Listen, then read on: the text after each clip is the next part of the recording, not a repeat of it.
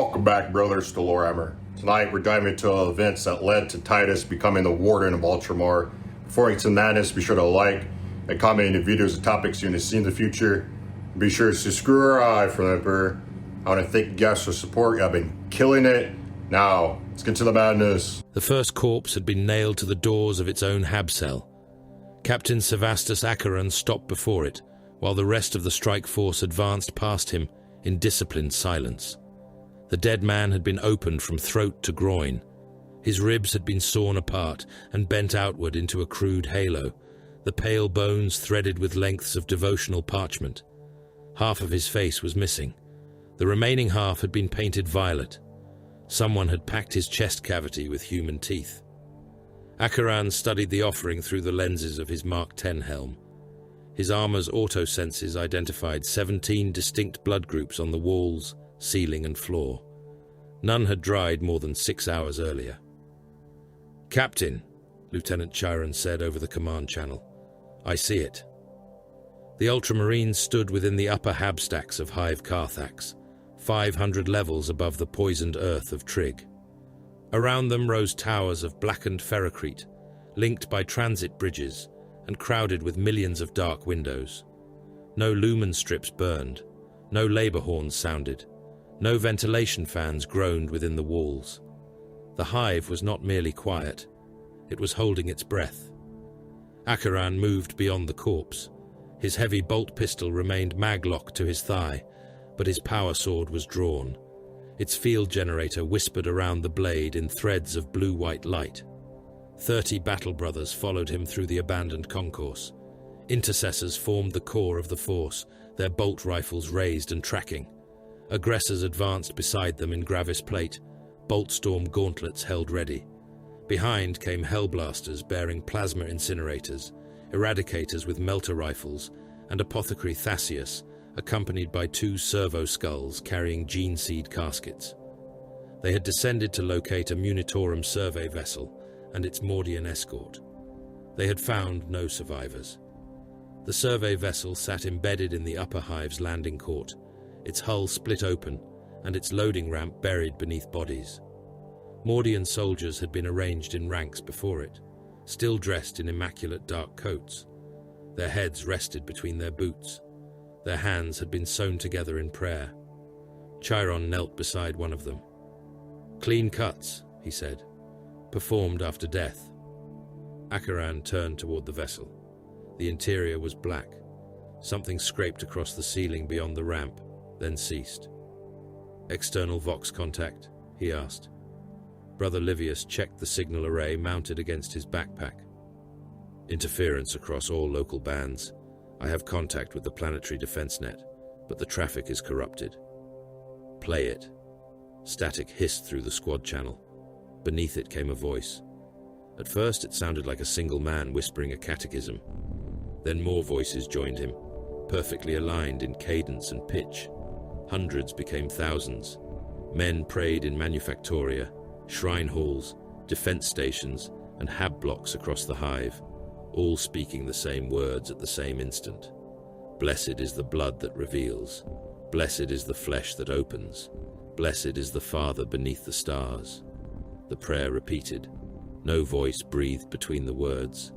Chiron rose. "That is not Vox interference." "No," Acheron said. "It is synchronization." Movement filled the windows overlooking the concourse. Men appeared behind the glass, thousands of them. They wore work robes, militia fatigues, priestly vestments, and the grey uniforms of hive administrators. Some held mining tools. Others carried autoguns or stolen las rifles. Many bore no weapons at all. Every face turned toward the Ultramarines. Every mouth moved with the prayer. "Contact," Chiron said. The windows exploded outward. Bodies poured down in a rain of glass. The first cultists struck the concourse hard enough to burst. Others landed atop them and continued forward, crawling through the pulped remains of their kin. Autoguns opened fire from the galleries. Bullets rang against ceramite and sparked from pauldrons. "Firing line," Acheron ordered. "Measured volleys. Conserve ammunition." The Ultramarines obeyed. Bolt rifles spoke. Each detonation was a controlled thunderclap. Mass reactive rounds punched into torsos before exploding, blowing men apart from within. Chests opened in red vapor. Arms spun away, trailing scraps of cloth and tendon. A priest lost everything above his pelvis and remained standing for a heartbeat while his blood sprayed those behind him. The cultists did not break. They climbed over the dead, chanting through shattered jaws. Something larger struck the deck behind them. It had once been human. Its skull was elongated, the brow ridged beneath pallid flesh. 3 arms grew from its torso. One ended in a mining claw, the other 2 in long black talons. A 4th limb hung shriveled against its ribs. "Hybrid," Chiron said. The creature charged. An aggressor met it. Brother Castian's power fist closed around the hybrid's neck. The field discharged with a concussive crack. The creature's head collapsed into a slurry of bone and grey matter that jetted between Castian's fingers.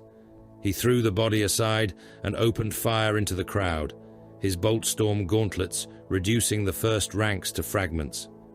"Advance," Acheron ordered. "Transit Cathedral. We require access to the defense ministries." They pushed into the slaughter. Chiron took command of the spearhead. He moved with the economy of a warrior who had endured centuries of war and found no glory in waste. His bolt rifle tracked from target to target. Each shot killed. Upper gallery, 4 hostiles. 4 bolts fired. 4 skulls vanished. Ventilation breach, right wall. An aggressor turned as the grille burst outward. 2 hybrids lunged through. The first lost both legs to mass reactive fire. The second reached the battle brother and drove a claw between his gorget and helm. The talon punched through ceramite. Blood flooded the aggressor's grille. Chiron stepped close, seized the hybrid by the jaw, and smashed its face against the wall. Once, twice. A third impact broke the skull. He released it and caught the wounded brother before he fell. Apothecary. Thasius arrived at once. His narthecium cut through the gorget, while the strike force continued around them. The aggressor's blood was already pooling beneath his boots. "Carotid rupture," Thasius reported. "Tracheal destruction. Progenoid recovery required." The wounded warrior tried to speak. Only bubbles emerged through the blood. Chiron placed a gauntlet against his pauldron. "You held the breach, brother." Thasius drove the reductor into the warrior's neck. The aggressor shuddered once. His armor locked upright, while the apothecary extracted the gene seed from the cooling body. Chiron turned away before the work was finished. The transit cathedral occupied 9 levels of the hive. Once, its platforms had carried millions of workers between districts. Statues of imperial saints rose between the rails, their stone faces hidden beneath banners of blue silk. Now every saint had been decapitated. Their heads had been replaced with 4-armed effigies sculpted from corpses. The cathedral was full. Cultists crowded every platform, staircase and gantry. They stood shoulder to shoulder in silence, their eyes fixed upon the ultramarines entering through the western arch. At the center of the concourse, a planetary defense colonel knelt before a robed figure. The colonel's uniform was immaculate. His hands were bound behind him. Blood ran from his broken nose. The robed figure lifted a curved knife. "Colonel," Acheron called over external vox, "identify yourself." The officer looked up. "Colonel Darson, Carthax Defense Cohort. Emperor preserve you, Lord." The cultist behind him drove the knife across his throat. Blood poured down the front of Darson's uniform. The cathedral erupted. Lasfire streaked from the upper tiers. Autocannons hammered from hidden emplacements. Mining charges rolled down the stairs and exploded among the ultramarines, filling the entrance with smoke, shrapnel, and broken stone. "Kill zones," Chiron ordered. "Aggressors forward. Intercessors staggered ranks. Hellblasters, upper galleries." The ultramarines spread with practiced speed. Plasma fire turned the darkness blue. A Hellblaster discharged into an autocannon nest. The superheated shot struck the weapon shield and converted it, the gunners and the wall behind them into glowing vapor. Another incinerator screamed as its containment coils overheated.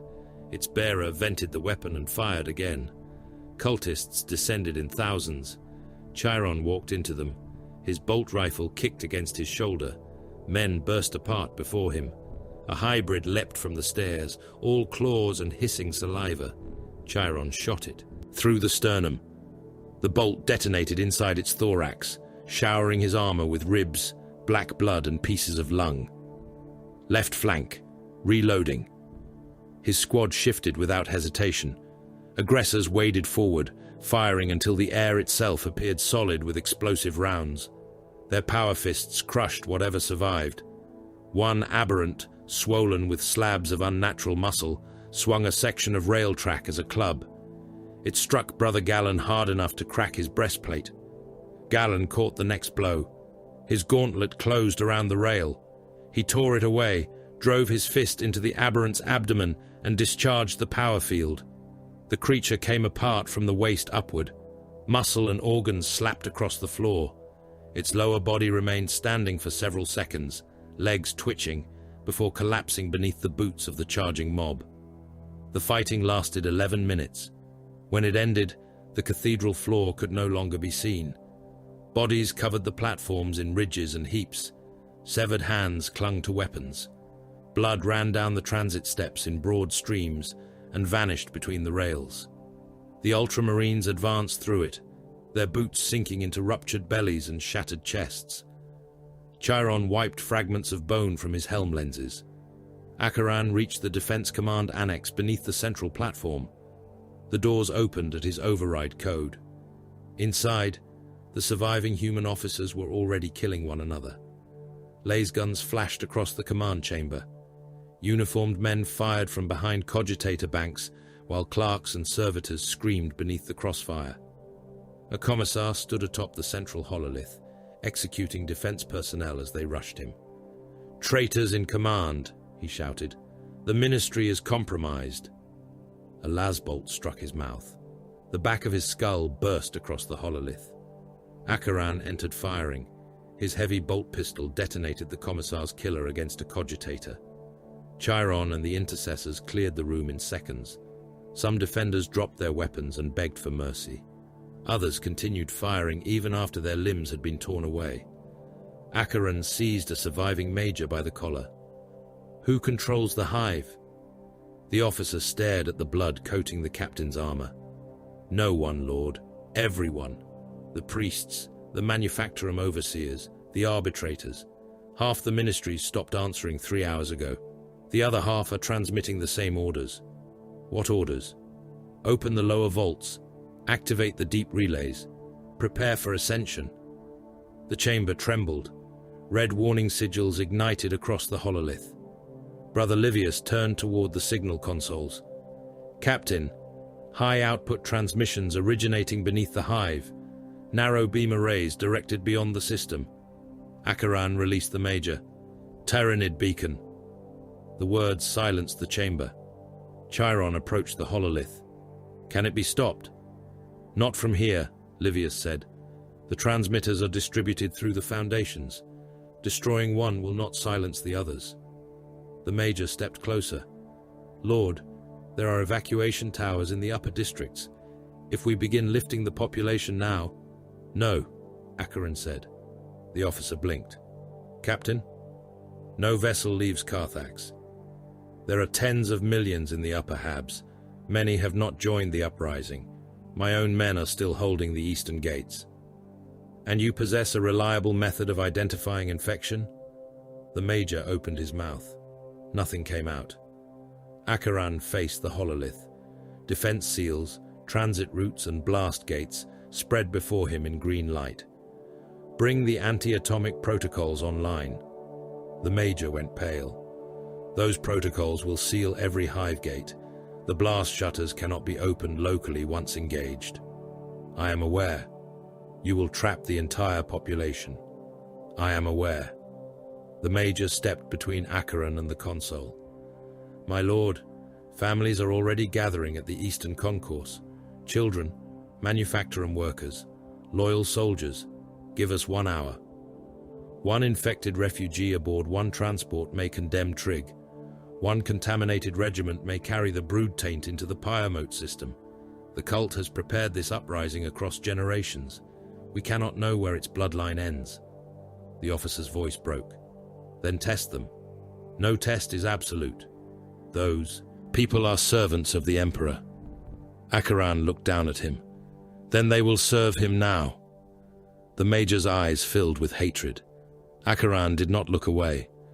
Trig must survive, the captain said, even if every soul within Carthax is condemned. He entered the command seal. Across the hive, blast shutters descended. The sound traveled through the structure like the closing of a god's fist. The eastern gates sealed first. Vox channels filled with shouting, gunfire and the roar of crowds crushed against descending armor. Then came the lower transit locks, the orbital elevators, and the mag rail tunnels. Emergency lumens turned every district red. Acheran watched the hive close around them. "Reactor complex," he said. "The cult will attempt to seize the central plasma core. We hold it, or we deny them the hive." The Ultramarines withdrew by layers. At the first defense line, Hellblasters occupied the reactor galleries, while intercessors barricaded the access corridors with wrecked transport carriages. At the second, Eradicators sighted along furnace lanes and waited for the stolen mining engines grinding through the smoke. The first engine appeared beneath a carpet of cultists. Its drill was crusted with bodies. "Fire!" Chiron ordered.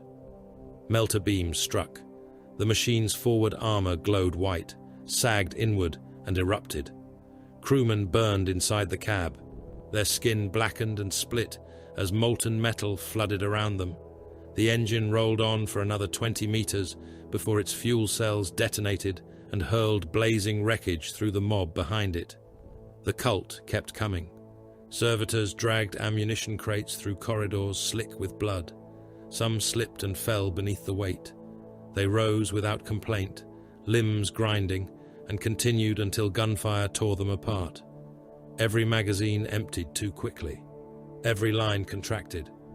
Brother Tullian fell at the fourth barricade, with both legs severed by a mining laser. Thassaeus reached him while he was still firing from the floor. "Continue the withdrawal," Tullian said. The apothecary removed his helm. "I require your gene seed. You require the line held." Thassaeus looked toward the corridor. Cultists were climbing over the barricade. He drove the reductor into Tullian's throat. The battle brother died with his bolt rifle still in his hands. Chiron received Gadriel's message during the retreat to the reactor sanctum. The transmission had been sent before Carthax fell silent. It was brief. "When do you return to the second?" Chiron listened to it twice. He opened a recording channel while the survivors prepared the final barricade. "Ancient Gadriel. The enemy employed concealed bloodlines within military, religious and industrial hierarchies.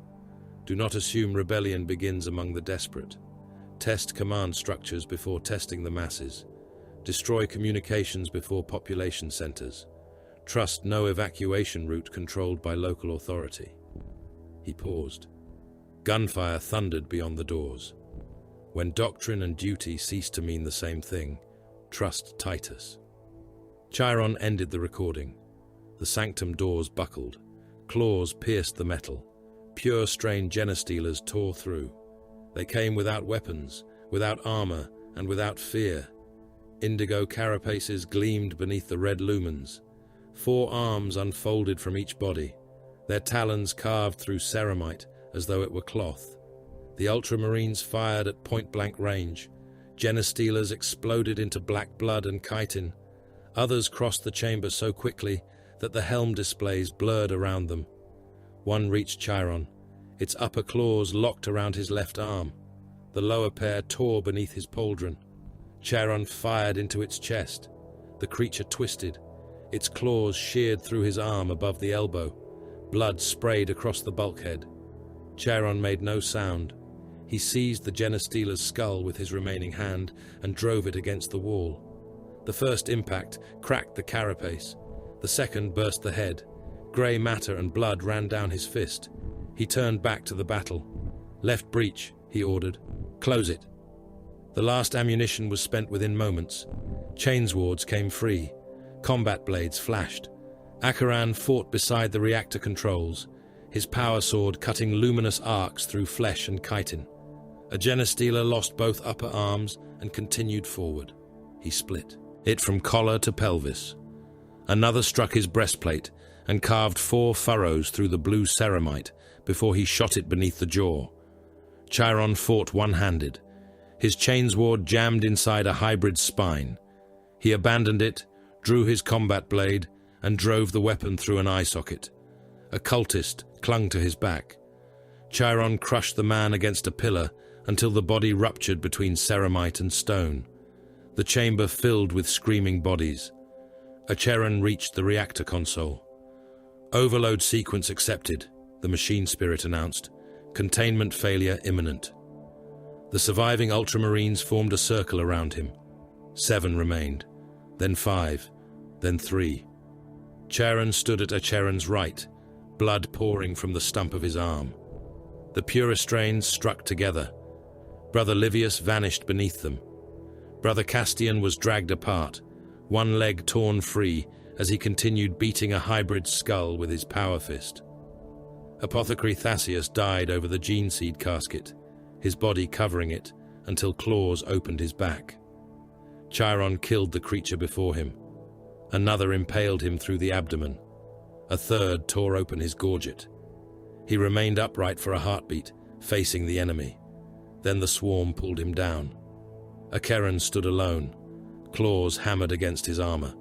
Warning sigils filled his vision. His left knee failed. His power sword broke at the hilt. He opened the command channel. "Carthax containment has held. No vessels escaped. Enemy beacon remains localized." A claw pierced his side. He staggered, but did not fall. Reactor overload confirmed. The chamber vanished beneath bodies. Acheran's final transmission reached the orbital cordon as the central plasma core ruptured. Days later, Imperial reinforcements cut through the sealed gates. They found the approaches to the reactor blocked by mountains of dead. Cultists had been packed so tightly into the corridors that recovery teams were forced to saw through layers of fused flesh. Genestealers lay broken among them, their skulls crushed, limbs severed, and carapaces split by bolt fire and blades. Acheran was recovered beside the ruined controls.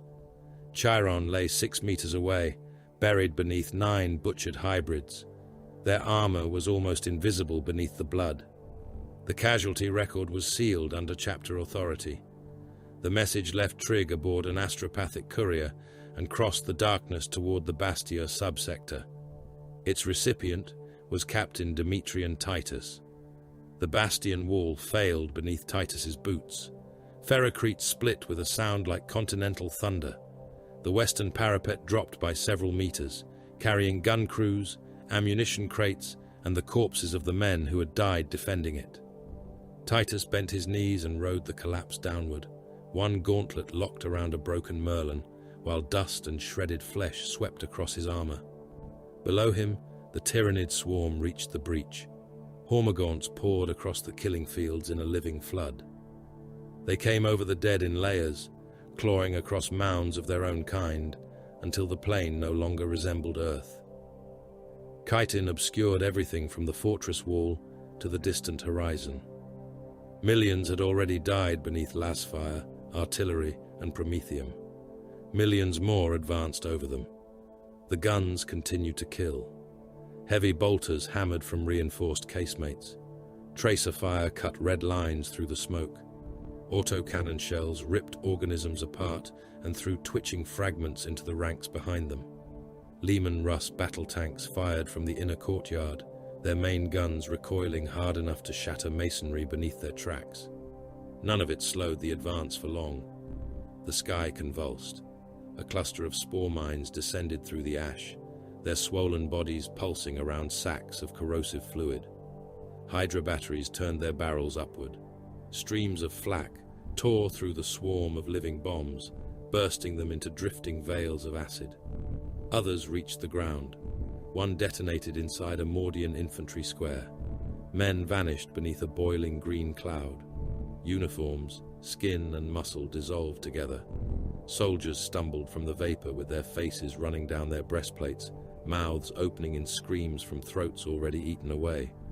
A second mine burst among them and reduced the survivors to steaming heaps of bone. Titus released the broken stonework and landed upon the sloping ruin of the wall. His chainsword was already running. "Western breach compromised," he said across the command vox. "Ninth Bastior, form a secondary line behind the armored revetments.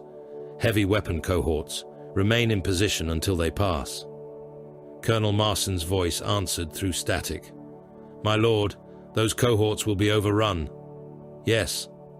A pause followed. Marson understood. Orders acknowledged. Titus descended toward the breach, while guardsmen ran in the opposite direction. Some saluted as they passed. Others stared at the blood coating his armor and forgot themselves until their officers struck them back into motion. The Ultramarine walked into the gap alone. Hormagaunts leapt across the shattered wall. Titus killed the first with a rising cut that opened it from pelvis to throat. The chainsword's teeth screamed against bone, spraying black blood across his breastplate. He tore the blade free and severed the skull of another as it lunged over the corpse. His heavy bolt pistol fired twice. 2 organisms burst apart in mid-leap. The swarm struck him. Claws scraped sparks from his armor. A talon hooked beneath his left pauldron and tore through the outer plate. Titus seized the creature by the neck, crushed its throat, and hurled it into 3 more. He stamped upon another's torso until the chitin collapsed and its innards burst through the joints of its limbs. The killing became mechanical. Cut, fire, turn, crush. The breach narrowed around him beneath the dead. The guardsmen reached the secondary defenses. Heavy bolter crews remained behind, firing past Titus until the Hormagaunts climbed across their weapon shields. One gunner vanished beneath snapping jaws. His loader fired a las pistol into the mass until a talon entered his mouth and emerged through the back of his skull. Titus did not look away from the enemy. "Secondary line established," Colonel Marson reported. "Withdraw the remaining crews." No one answered from the breach emplacements. The Tyranids had already silenced them. Titus stepped backward over the mangled remains of the last gun team. The swarm pressed after him, filling the broken wall exactly as he intended. "Detonate!" Charges buried beneath the outer rampart exploded. Stone and bodies erupted skyward. The broken edges of the wall collapsed inward, burying thousands of organisms beneath slabs of ferrocrete. The surviving Hormagaunts scrambled over the new obstruction. Then the larger shadow came through the smoke. A carnifex struck the wall with its shoulder. The remaining structure folded. The beast emerged amid a storm of stone blocks, defense plating, and crushed Tyranid organisms. Its carapace was scarred by hundreds of impacts. One eye had been burned into a blackened pit. Venom dripped from its tusked mouth and hissed upon the rubble. A Lehman Russ fired at point-blank range. The battle cannon shell struck the carnifex's chest and burst against its armor. The detonation staggered it, but did not stop it. The creature charged. Its horn caught the tank beneath the turret ring and lifted the vehicle from the ground. The carnifex threw it aside. The Lehman Russ rolled across the courtyard, tracks spinning, before crashing into an ammunition carrier. The carrier exploded. Flame engulfed both vehicles. Men trapped inside the overturned tank beat against the hatches until the ammunition cooked off and the hull split apart. The sight broke the secondary line. Guardsmen began retreating without orders. A commissar drew his bolt pistol and shot the first deserter through the spine. Before he could fire again, the carnifex crossed the courtyard and struck him with one scything talon. The officer came apart at the waist. Titus ran toward the beast. "Hold your line," he ordered. The words carried through the fortress loudspeakers, amplified above the artillery and the screaming. "Hold, and it dies here." The carnifex turned toward him. Titus fired while closing. Bolts struck its jaw, throat, and damaged eye socket. One detonated inside the blinded cavity, throwing fragments of bone and optic tissue across its face. It roared. The sound shook dust from the towers. Titus moved beneath the first sweep of its talon. The limb passed close enough to tear the plume from a dead officer's helmet behind him. He drove his chainsword into the softer armor beneath the Carnifex's foreleg. The blade bit deep. Black blood flooded across his hand. The Carnifex twisted. Its bulk slammed into Titus and threw him through the remains of a barricade. He struck the ground hard enough to fracture the stone, rolled beneath a crushing hoof, and came up against the creature's flank. His chainsword remained lodged inside it. Titus gripped the hilt and drove the weapon deeper. The beast contracted around the blade.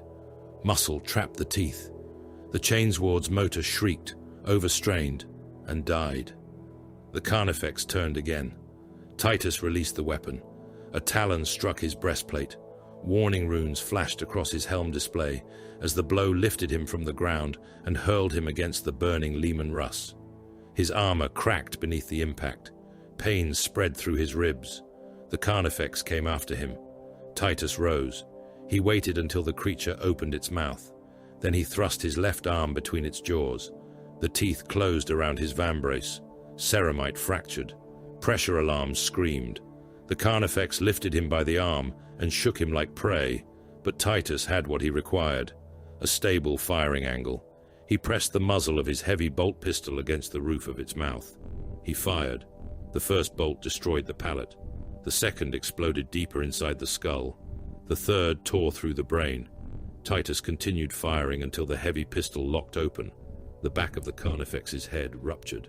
Bone, brain matter, and chitin burst across the courtyard in a wet concussion. The creature staggered, jaws opening. Titus tore his damaged arm free and dropped beneath it as the beast collapsed.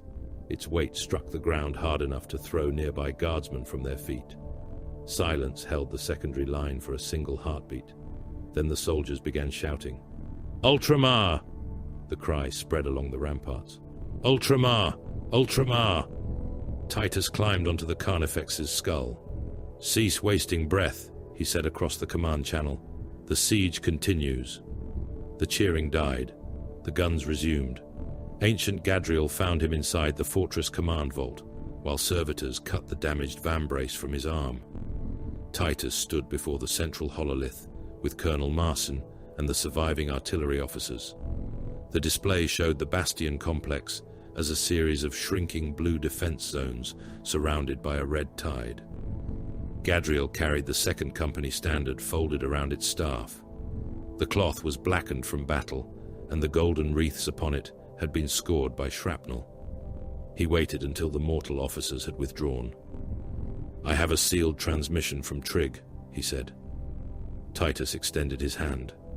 Gadriel gave him the encryption yielded to Titus's command seal. A casualty record appeared upon the screen. It was concise, stripped of eulogy and ornament. Captain Sevastus Acheron, killed in action. Lieutenant Chiron, killed in action. Titus read the names without speaking. His expression did not change. His breathing did not alter. Only his hands became still. Around him, the command vault trembled beneath distant impacts. Gadriel watched the captain's face. "There is a full record. Later. Titus. The western defense grid requires reinforcement." Gadriel's jaw tightened. "Acheron commanded the company. Chiron was our brother. And they remain dead whether I grieve now or after the fortress is secure." "That is not what I said." Titus placed the slate upon the strategium table. "Grief that interrupts command is another weapon surrendered to the enemy." A figure in black armor stood beneath the archway. Chaplain Leandros had entered without either of them hearing him. Purity seals covered his armor. His skull helm hung at his hip, revealing features harder and more deeply lined than those Titus remembered from Graia. A crozius rested in his right hand. "The dead surrender nothing," Leandros said. "They stand before the Emperor's judgment, purified by sacrifice." Titus turned toward him.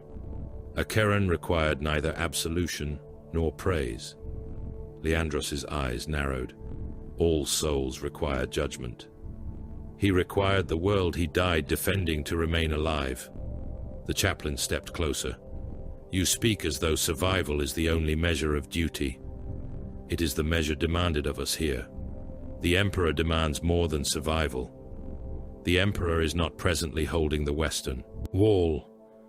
The silence between them carried the weight of a century. Gadriel shifted, but neither warrior looked at him. Leandros finally inclined his head. Then hold it, Lieutenant. We will speak for the dead when your duty permits you to remember them. Titus looked back to the hololith. I remember them now. Another astropathic seal appeared upon the command console. This one bore the sigil of Marneus Augustus Calgar. Titus broke it. The chapter master's decree rendered itself in formal High Gothic, accompanied by an encoded gene sign confirmation. Titus read it once, then again. Gadriel saw the heraldic designation appear above the text: Captain of the Second Company, Master of the Watch. The rank is yours, the ancient said. Titus did not answer. The communication channel opened with a burst of static. Calgar's face appeared above the projector, scarred features rendered in pale blue light. Demetrian, the chapter master said. My lord, you have received my decree. I have, and yet you stand there as though I have condemned you. Titus glanced at Acheron's casualty slate. A warrior without my history should be considered. Calgar's expression hardened. You have already held the office. That does not erase what followed. No, nor does what followed erase what came before. My absence from the chapter was imposed upon you. My return does not silence every question. Ultramar has no use for false humility, Calgar said. Acheron is dead. The second requires a captain. You have commanded armies, endured the Inquisition, crossed the Rubicon, and returned to your brothers without demanding honor for any of it. The matter is decided. Titus held the chapter master's gaze. Then I accept. You accept nothing. You obey. Calgar severed the transmission. Gadriel almost smiled. Titus looked at the fortress display. Inform the company. You have been restored to your rank, Gadriel said. You might allow yourself one moment. We do not have one. Titus magnified the subterranean survey beneath the bastion. The fortress had been built atop ancient extraction tunnels, most collapsed and forgotten. Heat signatures moved through them in broad, pulsing clusters, not advancing, feeding. Digestion organisms, Titus said.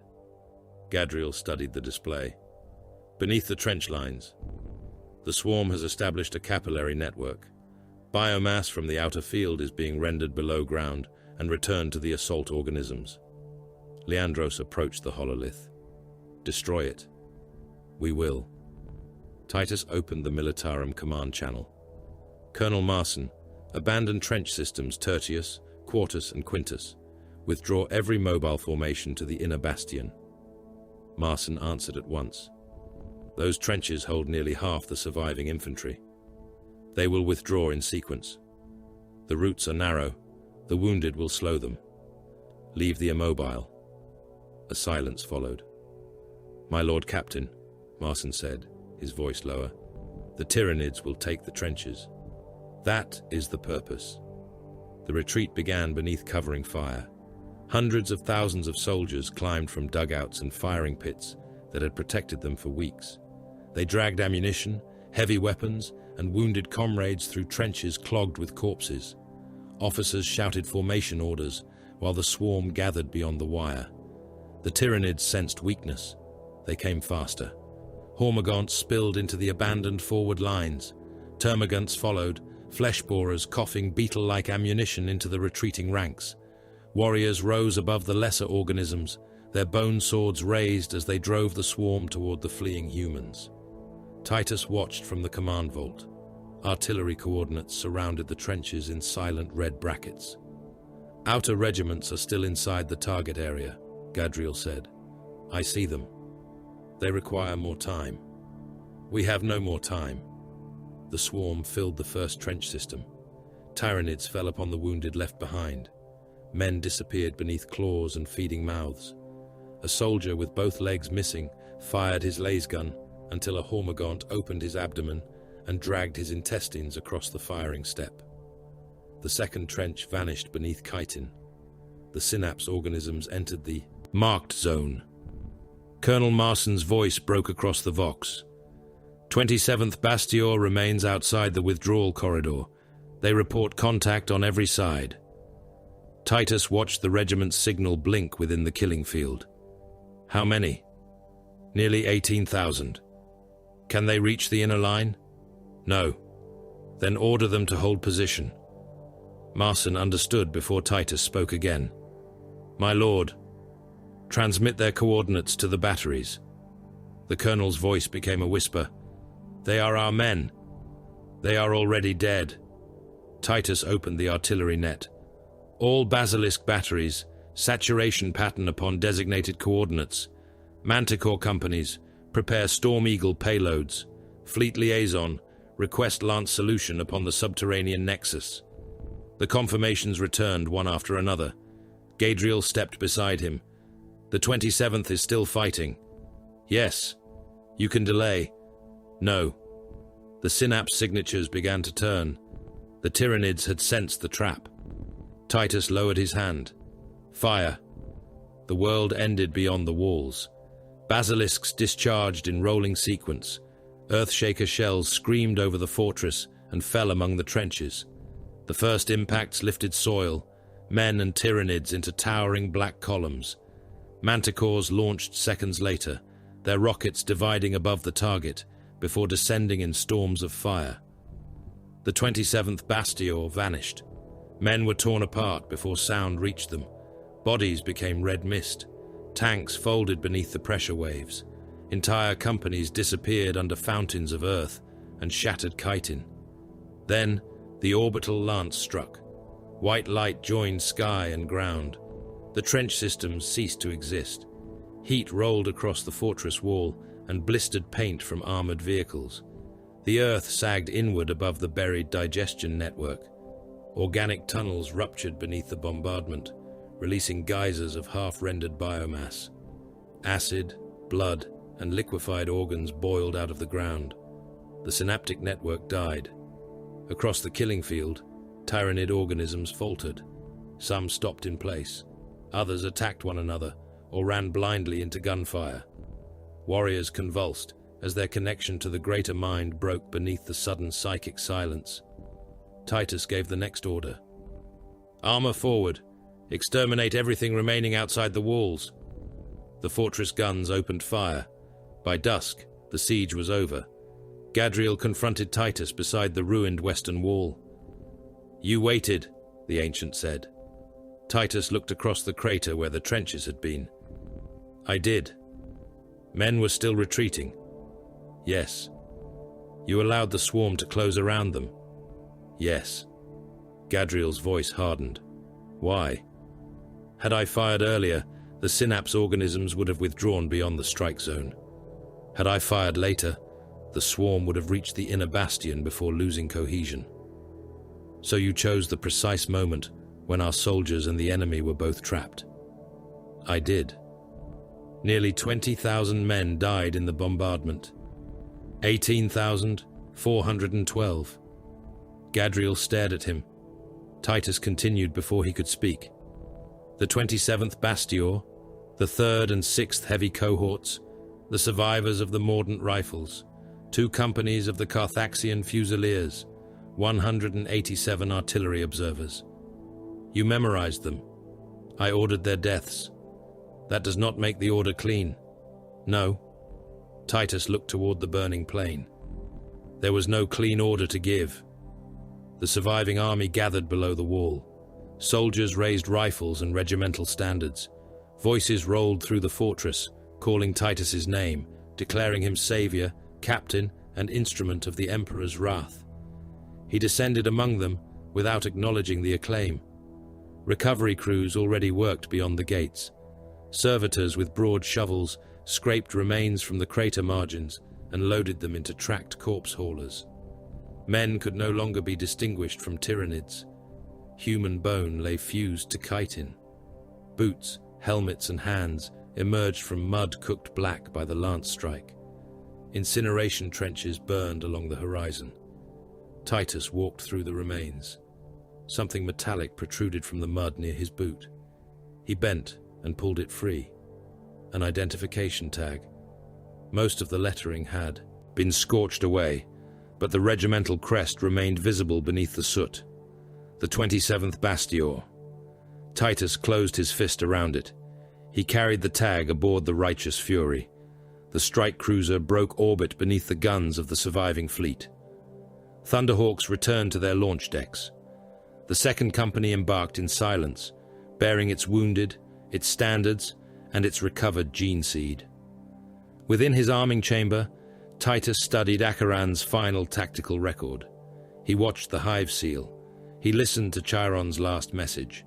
When doctrine and duty ceased to mean the same thing, trust Titus. The recording ended. Titus remained before the darkened display for a long time. Then he opened the command vox. Strategium, this is Captain Titus. Compile every available archive concerning the 500 worlds. Current theaters, lost systems, fleet dispositions, tithing capacity, and known Xenos incursions. The shipmaster acknowledged. Outside the viewing port, the stars turned as the Righteous Fury aligned for Macraga. Titus did not know that Robout Guilliman had already summoned him. Macraga filled the void like a promise the Imperium had forgotten how to keep. The Righteous Fury translated at the outer boundary of the system beneath the guns of defense stations large enough to eclipse lesser moons. Auspex arrays swept across the strike cruiser before its warp wake had fully dissipated. Targeting beams touched its hull. Machine spirits demanded codes, countercodes, gene sign confirmations, and liturgical responses transmitted in binharic bursts, too rapid for mortal hearing. The Ultramarines' vessel answered every challenge. Only then did the guns turn aside. Titus stood upon the Strategium dais, while Macraga's defenses unfolded across the hololithic display. Orbital bastions formed interlocking shells around the system's inhabited worlds. Battle stations hung above the primary translation corridors, their armored flanks bearing lance batteries and torpedo silos capable of extinguishing fleets. Monitors and rapid strike vessels moved between them in precise formations. Beyond the defense line waited the mustering fleets. Hundreds of warships gathered for the Ultramarian reclamation. Battle barges moved among Navy battleships, forge tenders and troop carriers. Mechanicus vessels burned red beneath the light of Macraga's sun. Conveyors laden with armor and ammunition stretched across the void in disciplined columns, shepherded by escorts whose crews would never see the battlefields they sustained. It was power on a scale few worlds could comprehend. It was still not enough. Traffic control has assigned us approach corridor Helicon, reported the shipmaster. We are to maintain station behind casualty convoy Septimus. The hololith shifted. The approaching vessels were not warships. They were barges. Their armor bore no heraldry beyond the black aquila and the white sigil of the apothecarian. No hymns sounded from their vox arrays. No banners hung from their flanks. Their holds had been converted into mortuaries, recovery wards, and sealed repositories for the dead. One passed close enough for visual confirmation. Its observation galleries had been covered with armor plating, but a section of the hull remained open, where damage crews had failed to replace an outer panel. Titus saw rows of suspension cradles through the breach. Men lay within them beneath pale surgical lumens. Many possessed no legs. Others had been reduced to torsos, their bodies webbed in tubes and machine couplings. Servitors moved between them, removing those whose life signs had ceased. Another barge carried coffins. They were packed into its holds without ceremony, stacked in iron racks extending from deck to deck. Thousands of nameplates reflected the lumen strips as the ship rolled through the void. The final vessel bore the blue of the Ultramarines. Gene seed vaults occupied its central sanctum. Apothecaries guarded the reliquaries with weapons drawn, surrounded by stasis caskets containing the remains of battle brothers, too mutilated for honor guards. The mustering fleets made way for the dead. No gun salutes sounded. McCraga had received too many bodies for such indulgence. "Begin docking procedures," Titus said. The Righteous Fury entered orbit behind the casualty barges. McCraga's surface spread beneath them, mountain ranges crowned by fortresses, oceans reflecting the cold light of defense platforms, cities arranged according to principles older than many imperial sectors. The polar fortifications remained visible even from orbit, their armored lines reaching across the ice like scars. The fortress of Hera dominated the northern mountains. Its towers rose from cliffs of black stone. Defense lasers occupied entire peaks. Landing fields, shield generators, and bastions surrounded the central structure in concentric ranks, while carved images of Robut Guilliman watched over every approach. Titus descended aboard a Thunderhawk with Gadriel, Leandros, and the command cadre of the Second Company. The gunship passed beneath the fortress shields and entered a sky filled with aircraft. Storm Ravens climbed toward orbit, carrying newly armed squads. Thunderhawks landed with wounded warriors sealed in restraint harnesses. Cargo lifters moved ammunition pallets beneath the direction of tech marines and robed engine seers. No part of McCraga was at rest. The Thunderhawk touched down upon a platform cut into the mountainside. Titus disembarked first. His armor had been repaired during the voyage, but not restored. The damaged vambrace bore fresh ceramite over the fractures left by the carnifex. Gouges remained across his breastplate. The White Lieutenant's markings had been removed, yet the insignia of a captain had not been added. He crossed the landing field between lines of silent chapter serfs. The gates of the fortress of Hera opened before him. For more than 10,000 years, the fortress had recorded the victories of the 13th Legion and the chapter born from its remnants. Standards hung from vaulted ceilings lost in shadow. Statues of captains, chapter masters, and heroes stood upon plinths of polished stone. Captured weapons rested within stasis fields, each accompanied by the name of the warrior who had taken it and the battlefield where its owner had died. Titus recognized many of the names. Others had risen during his absence. A banner dedicated to Cato Sicarius hung above the Hall of Honor, embroidered with victories Titus had never witnessed. Beside it stood memorials to wars fought during the return of the Primarch. New offices had been carved into the fortress. New doctrines had been added to the chapter's archives. The symbols of the Indomitus Crusade appeared upon armor displays and triumphal gates. History had continued without him. His own name remained in the older halls. Captain Demetrian Titus, hero of Graia. No record described what followed. The Inquisition had not merely taken him.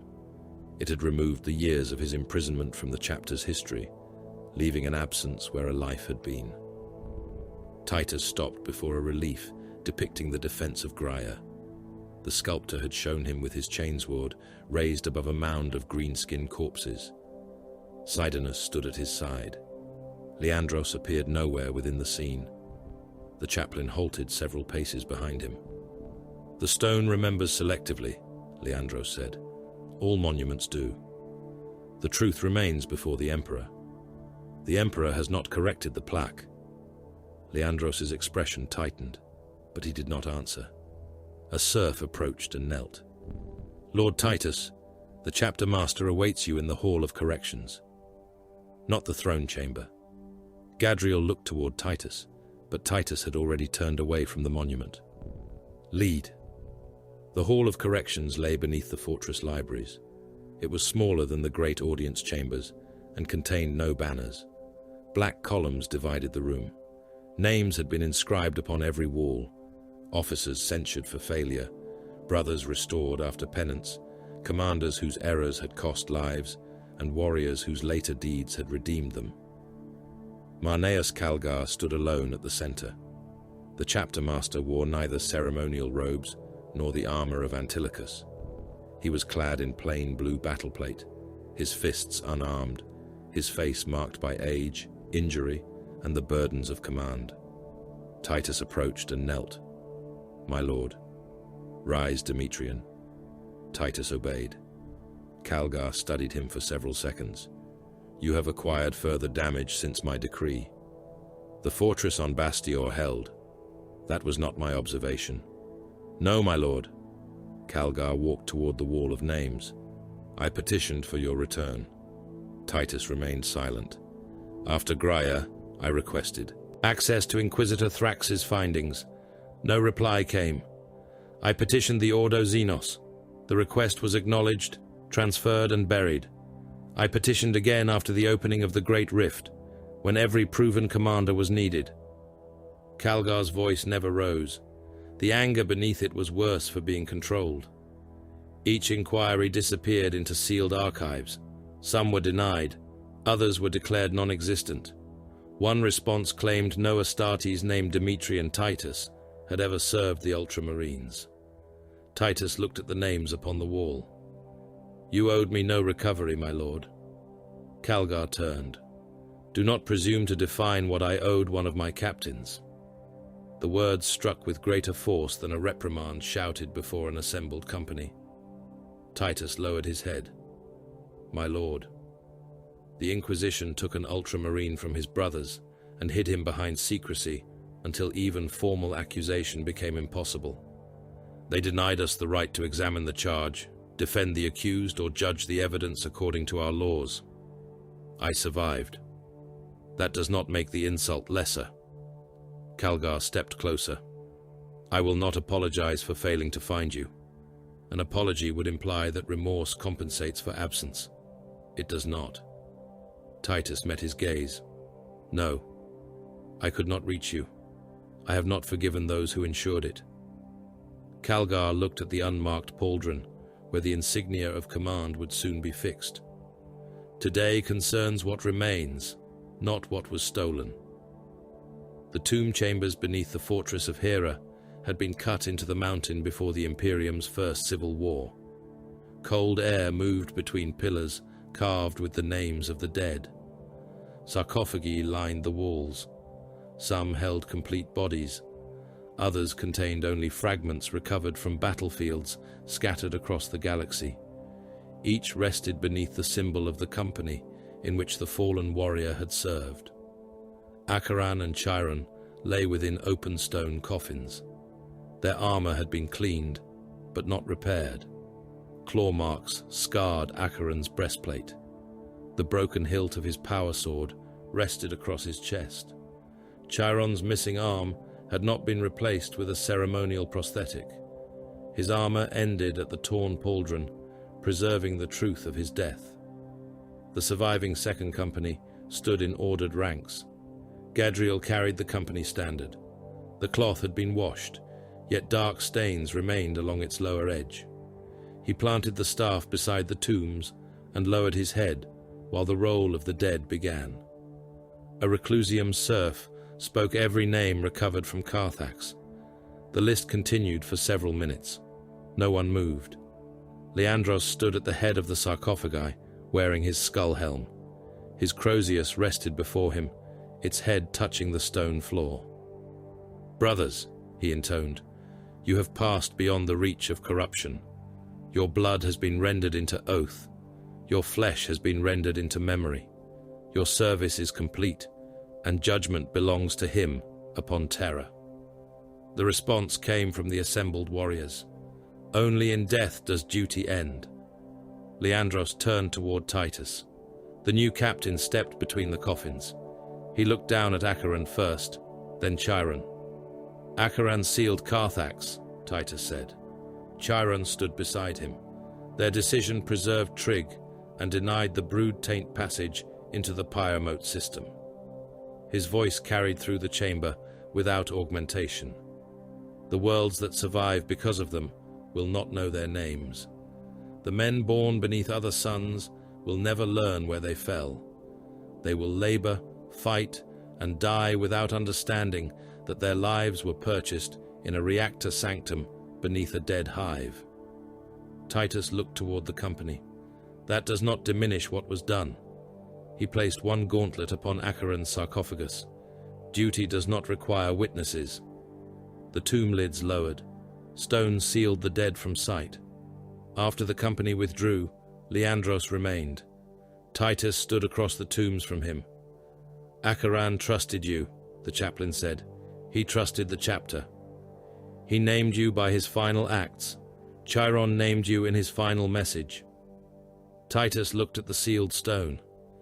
The dead should not be used as weapons in arguments between the living. Leandros removed his skull helm. This is not an argument. It has been since Graia. The chaplain's face remained hard. I believed you, compromised. You reported that belief outside the chapter. I did. You know what followed. Yes. Neither offered absolution, neither demanded it. Leandros rested both hands upon the haft of his Crozius. I will not claim that time has made me innocent, nor will I claim suffering made me correct. Acheran believed you worthy of command. He is not here to defend the belief. No, Leandros said. He died acting upon it. Titus turned from the tomb. Then we honor him by ensuring the company survives the choice. The investiture took place in the Armory Chapel. No civilians attended, no planetary dignitaries watched.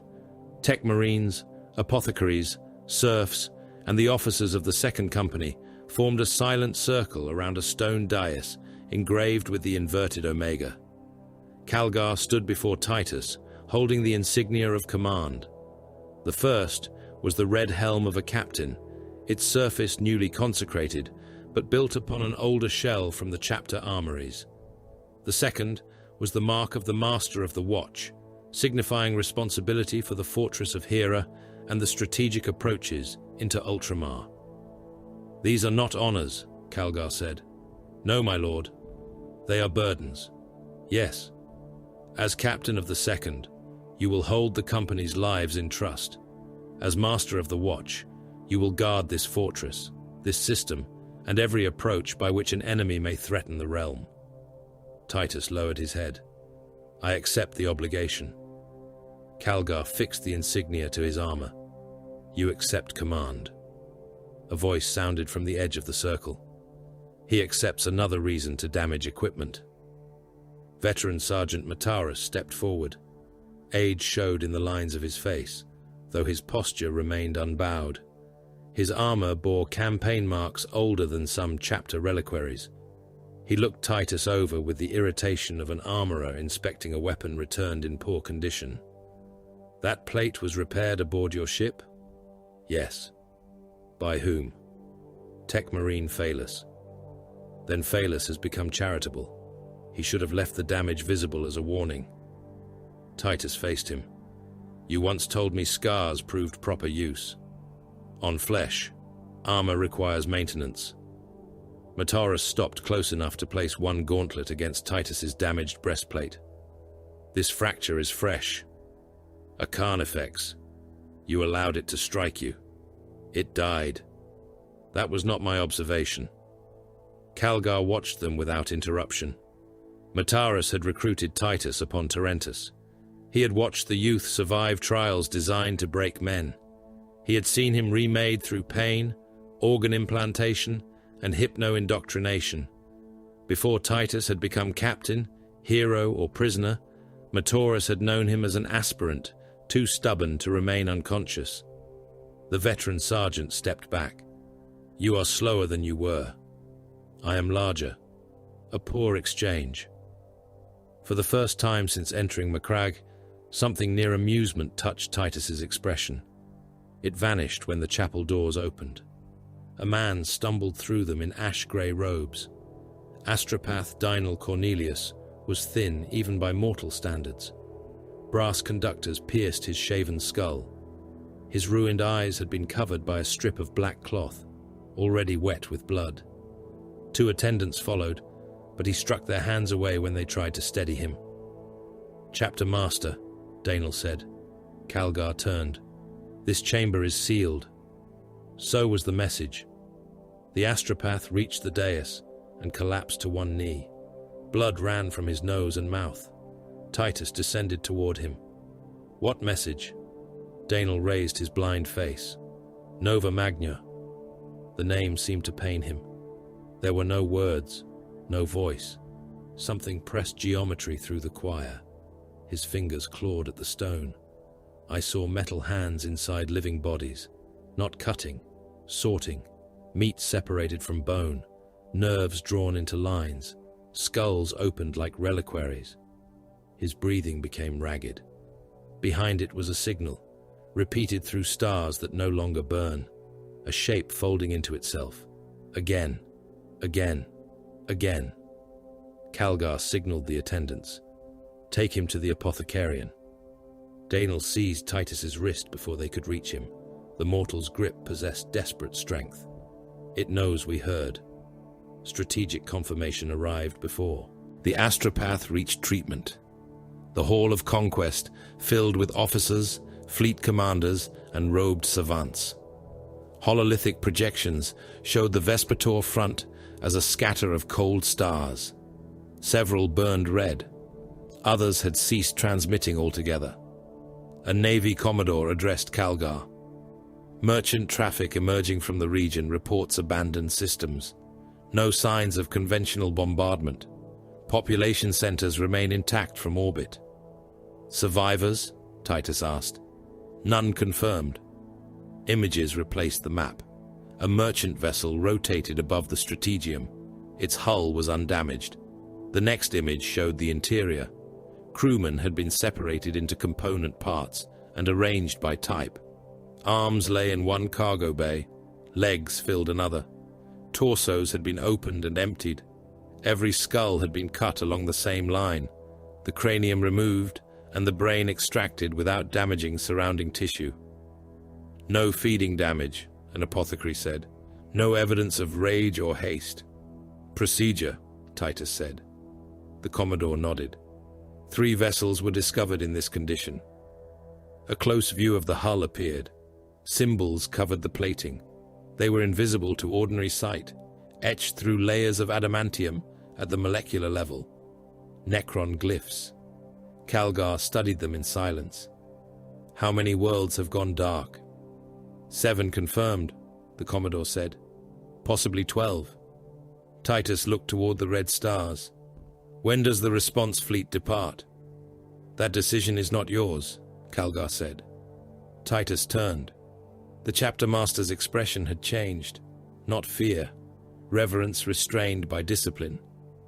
He has returned to Macraga, Calgar said. Briefly, the next stage of the reclamation requires his direction. The first bell sounded.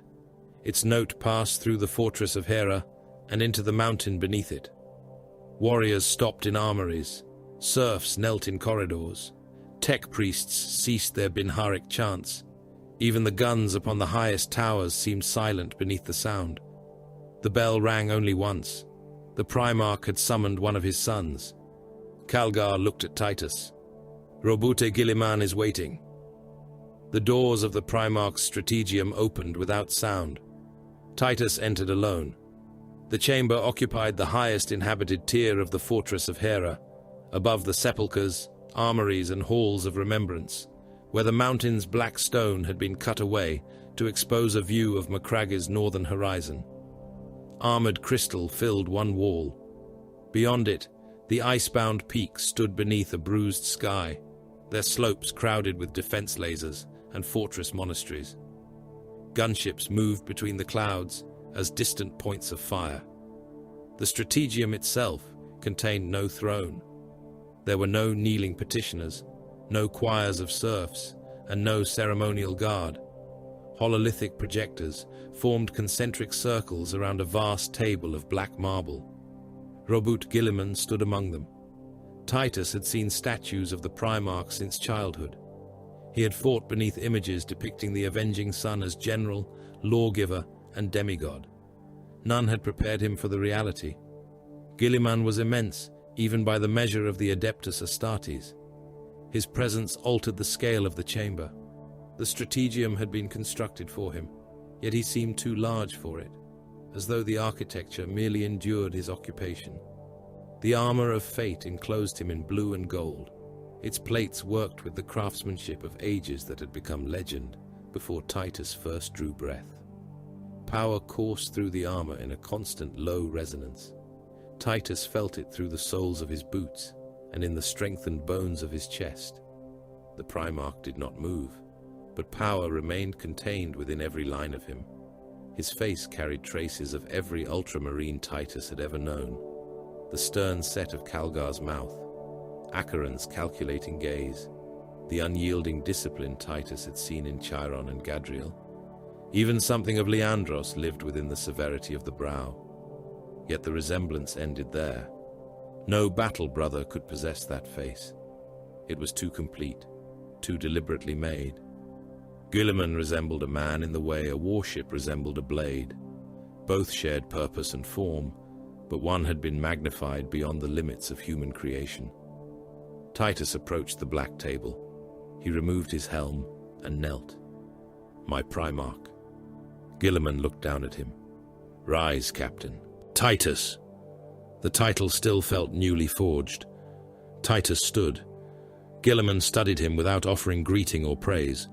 His eyes moved across the repaired damage on Titus's armor, the fresh captain's markings, the scars at his throat, and the service studs above his brow. "Demetrian Titus," the Primarch said, "recruited from Tarentus, selected under the authority of veteran Sergeant Matarus, inducted into the chapter after exemplary performance during aspirant trials, elevated through the reserve companies, appointed captain of the 2nd after the death of your predecessor." His voice was deep, but not thunderous. It required no volume. Each word carried the precision of a formal judgment. "You fought greenskin empires, the traitor hosts of the arch-enemy, and the splinter fleets of the Great Devourer. You commanded the defense of Graia. You resisted contact with an artifact of the Immaterium that corrupted others within its influence." Guilliman walked around the table. "Following Graia, you were delivered into the custody of Inquisitor Thrax. No formal charge was entered into chapter record. No evidence was presented before your brothers. You endured interrogation, imprisonment, and repeated examination for more than a century."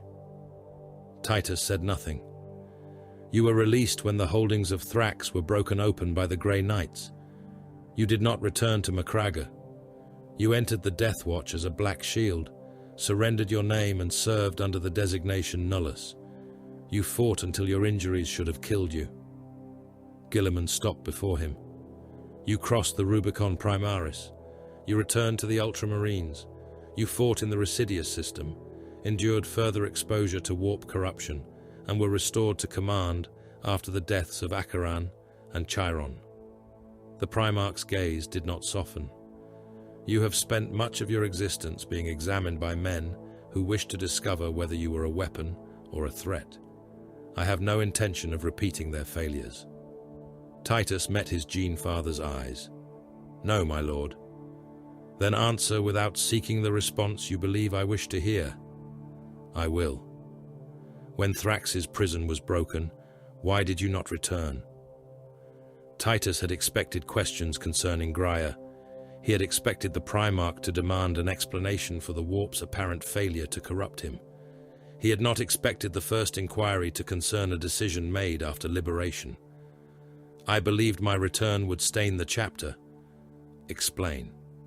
"My name had been removed from its records. My service was hidden. I possessed no proof of innocence, only the absence of a conviction. Returning would have forced the chapter to receive a warrior still suspected of corruption." "You believed your brothers incapable of judgment?" "No." "Then you believed the Inquisition's secrecy carried greater authority than your chapter master?" Titus remained silent for a moment. "I believed the uncertainty itself would cause division." Guilliman turned toward the viewing wall. Macragge's mountains lay beneath him like the foundations of an empire. "And so you surrendered your identity?" "Yes." "You entered the Death Watch?" "Yes." "You pursued death while disguising it as service?" Titus's jaw hardened. "I continued to fight the enemies of mankind." "That does not contradict what I said." The Primarch faced him again. "Your reasoning was emotionally understandable. It was also strategically wasteful." Titus did not lower his gaze. My lord, you were an experienced captain. You possessed centuries of combat knowledge, familiarity with Xenos threats, and the loyalty of warriors who had followed you through impossible engagements.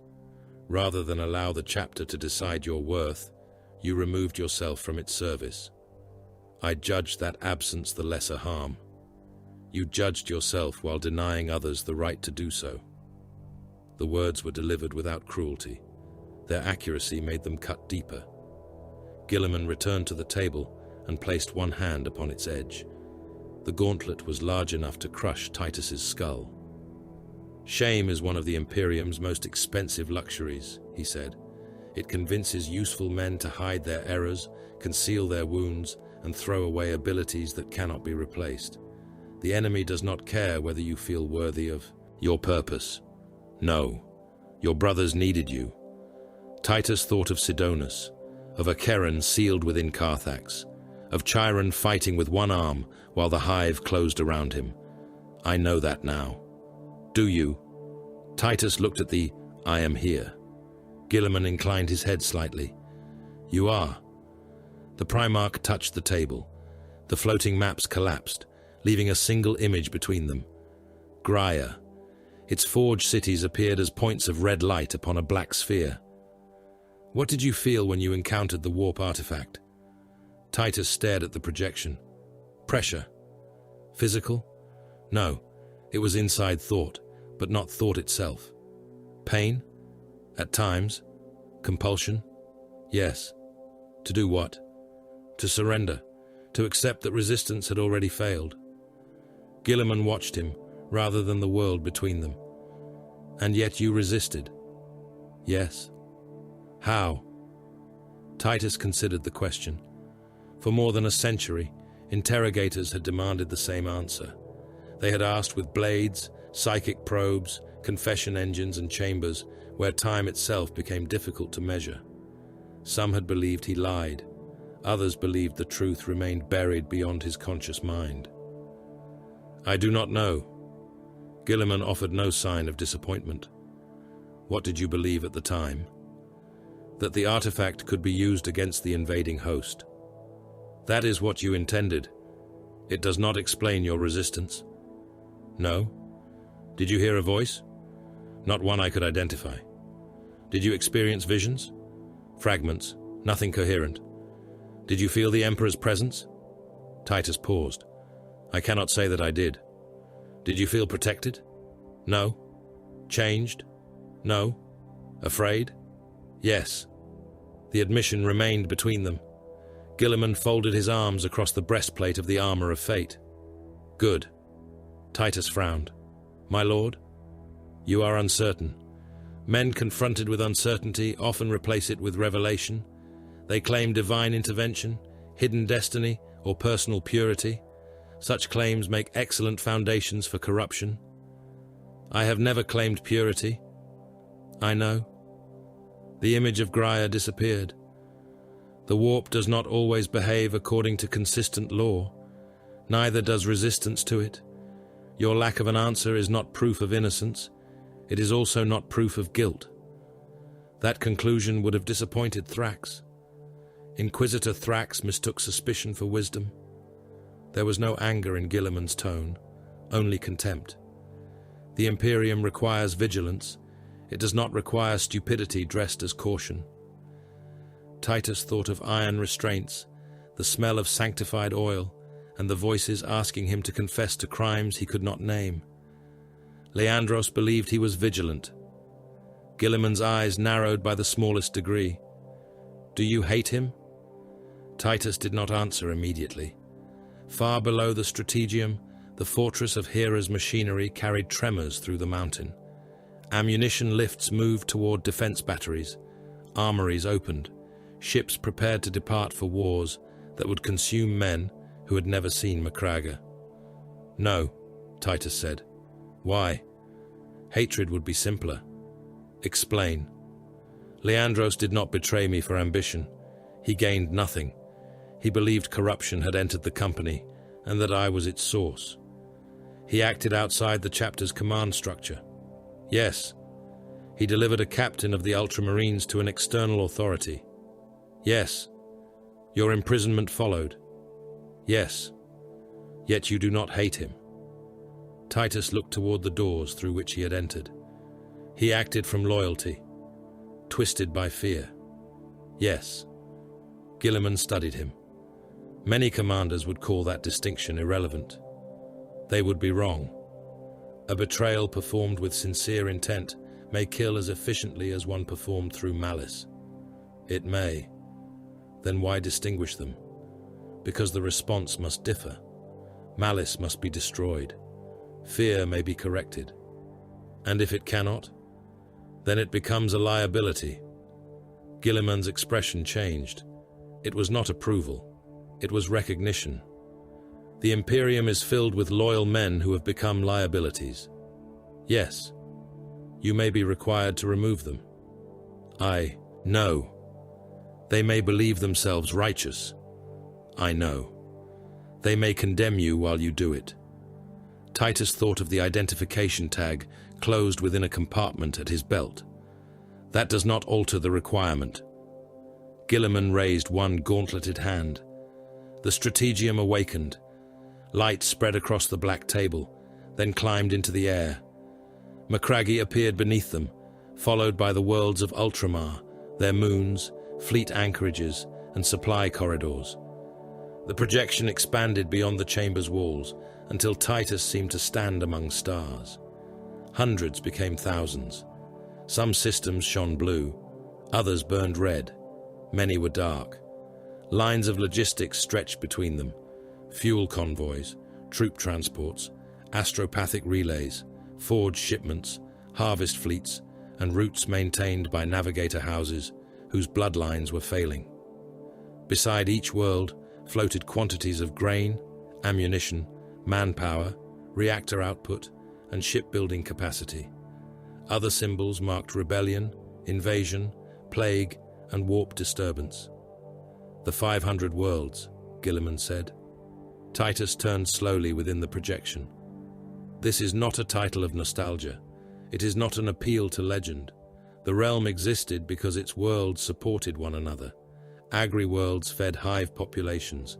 Forge worlds armed armies. Training worlds produced disciplined cohorts. Shipyards sustained the fleets that protected every route between them. The Primarch moved his hand. A world turned grey. Supply lines around it collapsed. A conquered world is not reclaimed merely because our standard stands above its capital. If it cannot supply the next campaign, it is a burden. If its population starves without imported grain, it is a burden. If its manufactoria require more protection than the weapons they produce can justify, it is a burden. More worlds dimmed. Sentiment has no place in this calculation. Titus watched systems die in silence. Yet every point is populated. Yes. Every failed route condemns men who will never know why supplies ceased. Yes. Guilliman enlarged the Vespertor front. Nova Magnior appeared near its heart. The Imperium is collapsing through failures too distant for most men to understand. A regiment starves because a transport was diverted. A transport is diverted because a forge world lacks replacement plasma coils. The forge lacks coils because its mining moon fell silent. The moon fell because a defense fleet was sent to protect a shrine world whose priests possessed greater political influence. The Primarch's voice remained controlled. That is how empires die, not always through a final battle, often through a million decisions in which appearance triumphs over function. Titus examined Nova Magnia's surrounding routes, and this world supports the front. It supports many fronts, munitions, reactor components, void armor. Without it, 6 neighboring systems become unsustainable within months. Others follow. Then it must be held. Perhaps. Guilliman altered the map. A theoretical system appeared between them. One inhabited world burned blue. 12 more shone behind it. A Xenos armada advanced along a narrow corridor. One world can be saved, Guilliman said. Its population is 6 billion. Rescuing it requires the commitment of every available fleet asset in the region. Doing so allows the enemy armada to pass beyond interception range and reach 12 other inhabited systems. How many on the 12? 43 billion. Industrial value? Greater than the First World by a factor of 7. Defensive capacity? Insufficient without the fleet. Can the First World delay the armada? For perhaps 6 days? Titus looked at the blue sphere. Abandon it. Guilliman gave no response. Evacuate essential specialists and command personnel if possible, Titus continued. Strip orbital assets. Destroy what cannot be removed. The defense forces remain as a rearguard. And you? I remain with them. The Primarch's gaze settled upon him. Why? To ensure the enemy pays for the world. You would sacrifice 6 billion to save 43, then risk the commander responsible for defending the surviving systems. Yes. That is contradiction, not strategy. The fleet may depart under another commander, not one with your knowledge of the enemy. The rearguard will require command. A planetary general can hold a doomed position. Not as effectively. Guilliman stepped through the hololithic world. Blue light moved across his armor like cold flame. You would spend 6 billion lives because the arithmetic demands it, yet gamble the success of the larger defense to prove that you share their fate. Soldiers ordered to remain must believe the order was not given lightly. They will believe whatever discipline allows them to believe. They are not servitors. No, they are soldiers, and soldiers require victory more than gestures. It is not a gesture. Then what is it? Titus faced his gene father across the burning map. Understanding. The Primarch's expression hardened. You believe you must stand beside those you condemn in order to understand the price? Yes. And if you die? Then the price includes me. That answer is worthy of a warrior. It may be unworthy of a commander. Titus said nothing. Guilliman continued. A commander who dies proving his courage may inspire those around him for an hour. The armies left without his direction may then lose worlds for a century. Men will not obey monstrous orders forever if those who issue them remain distant from consequence. They must. They will not. The words passed between them like blades. Guilliman looked away first, toward the thousands of worlds suspended in the chamber. Titus saw weariness in the Primarch then, not weakness, something greater and more terrible. Robert Guilliman was not an icon dispensing certainty from a throne. He was a general standing before an empire's open wound, attempting to decide which arteries could be severed without killing the body. Every rune represented human lives. Every decision moved armies that consumed worlds merely by passing through them. Every victory created more territory requiring defense. The Primarch carried extinction in columns of supply and time. You believe command requires proximity to suffering, Guilliman said. Yes. I believe command requires survival. Both may be true. And when they cannot be, then the commander chooses which failure he can endure. Guilliman looked at him again. No, he chooses which failure mankind can endure. Titus accepted the correction with a slight inclination of his head. The theoretical systems vanished. Nova Magnor returned. For 10,000 years, Guilliman said, men have treated the Codex Astartes as scripture. It was never intended to replace thought. Doctrine provides structure. It preserves wisdom. It prevents every commander from repeating the same ancient mistakes. His gaze fixed upon Titus. But no doctrine can anticipate every battlefield. No. Practical disobedience is not always defiance. No. It becomes defiance when the warrior values his instinct above all other counsel. Titus thought of Graia, of Leandros, of Acheron sealing tens of millions inside Hive Carthax, of the 27th Bastior disappearing beneath the lance strike. I understand. You believe you do. The Primarch deactivated the map. The chamber darkened. Nova Magnor has transmitted evidence of Necron activity. The Vespertor front is losing contact with its outer systems. Astropath Cornelius received an intelligence pattern consistent with a coordinated awakening. Titus replaced his helm beneath one arm. What force is available? The second company, selected veterans, elements of the Defense Auxilia, the Astra Militarum, and the Mechanicus. Fleet command will be assigned according to theater requirements. And Calgar? Required elsewhere. The answer revealed the scale of the war more clearly than any map. Guilliman approached until Titus stood within his shadow. You will command the relief of Nova Magnor. Titus bowed his head. My Primarch.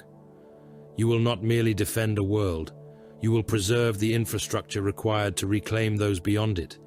You will become one of the blades by which Ultramar is restored. I will not fail. You will. Titus looked up. Guilliman's face held no mockery. You will fail to save men. You will fail to preserve cities. You will issue commands that destroy what you were sent to defend. The question is not whether failure comes. It is whether the greater purpose survives it. The hum of the armor of fate filled the silence. You may spend lives, Captain Titus. You may spend worlds. You may spend your honor until every soul in Ultramar curses your name. Guilliman's eyes were colder than the mountains beyond the glass. But you must never begin to enjoy the spending. The War Council gathered beneath the buried gaze of dead kings. The chamber had once served as a judgment hall during the earliest years of Ultramar, before the Imperium had burned itself apart and been reforged into something crueler. Marble figures stood in alcoves around the circular walls, each representing a ruler who had surrendered his crown to the order imposed by Rabut Guilliman. Their stone faces watched the hololithic light spread across the black strategium table. Captain Demetrian Titus stood at its head. Veteran Sergeant Matarus occupied the position to his right, his scarred helm maglocked to his belt. Age had not softened him. It had merely refined his contempt into a drier and more efficient weapon. Ancient Gadriel stood opposite, carrying the folded standard of the second company against one pauldron. The honor had added weight to his bearing, without diminishing the directness in his eyes. Astropath Dinal Cornelius had refused the chair prepared for him. He stood hunched beneath the data projectors, wrapped in ash-grey robes, his blinded eyes hidden by a strip of black cloth. Brass conductors entered his skull behind both temples. Blood had dried around the sockets. A projected image of Fleetmaster Gaius Silva occupied the final position. His body stood many kilometers above Macraga, aboard the Emperor-class battleship Magnificence Enthroned, but the hololithic rendering captured every line of his immaculate uniform and every white thread at his temples. Maneus Calgar watched them from the chamber's upper tier. Titus touched the control rune. Nova Magnor appeared above the table. Its surface rotated beneath clouds, stained by industrial pollution. Orbital manufactoria encircled the equator. Shipyards extended from 2 moons. Supply routes unfolded from the system like veins. Silva studied them. Those routes are already obsolete. Gadriel looked toward the projection. They were confirmed this morning. They were confirmed by clerks on Macraga, Silva said calmly. My navigators report instability along 3 primary corridors. The 4th crosses a region in which 5 vessels have vanished. Then we use the 5th, Gadriel said.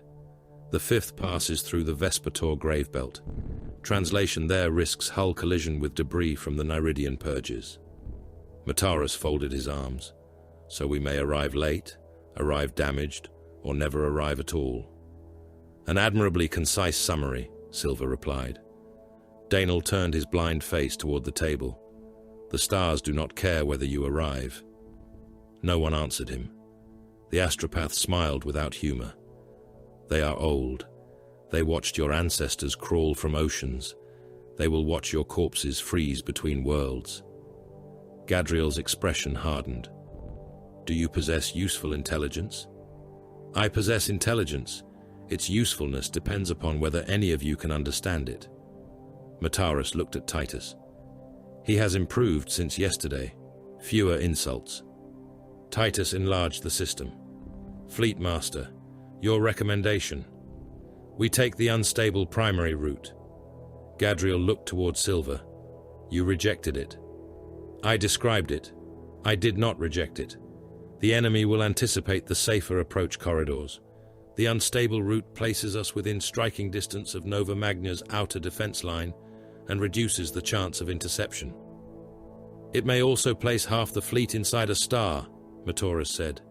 That would reduce the enemy's burden. Mataris's mouth twitched. Titus moved his hand through the hololith. Loss projections, Silver answered without hesitation. Between one vessel in 40 and one in 12 during translation, depending upon the severity of the empiric tides, higher among mass conveyors, lower among Astartes craft and Mechanicus hulls. Acceptable, Titus said. Gadriel glanced at him. For whom? For the mission. Calgar descended from the upper tier. The chapter master's presence silenced the chamber more effectively than any command. Astartes' strength is confirmed, he said. The second company deploys at full available readiness. You will receive attached Terminator veterans from the first, Stern Guard drawn from the reserve cadre, Vanguard reconnaissance elements, and 3 Redemptor dreadnoughts. The projection changed. Blue icons appeared beside the planetary map. Infantry squads, armored support, gunships, repulsor transports, gladiator battle tanks. Gadriel examined the formations. Insufficient for planetary conquest. Space Marines are not a planetary occupation force, Calgar said. They are a blade. Titus will place that blade where the enemy's body is weakest. Mataris studied the Terminator allocations. Half these veterans have not fought Necrons. They will learn. Those who survive. Calgar's gaze settled upon him. That principle applies to every battle. Not every battle teaches so violently. Titus turned toward Silver. The mortal order of battle. The Fleetmaster expanded the wider front. Imperial formations multiplied until the hololith became crowded with symbols. Convoy groups extended beyond the edges of the table. Army designations stacked atop one another in columns. Mechanicus sigils glowed red among the blue of the Navy and the green of the Astra Militarum. The reclamation fleets currently sustain several billion souls in motion, Silver said. Soldiers comprise less than half that number. The remainder are deck crews, labor cohorts, pilgrim levies, manufactorum adepts, pilots, logisticians, priests, engine seers, medical personnel, servitors and dependents. Gadriel frowned. Dependents have no place in a war fleet. They have a place wherever the Munitorum places them. Remove them. From several thousand transports? From the Nova Magna force? Silver remained composed. Removing them would require identifying them, transferring them, and accommodating them elsewhere. That delays departure by 6 days. We do not possess 6 days, Titus said. No, Silver agreed. Therefore they remain. The system map divided into deployment zones. Nova Magna will receive 3 Defense Auxilia cohorts, 8 Astra Militarum army groups, armored and artillery reserves, 2 Mechanicus macroclades, and god engines from Legio Invicta. The final Titan strength remains undisclosed by the Mechanicus. They do enjoy mystery, Mataris said. They enjoy leverage, Silver replied. What of the Navy? The Magnificents enthroned will serve as fleet command. 6 battleships, 14 grand cruisers, 81 line cruisers, and several hundred escorts will form the main battle strength. Troop conveyance and support hulls will increase the total considerably. Gadriel stared into the crowded projection. Billions of men. Billions of souls, Danel muttered. The distinction matters when the warp feeds. Titus looked toward him. The signal. Danel's smile disappeared. Calgar gestured to a serf. The chamber doors sealed. Brass locks turned within the stone. Null wards embedded beneath the floor began to hum. Danel reached into his robe and withdrew a length of black wire attached to a blood-crusted needle. Gadriel watched him. What is that? A means of helping slow minds. He drove the needle into the flesh beneath his jaw. The hololith convulsed. Nova Magnor vanished. Darkness filled the table, followed by a shape that refused to remain fixed. Angles folded through one another. Lines became blades, then claws, then the bones of hands stripped of flesh. A grinding sound emerged from the projectors, too deep to be machinery and too regular to be an animal. The sound entered Titus's teeth. Danel shuddered. "There," he said. "Listen without ears." The grinding became intention, not speech, not language. A command repeated across dead distances. Separate, excise, silence. One of the servitors beside the door twitched. Its hands rose toward its throat. Matoris turned. The servitor's metal fingers punched into the soft flesh below its jaw. It tore sideways. Blood sprayed across the wall. Another servitor followed. Its nails scraped against reinforced skin until the throat opened. It plunged both hands into the wound and pulled until its head sagged backward upon the spine. Gadriel drew his bolt pistol. "End the projection." "No," Titus said. Danel shook violently. Blood ran from beneath his blindfold. "The name is inside it." Titus looked into the impossible angles. "What name?" "It is not sound." "Translate it." "I am attempting to translate a hatred older than your species." "Attempt faster." Danel bared blood-stained teeth. The shape tightened. For an instant, Titus perceived a vast metallic figure crouched beneath the world. Its limbs had been remade into weapons. Its face was a skull constructed from knives. Around it, other machines crawled through tunnels, cutting at their own bodies and replacing hands, spines, and lower limbs with instruments of slaughter. A concept struck the chamber. Amantar. The projectors burst. Darkness returned. Danel collapsed against the table, coughing blood across the marble. Calgar regarded the ruined servitors. "Explain." The astropath dragged himself upright. "The intelligence names itself Amantar, not as you name yourselves. The concept carries meanings. Severa, ending, the certainty after the final scream." Silver's hololithic face remained calm, though static crawled through his image. "A Necron title?" "A wound, pretending to be a title." Titus looked at the dead servitors. "And the curse?" Danel wiped his mouth. "It spreads through their kind. They are already soulless, yet something within them still remembers life. Pride, dynasty, memory. Amantar cuts those remnants away. It turns them toward a single purpose. Extermination," Gadriel said. "Not war, not conquest, not even hatred as you understand it. Organic existence offends them." Calgar restored the table through a secondary projector. Images recovered from the silent systems appeared. A machine hung above a field of corpses. Its lower body had been replaced by a hovering platform. Cannons extended from both arms. Its skull leaned forward, as though scenting blood it could not smell. "Lockhust Destroyer," Calgar said. Another image showed a three-legged construct, with blades in place of hands. Skorpek. The next appeared Serpentine, its body built for tunneling through rock and armor. "Ophidian," Matoris said. "It will breach below prepared lines." A many-armed figure replaced it. Pistols filled every hand. "Hexmark," Gadriel said. "Command decapitation." Titus studied the images. "They are not a conventional dynasty." "No," Calgar said. "Their formations exist for killing. Skorpek packs will break infantry concentrations at close range. Ophidians will penetrate beneath armor and fortifications. Lockhusts provide mobile heavy fire. Hexmarks will target officers, relay stations, and artillery command." "And the Cryptex?" Titus asked. Danel laughed weakly. "Enslaved, enthralled, perhaps willing. They maintain resurrection chambers, portals, and dimensional engines while their masters carve the world apart." Silver looked toward Titus. "A force designed for extermination has little need to defend supply lines. It still requires command structures, Titus said.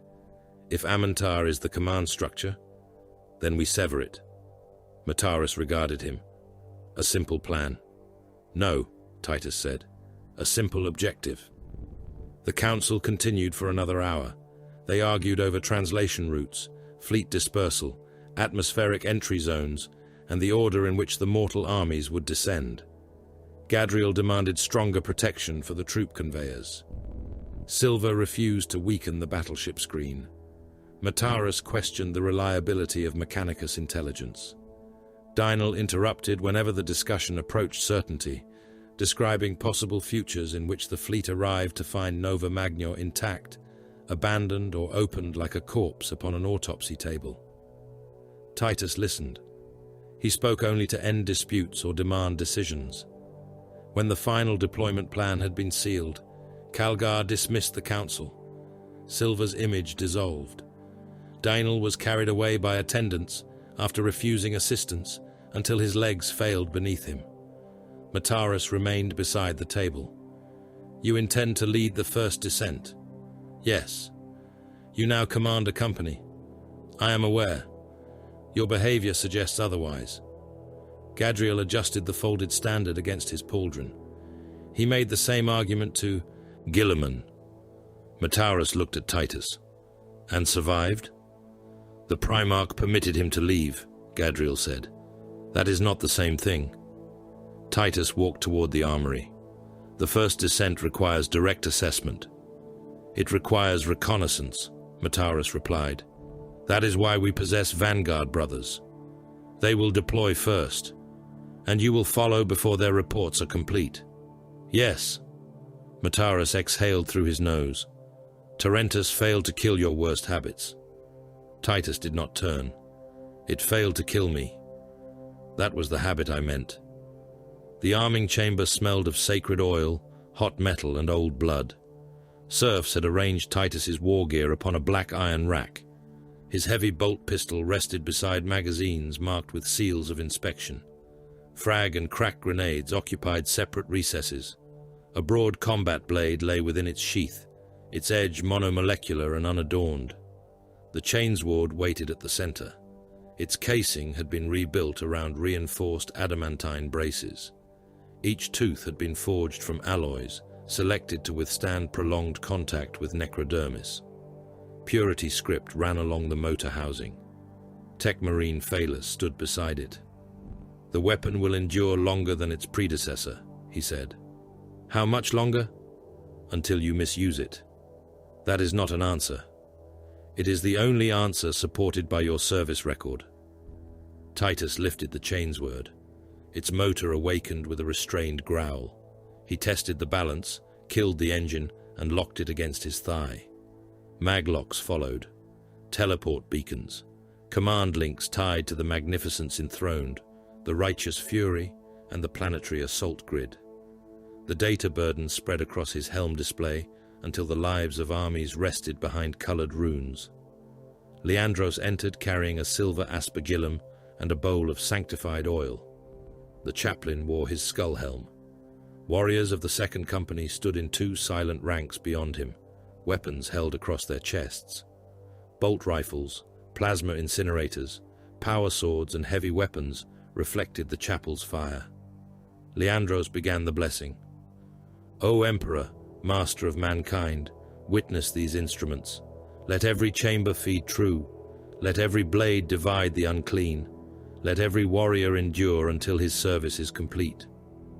He moved among the battle brothers, marking weapons and armor with oil. When he reached Titus, he rested the aspergillum against the chainsword's casing. Command exposes what lies within a warrior. Titus looked at the black lenses of the skull helm. So does accusation. Leandros did not move. Battle will reveal whether your wounds have weakened you. Battle exposed both of us long ago. Then what remains? The decision. What decision? Whether the wounds are weaknesses or lessons. The chaplain lowered the aspergillum. Some wounds are corruption. Then watch me. I have never ceased. Titus inclined his head. Good. The fleet departed Macraig beneath the tolling of war bells. Vessels entered translation in ordered waves. Escorts vanished first, their drives tearing wounds into reality. Cruisers followed, then battleships, mass conveyors, and the immense support craft carrying armies, armor, and god engines toward Nova Magna. The Magnificence enthroned entered the warp surrounded by fire. Daenel screamed before the Geller field stabilized. The Astronomicon burned beyond sight, a distant agony piercing the storm. He felt it through the scar tissue where his eyes had once been. It was not a beacon in any mortal sense. It was a wound held open by sacrifice, a psychic inferno fed by souls and will. Around the fleet, the Immaterium pressed against thin walls of mathematics, faith, and failing machinery. Hunger moved outside. Things without bodies tasted the thoughts of sleeping soldiers. Shapes gathered around the Geller field, wearing faces stolen from memory. Daenel felt them scrape across the hull with fingers that did not exist. Then something else appeared. Metallic, cold, empty. It walked beside the battleship through angles the warp did not possess. One step carried it across 1,000 kilometers. Another placed it against the outer hull. It matched the fleet's speed without swimming through the Immaterium, because the Immaterium did not acknowledge it. It had no soul. Daenel opened. His ruined eyes and blood spilled down his cheeks. "It is waiting," he whispered. Far beneath Nova Magna, Amentar awakened. Organic life pulsed above it. Billions of cells divided, consumed, excreted, and reproduced. The world crawled with wet corruption. Hearts beat in obscene unison. Lungs dragged gases into sacks of flesh. Minds secreted fear and named the secretion courage. Even the necrons surrounding Amentar remained contaminated. They preserved dynastic marks, titles, memories, petty remnants of the lives stolen from them. They called their condition immortality because they lacked the strength to recognize imprisonment. Amentar recognized only necessity. Its limbs unfolded. Across the tomb complex, engines older than mankind ignited. Scorpec bodies rose from suspension crypts. Ophidians uncoiled within the earth. Lockhurst platforms lifted from black altars. Cryptex bowed beneath control shackles and brought resurrection furnaces online. Above, Nova Magna's population continued to breathe. Amentar issued one command: reduce every living cell to silence. The first corpse struck the viewing armor 3 minutes after translation. It came spinning from the darkness, with both arms outstretched, its void suit intact, and its visor silvered by frost. The body struck the forward observation blister of the Magnificence enthroned, burst apart at the waist, and vanished beneath the battleship's armored prow. No one on the command deck reacted. There were too many others. Nova Magna's orbital approaches had become a graveyard of ships. Defense monitors drifted in geometrically precise sections, their hulls divided along flawless planes. One vessel had been cut lengthways from prow to engine decks, exposing habitation chambers, magazines, and chapel vaults, as though the ship were a specimen laid open for examination. Frozen crewmen remained strapped at their stations. Some had been bisected with the decks around them. Escape craft hung among the wreckage. Their hulls were unopened. Their seals were intact. Their passengers sat secured within restraint harnesses, dead without wounds. Radiation had been directed through the armor in pulses calculated to kill flesh while preserving machinery. Fleetmaster Gaius Silva watched the images pass across his command throne. "Outer defense line is absent," he said. A Navy lieutenant leaned over the Auspex lectern. "No hostile contacts, Lord Fleetmaster." "That means they are hidden. Confirmed wreck count stands at 416 vessels." Silva did not look at him. "The wreck count is irrelevant. Find the weapons that produced them." Upon the strike cruiser, Righteous Fury, Titus stood inside the command hololith while the system opened around him. Nova Magna turned beneath the fleet, its continents hidden under industrial cloud and the reflected glow of orbital foundries. Hundreds of stations encircled the world. Most were dark. Several burned. Data poured across his helm display. Population estimates, production quotas, defense cohorts, transit capacity, reactor output. The numbers contradicted one another. Nova Magna's planetary governor claimed that the crisis remained confined to 3 southern districts. According to his office, industrial production stood at 82%. Civil order remained stable. Casualties were below 1 million. Titus enlarged the thermal survey. Entire cities had stopped radiating heat. Not damaged districts, not isolated manufactoria. Cities. Billions of inhabitants were registered within the cold zones, yet no traffic moved along their transit arteries. No HAB block reactors remained active. No body heat clustered in the streets. Governor Edris is lying, Gadriel said. Titus regarded the frozen data. Perhaps. Mataras stood beside him in full battle plate, his bolt rifle mag-locked across his chest. You are becoming charitable. The governor may believe his own reports. That would make him incompetent rather than dishonest. Either condition is unacceptable. A face appeared within the hololith. Governor Edris wore crimson robes over ceremonial armor. His cheeks were pale beneath cosmetics, intended to disguise exhaustion. Behind him, attendants moved through the planetary command bunker with an urgency he was careful not to share. Captain Titus, Edris said, your arrival is an answer to prayer. Transmit unaltered casualty records. The governor blinked.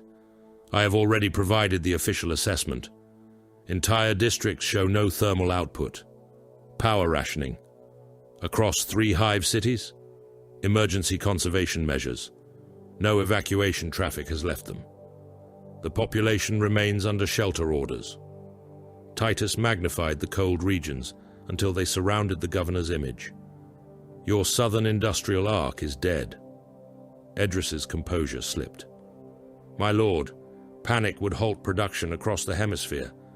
Nova Magna supplies armaments to 6 systems, reactor assemblies to 4 more.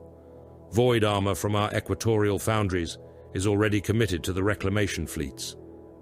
And your dead continue to meet their quotas? The governor said nothing. Titus opened a planetary command channel. All manufactoria are now under military authority. Production is suspended where required for fortification. Transit engines, freight haulers, and civilian mag rail lines are requisitioned by the Defense Auxilia. Edris leaned toward his projector. You do not possess the authority to place planetary industry under chapter control. I possess command of the relief force. You were sent to defend Nova Magna, not strangle it. The dead require no munitions. Our tithe obligations are secondary to survival. Macragge will hear of this. Macragge sent me. Titus closed the channel. Gadriel looked toward the troop deployment runes. The governor will resist, then remove him. Alive, if convenient. The first monolith appeared inside Hive Bastion. It did not descend through the atmosphere. No vessel delivered it. One instant, the central processional square contained workers, militia barricades, and shrines to the Emperor. The next, reality folded inward and deposited a black pyramid amid them. Its arrival displaced air with explosive force. Men were hurled against buildings. Windows burst across 6 HAB towers. Statues fell from their plinths and shattered among crowds already fleeing the square. Green fire awakened along the monolith's surface. The portal opened. Necron warriors marched out in ranks. They did not shout. They did not run. They advanced with the uniform pace of machinery. Gorse flares leveled across their metal chests. The militia fired first. Lasbolts struck necrodermis and left molten scars. Autocannons punched warriors backward. Some fell in broken heaps. More emerged through the portal. Their weapons answered. Green beams crossed the square. The first rank of militia vanished by layers. Skin tore from faces. Muscle unraveled in wet ribbons. Organs flashed into vapor. Skeletons remained for a fraction of a second, before disintegrating into streams of luminous particles. Men behind them screamed. The beams reached those open mouths. Teeth dissolved. Tongues blackened. Skull bones came apart, while the screams still echoed from the surrounding walls. 2 more monoliths manifested within the cities of Serifax and Vanikor. Then, the invasion began in earnest. "Contact confirmed," Silver said across the fleet channel. "No orbital insertion signatures. Enemy assets are translating directly to the surface." Titus watched defense icons disappear. "Interdiction status?" A navigator spoke from the Magnificence Enthroned, his voice distorted by psychic shielding. "The system's boundaries are folding, Lord Captain. Translation routes are narrowing. Astropathic relay is intermittent. Navigational references are shifting by impossible degrees." Silver's reply remained calm. "Can the fleet remain? For now? Can it depart?" The navigator hesitated. "That is less certain." Silver looked toward Titus's image. "We may already be committed." "We were committed before translation," Titus said. Thunderhawks launched from the fleet in waves. Storm Ravens descended beneath them, carrying dreadnoughts, veterans, and ammunition into the burning atmosphere. Dropcraft tore through the cloud layer, while Necron fire rose from the cities in green columns. One Thunderhawk lost its port wing and spiraled into a manufacturing district, plowing through 3 habitation blocks before its fuel ignited. Inceptors deployed above Hive Bastion. They fell from the gunships under jump pack thrust, blue armor bright against the polluted sky. Plasma exterminators fired during descent. Burning spheres of energy crossed the roofs and struck Necron anti-air emplacements before the machines could complete their firing cycles. The first tower vanished in white heat. A second turned its weapon array upward. 3 Inceptors were caught in the beam. One lost both legs and continued firing as he fell. Another came apart at the torso, his upper body tumbling through smoke, while his reactor pack detonated below. The survivors reached the roof. They hit like artillery shells. Ceramite crushed Necron bodies against the ferrocrete. Power fists tore weapon limbs from warriors. Plasma fire melted cryptech constructs, attempting to restore the defense array. Eliminator squads landed farther out, concealed among refinery towers and cathedral spires. Camo cloaks shifted with the smoke. Las Fusiles discharged from impossible angles. Cryptechs died with their cranial arrays burning, severing local resurrection protocols for seconds at a time. Seconds were enough. Armored columns drove through the eastern industrial quarter. Repulsor executioners advanced at the center, their gravitic fields flattening rubble and corpses beneath them.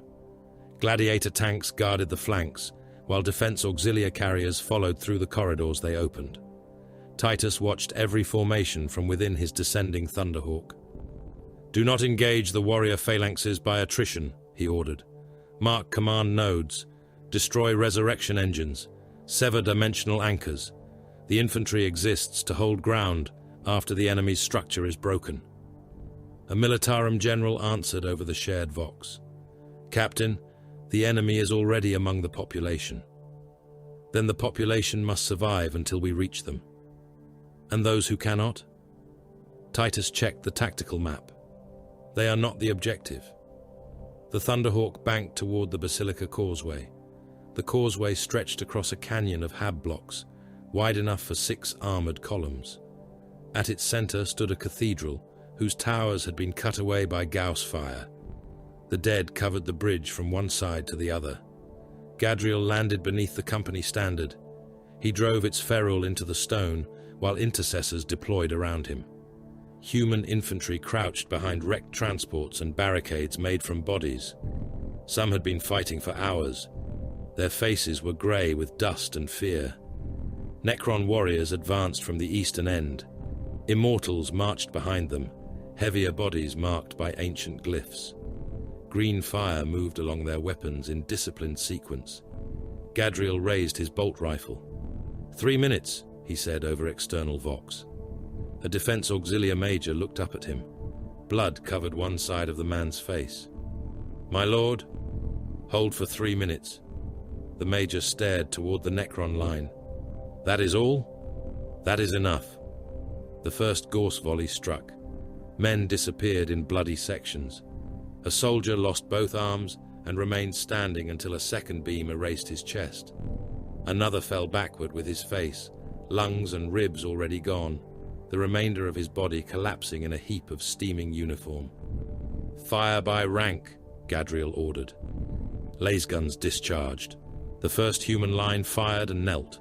The second stepped forward. The third reloaded behind them. Bolt rifles spoke over their heads, punching Necrons apart in bursts of green-lit metal. A warrior fell. Its severed arm dragged itself across the ground toward the torso. Gadriel crushed the skull beneath his boot. "Recover ammunition from the dead." The Major looked at the bodies around him. "Which dead?" "All of them." The Necrons reached the barricades. Immortals fired at close range. Men came apart against the vehicles. Blood steamed upon hot engine plates. An intercessor lost half his helm and the skull beneath it. He fell without a sound. The auxilia began to break. Gadriel seized a retreating sergeant by the collar. "Do not look behind the line." The man's eyes rolled toward the heaps of dead at his feet. "My lord, they are through. Look forward." The sergeant obeyed. A storm raven screamed over the causeway. Its assault ramp opened while still moving. Sternguard veterans leapt into the Necron flank, specialist bolter rounds tearing through immortals. A Redemptor dreadnought landed behind them, its macroplasma incinerator glowing like a captured sun. The dreadnought fired. The center of the Necron formation ceased to exist. 3 minutes, Gadriel said. The surviving humans stared at him. Then they began shouting and advanced. Mataris did not share their triumph. He stood in the lower vaults of Hive Seraphax, surrounded by Vanguard brothers and the remains of a reconnaissance cohort. The floor beneath them was not human construction. Black stone emerged through shattered ferrocrete. Its surface absorbed lumen light. Geometric channels ran along it, converging beneath the city. A Vanguard sergeant indicated the Auspex display. Every enemy advance bends toward these points. Mataris examined the planetary deployment map. Imperial armies had responded to apparently weak sectors. Each counterattack drove them toward intersections beneath the hives, manufactoria, and defense bastions. Convergence points, not accidental battlefields, collection sites. He opened a channel to Titus. "This world is shaping our deployment." Titus's image appeared in the corner of his display. Gunfire sounded behind him. "Explain." "The enemy presents weaknesses where it wants us to advance. Every route leads toward buried intersections. They are not defending the cities. They are arranging us above something." "What?" Mataris looked down at the black stone. "Nova Magna is not built over a tomb." A tremor passed through the vault. Dust fell from the ceiling. "The world is the tomb." Daniel Cornelius heard the warning die inside his skull. He sat within the astropathic choir of the Magnificence enthroned, surrounded by circles of lesser psychers bound into restraint thrones. Cables joined their spines to brass conductors. Incense failed to hide the smell of fear and scorched flesh. Daniel reached for the Astronomicon. Nothing answered. The void surrounding Nova Magna was not silence. Silence implied an absence of sound. This was an absence of self. The astropath felt his soul vanish from his own perception. Memory remained, thought remained, pain remained, yet the part of him that touched the warp had been cut away. He screamed. Around him, the choir screamed with him. "Push," Daniel ordered. A choirmaster stared through bleeding eyes. "There is no path." "Then make one. We will burn. That is why you are here." The astropaths joined minds. The null field crushed them. The first 12 died without visible injury. Their bodies simply ceased, hearts stopped by a force that denied them the right to exist psychically. The next group convulsed. Blood burst from their eyes and mouths. One man's skull split along an old surgical seam and spilled steaming brain matter across his restraint throne. Daniel drove them harder. He used their dying souls as fuel. The message forced itself outward in fragments. Tomb world, convergence, awakening. The final word escaped as 3 more astropaths ignited within their robes. Daenal fell forward, his ruined eyes open. He was still alive. He hated himself for it. Titus entered the planetary command bunker through a corridor of dead officers. The governor's guards had turned upon one another. Some lay with lash wounds through their backs. Others had been cut apart by something that left no burn marks and no blade residue. Governor Edrus sat upright in his command throne. His skull had been opened. The upper cranium rested beside him. His brain was gone. Augmetic cables still connected the remains of his head to the planetary Vox network. The corpse spoke. Demetrian Titus. The voice was not Edrus's. It emerged through the governor's throat in tones too precise for damaged flesh. Titus raised his heavy bolt pistol. "You are Amantar. I am correction."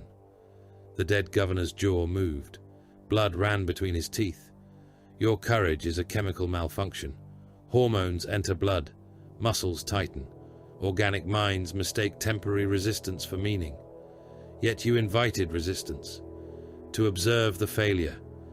Green light moved through the governor's empty skull. "You bring armies into the places prepared for them. You fortify the mouths of graves. You name this strategy because your species requires noble words for predictable behavior." Titus's pistol remained level. "What lies beneath the cities?" "Remedy." "For what?" "Life." The corpse smiled as muscles were pulled by its augmetics. "Ultramar is infected. Its worlds multiply flesh. Its vessels carry cells between stars. Its rulers preserve the disease through war." The governor's head tilted. "I will cure it." Titus fired. The bolt entered Edrus's mouth and detonated within the neck. The command throne vanished beneath blood, bone, and torn circuitry. Static flooded the bunker. Then Amantar's voice emerged from every speaker. "You came because I permitted it." Titus looked at the planetary map. Mataurus's convergence points surrounded the cold cities. Necron attacks pushed every Imperial response inward. Daenal's broken warning reached his command link as a string of corrupted symbols. Awakening. Titus opened the fleet channel. "Silver," the fleetmaster answered from orbit, listening. "Maintain distance from the planet. Do not close to support range. The ground formations will lose orbital cover. The enemy wants the fleet nearer." "Agreed. Prepare withdrawal solutions without executing them." Silver paused. "Navigation remains unreliable. Prepare them anyway." Titus opened channels to every army group. "All formations will cease pursuit. Establish defensive zones around current positions. No advance below the primary foundations. No force enters subterranean structures without Astartes' authority." Confused acknowledgements followed. Several generals objected. Titus cut them from the channel. Remember, don't forget to like, comment, and subscribe. Support helps. Gadriel's voice came next. "The basilica is secure. It was offered to you." A pause. "Then what do we hold?" "The entrance." Mataurus understood first. "You intend to go below?" "Yes." "With how many?" "Enough." Titus looked at the black lines beneath Nova Magna. They converged around a region no Imperial survey had ever recorded. The enemy had brought him to the world. It had opened cities, murdered billions, and shaped armies into precise formations above its tomb. Not to defeat them, to use them. "Recall the strike cadres," Titus ordered. "Prepare Terminator teleport locks, breaching charges, and subterranean Auspex arrays." Gadriel's voice hardened. "Our objective." Titus watched the buried geometry spread beneath the planetary map like the ribs of a corpse. "We find what Amantar intends to awaken." The Necron fleet appeared between one heartbeat and the next. There was no warp rupture, no flare of translation, no warning from Navigator, Augur, or sanctioned Psyker. Empty space folded along invisible edges, and the vessels emerged inside the Imperial formation. Crescent-shaped harvest ships hung between troop convoys. Tomb ships materialized beneath cruiser squadrons, their black hulls eclipsing stars. Bladed escorts appeared within distances that Voidmasters considered suicidal, close enough for the green fire gathering along their weapon arrays to stain Imperial armor. Fleetmaster Gaius Silver saw the first transport die before the tactical hololith acknowledged an enemy contact. A Gauss arc crossed the void. The beam touched the troopship Indomitable Martyr amidships and moved from prow to stern with surgical patience. Armor plating came apart in glittering sheets. Decks peeled open beneath it. Compartments filled with soldiers, vehicles, and ammunition were exposed to vacuum one after another. The atmosphere left first. Men followed. Thousands poured from the ruptured vessel in a tumbling cloud of bodies. Some remained strapped into acceleration couches. Others clawed at bulkheads or one another as the escaping air pulled them through broken corridors.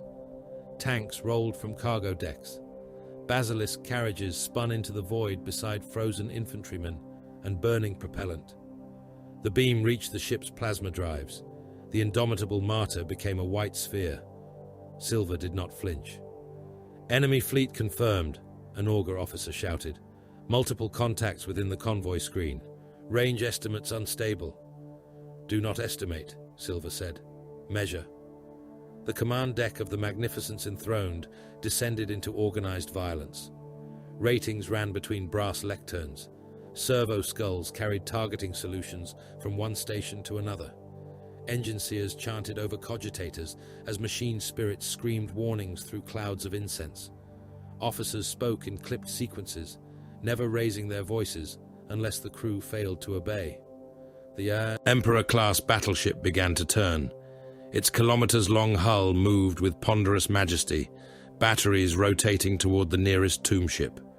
Smaller vessels scattered before it, their captains understanding that anything remaining within the battleship's firing arcs would cease to exist with the enemy.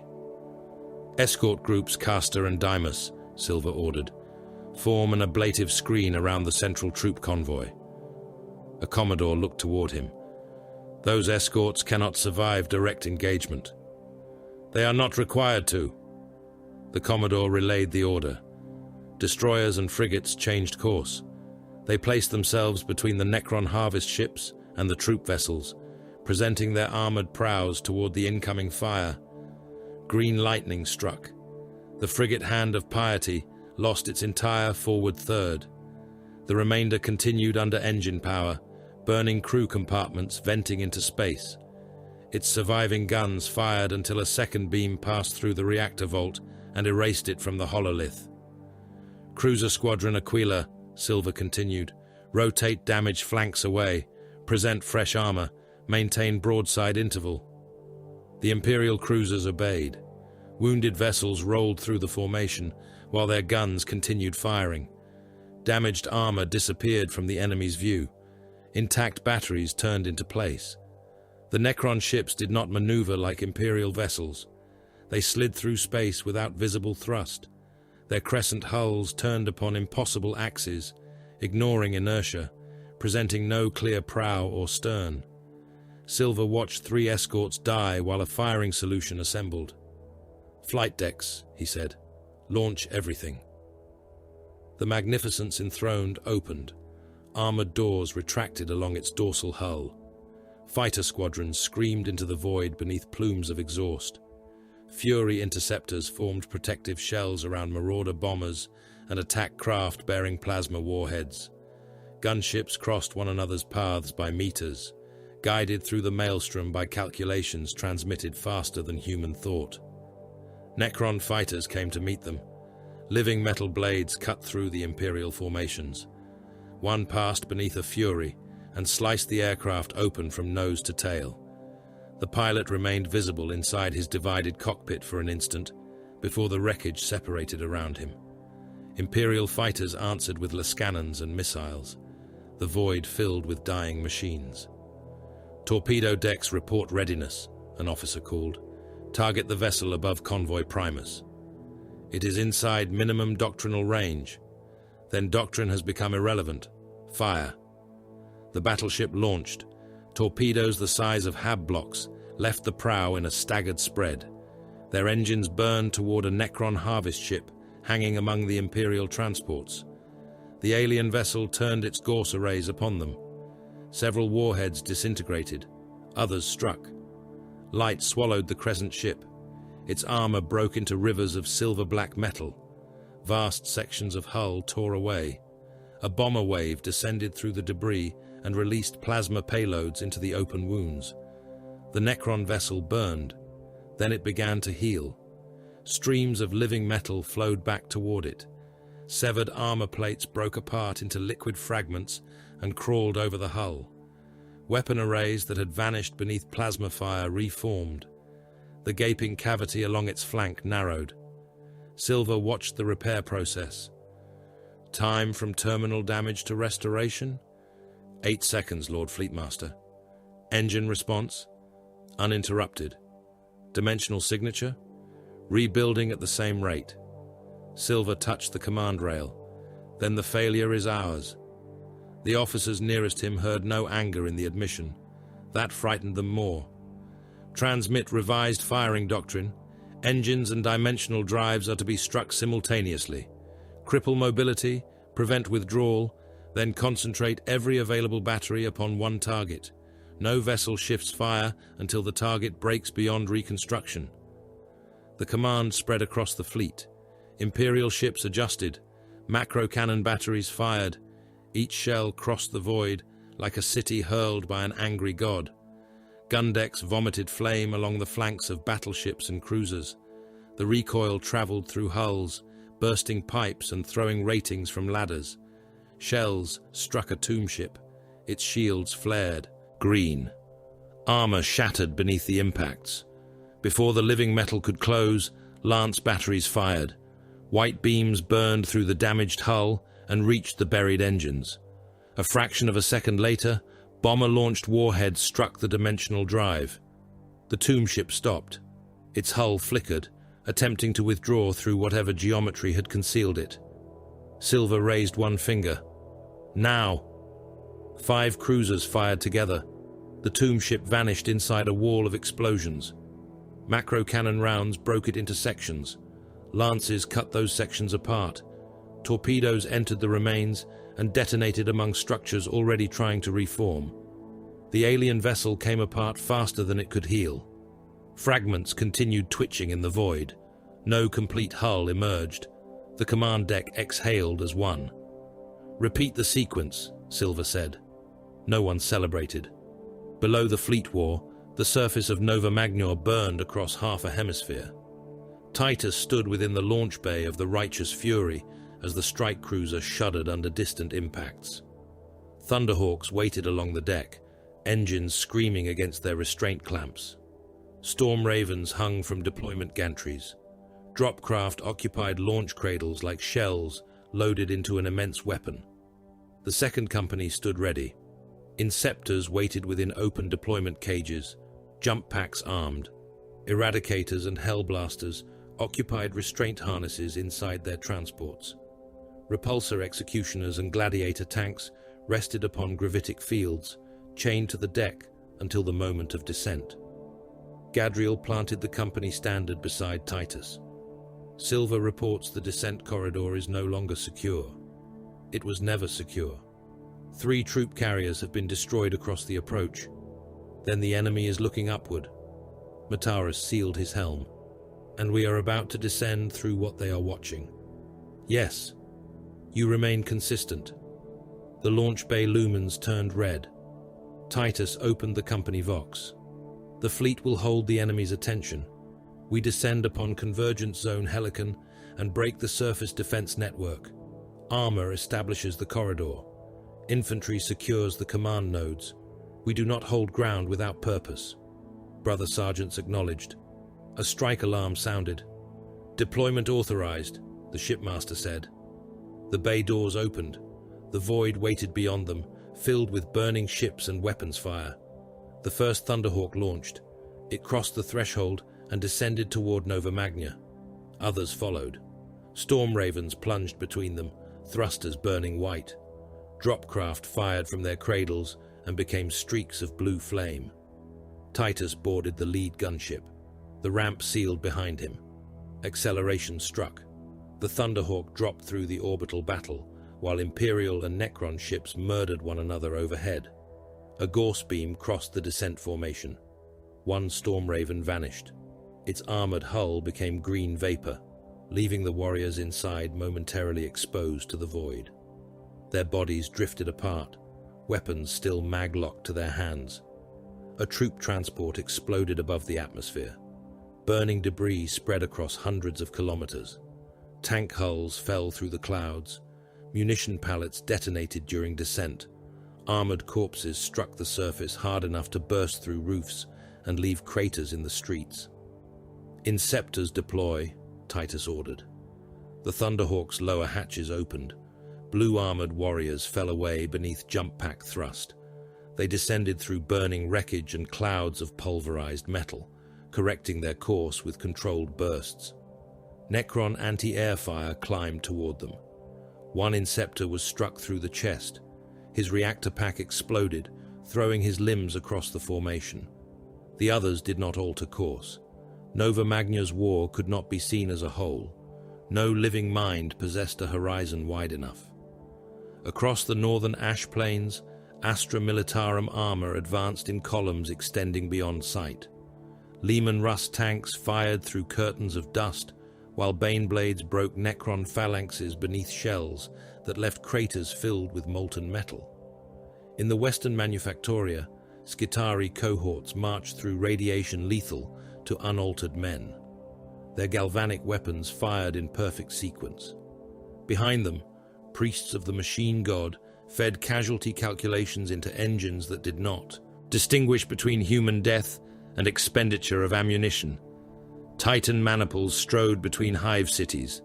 Warhounds ran beneath the shadows of reavers. Warlord Titans moved like cathedrals taught to hate. Their void shields flashed beneath Gorse fire. Volcano cannons answered, turning districts into incandescent wastelands. Beneath one of those god engines, an infantryman named Harad Ven tried to pull his brother from beneath a collapsed transport.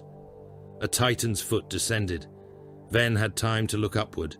The shadow covered him. The wreck and 200 men gathered around it. The impact reduced them to a red paste pressed into the road. Farther south, a Necron radiation weapon struck an artillery battalion. The crews did not burn. Their hair fell out first. Skin darkened. Blood seeped from eyes and gums. Men attempted to load shells while their muscles failed, then collapsed beside the guns as their organs liquefied inside them. On the eastern front, a Gorse pylon fired once. 3 companies ceased to exist. No bodies remained to recover. The Ultramarines landed amid that scale of death. Titus's Thunderhawk struck the ground with its assault ramp already descending. He ran into a storm of green fire. Bolt rounds left his pistol before both boots touched the street. The nearest Necron warrior lost its head. A second burst apart at the spine. Repulsor executioners descended behind him, their gravitic fields hurling rubble outward. Heavy laser destroyers fired into a monolith, guarding the convergence zone. Gladiator tanks spread across the avenues, their weapons tracking independently. "Armor forward," Titus ordered. "Do not stop for wreckage." A repulsor drove over a barricade of human corpses and crushed them into the street. Its main weapon struck the monolith's portal. Black stone turned white, sagged and exploded. Defense auxiliary carriers followed through the opened route. Redemptor dreadnoughts advanced beside them. The first destroyer charge came from a shattered hab block. Scorpex leapt through the outer walls, 3-legged bodies carrying them over rubble at impossible speed.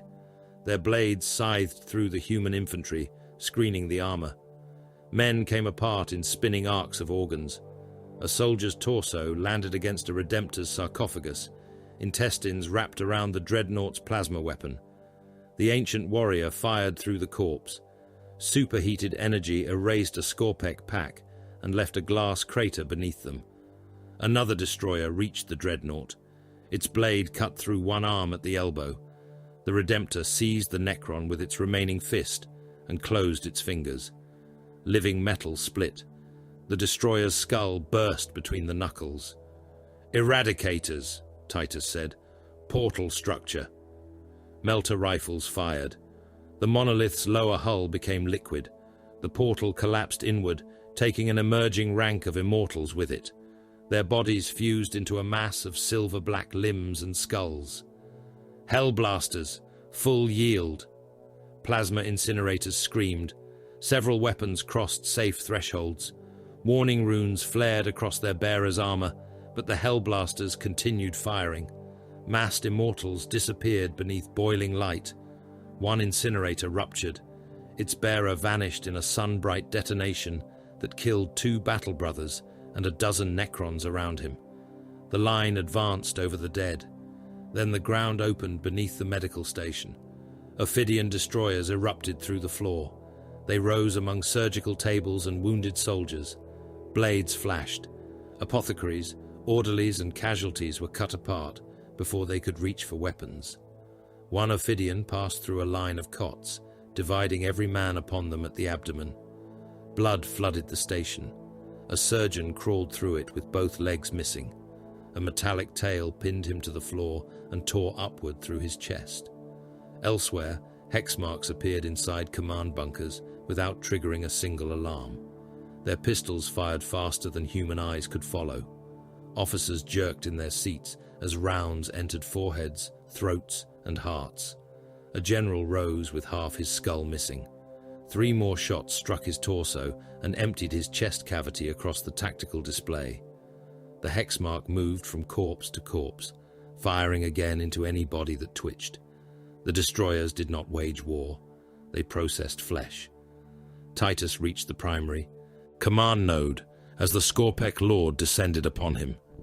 It stood twice the height of a man, its lower limbs spread for balance, its torso covered in scars carved into necrodermis.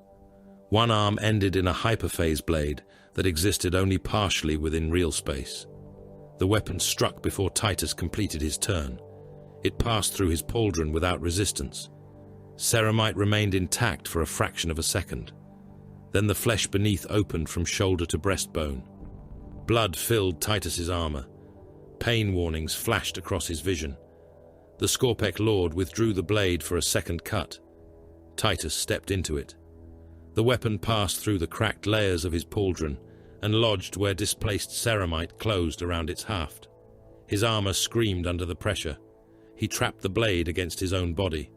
The destroyer pulled. Titus held it.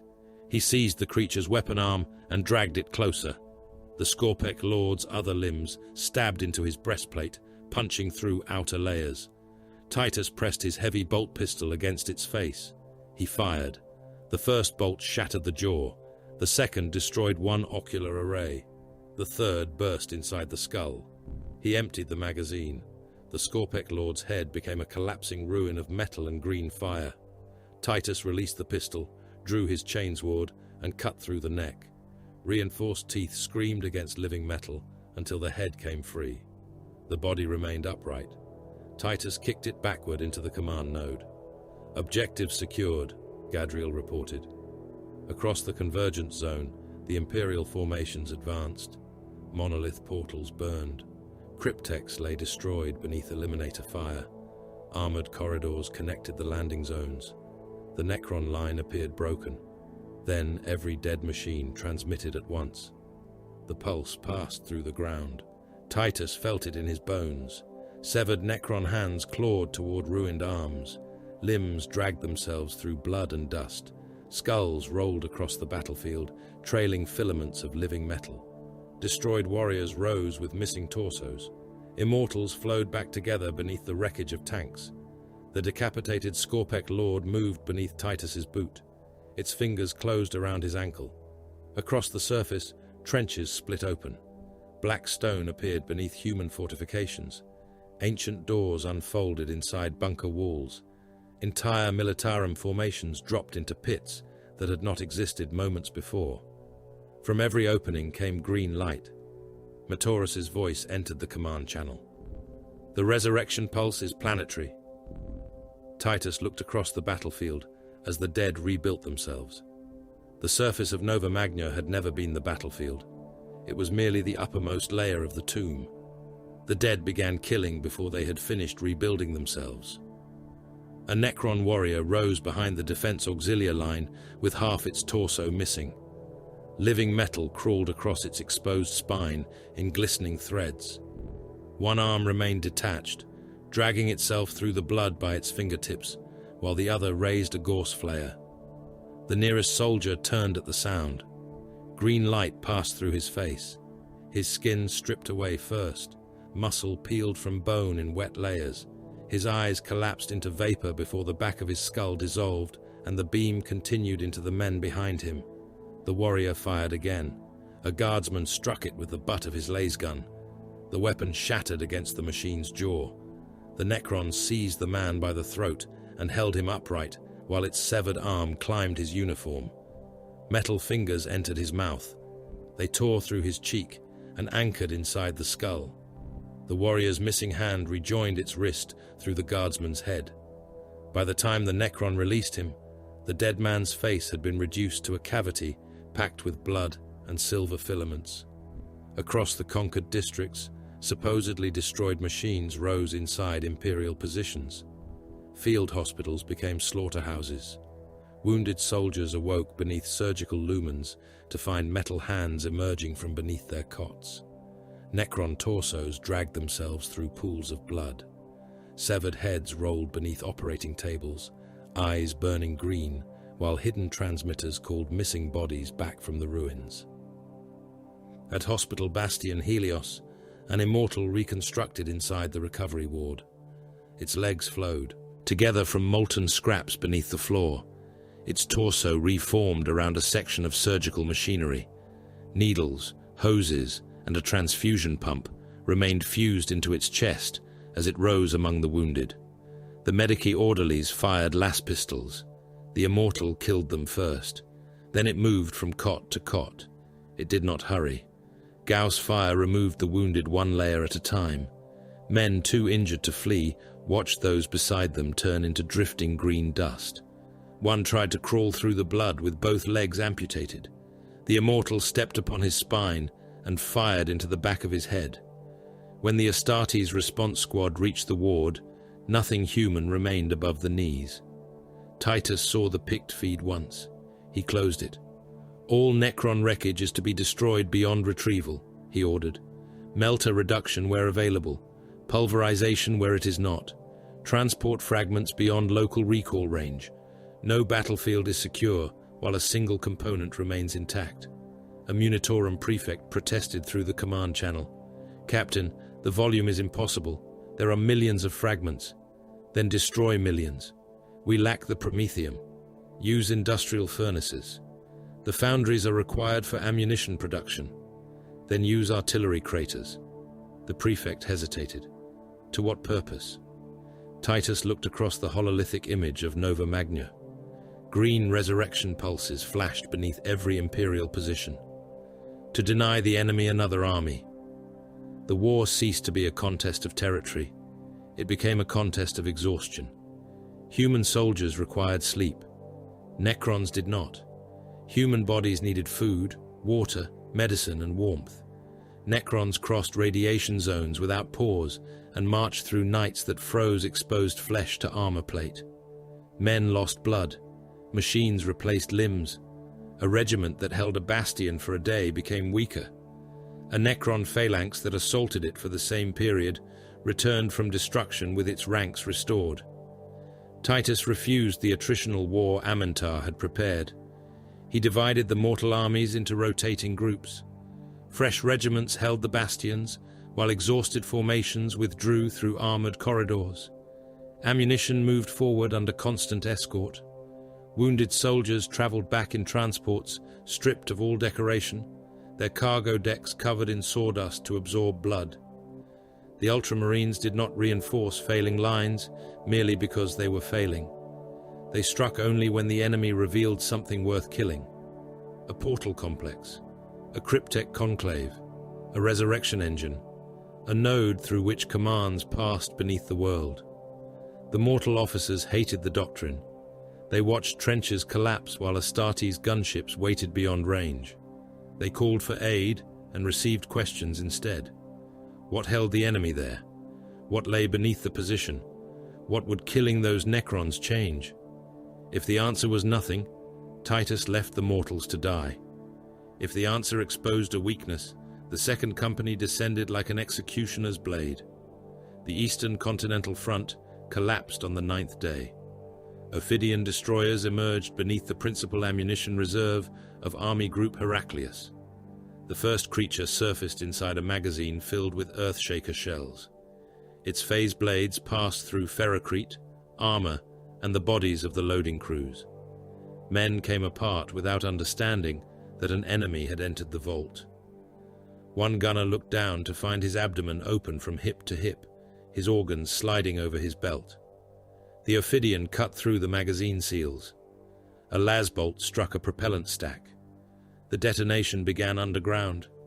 It traveled through supply tunnels, shell vaults, and fuel reservoirs in a chain of expanding fire.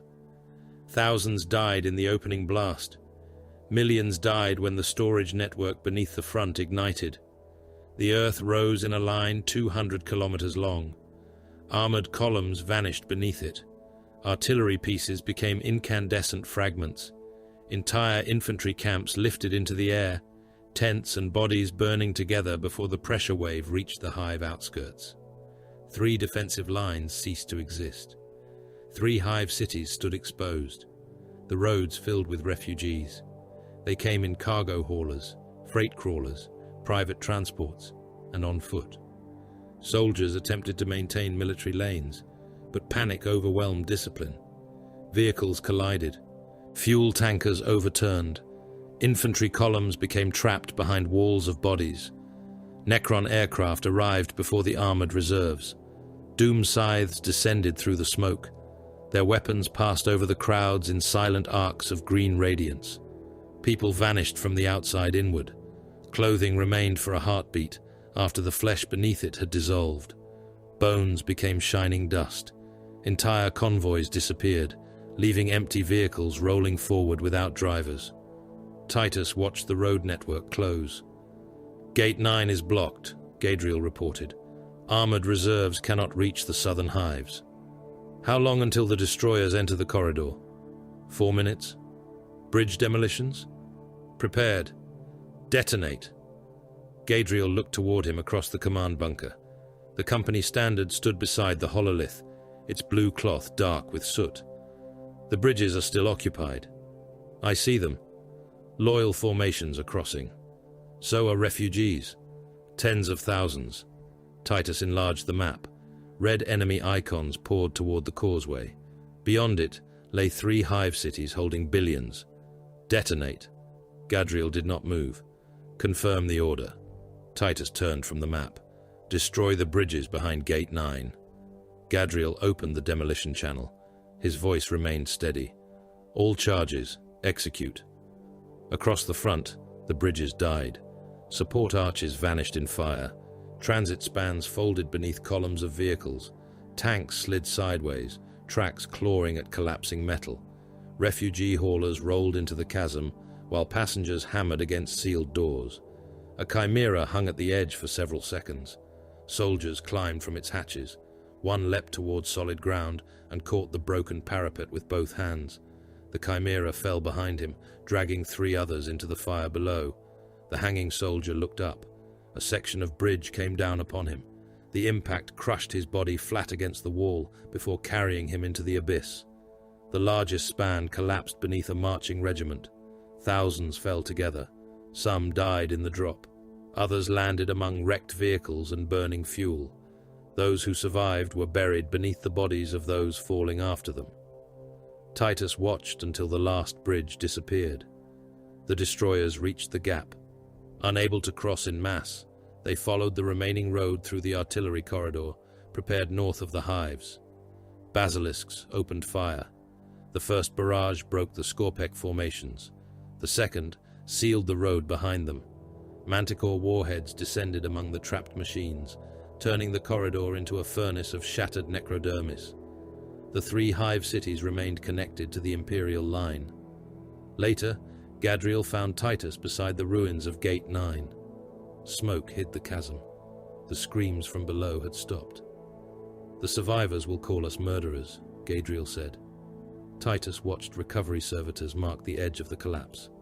"They are permitted to. You destroyed loyal soldiers." "Yes." "You buried civilians alive." "Yes." "And that is all?" Titus looked at him. "The dead possess no privilege to hate us." Gadriel's jaw hardened. "That does not absolve us." "No." "What does?" "Nothing." The ash plains burned beneath the feet of gods. Legio Invicta advanced in 3 maniples, their titans visible through the storm as walking mountains of iron. Warhounds ran ahead of the larger engines, plasma blast guns turning Necron formations into lakes of molten metal. Reavers followed, their carapace weapons firing above the infantry war. The warlord Imperator Rex raised one arm, its volcano cannon discharged. Night became white fire. The beam struck a Seraptech heavy construct and bored through its layered armor. Living metal boiled from the wound. The construct reeled, its immense limbs tearing trenches through the plain. A second Seraptech climbed over it. Its synaptic obliterators fired. The warlord's void shields collapsed one after another. Each failure released a thunderclap that flattened infantry beneath the Titan's stride. The final barrier vanished in a storm of blue lightning. Green fire struck the god engine's torso. Armor plates peeled away. Thousands of crew, servitors, and bonded adepts were exposed inside the cathedral body. Atmosphere erupted from the wound, carrying burning men into the ash. The warlord continued firing. It took 3 steps, then its knee failed. The Titan fell sideways. Regiments beneath it tried to scatter. There was nowhere to go. The warlord struck the ground and crushed tens of thousands beneath its burning carcass. Tanks disappeared beneath its shoulder. Infantry vanished beneath armor thicker than fortress walls. Plasma fire spilled from the ruptured reactor and rolled across the plain. A guardsman sheltering inside a shell crater survived the impact. He dragged himself from beneath a dead comrade and looked up at the fallen Titan. Its burning head lay less than 100 meters away, face turned toward him like the mask of a dead god. The Titan's reactor breached. The guardsman saw the light. Then he did not exist. Amantar walked through the destruction. Its body had changed. Blades emerged from its spine. Additional limbs unfolded beneath its shoulders. Its necrodermis carried no dynastic color, only scars cut into metal by its own hands. The destroyer curse moved with it. Immortals abandoned disciplined firing lines as it passed. Their movements became violent and uneven.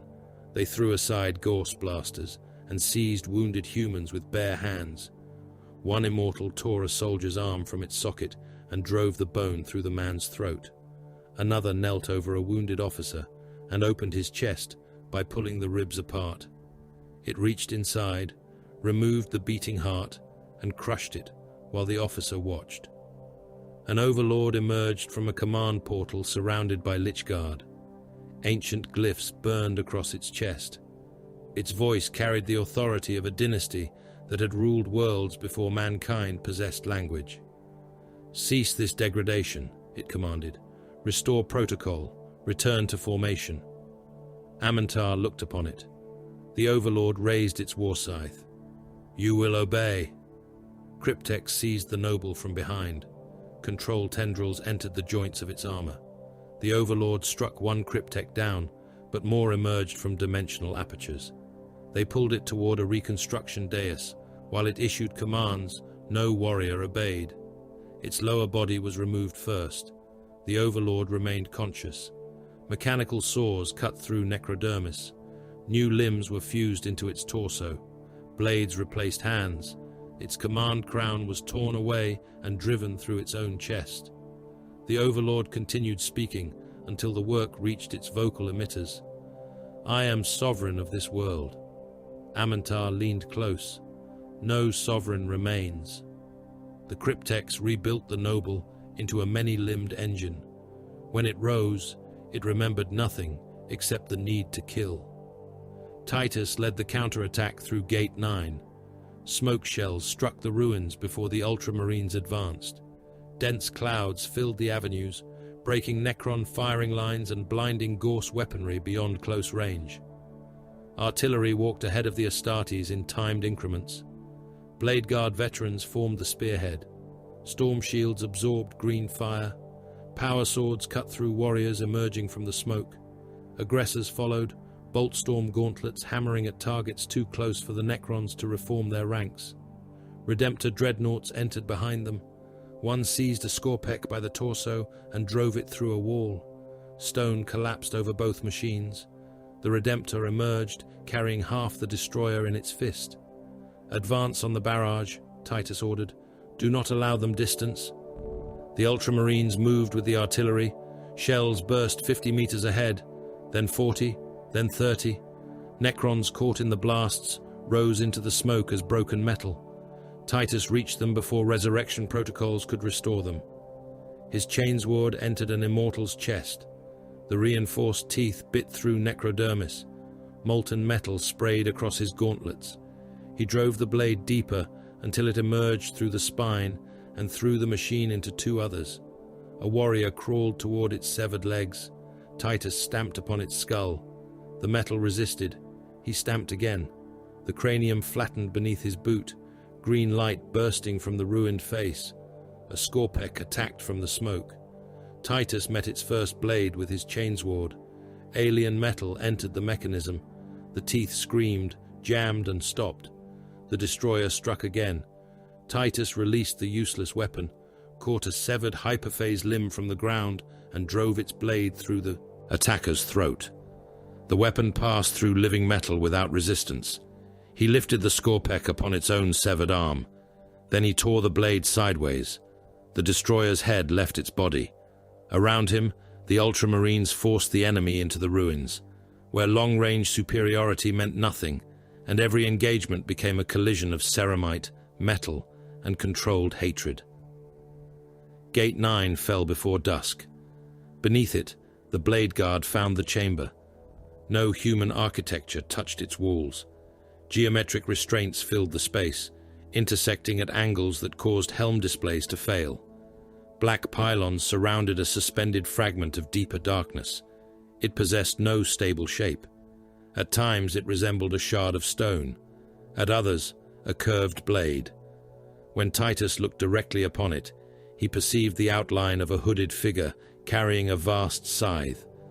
The mortal soldiers entering behind him stopped. One began screaming. Another fell to his knees and clawed at his own face.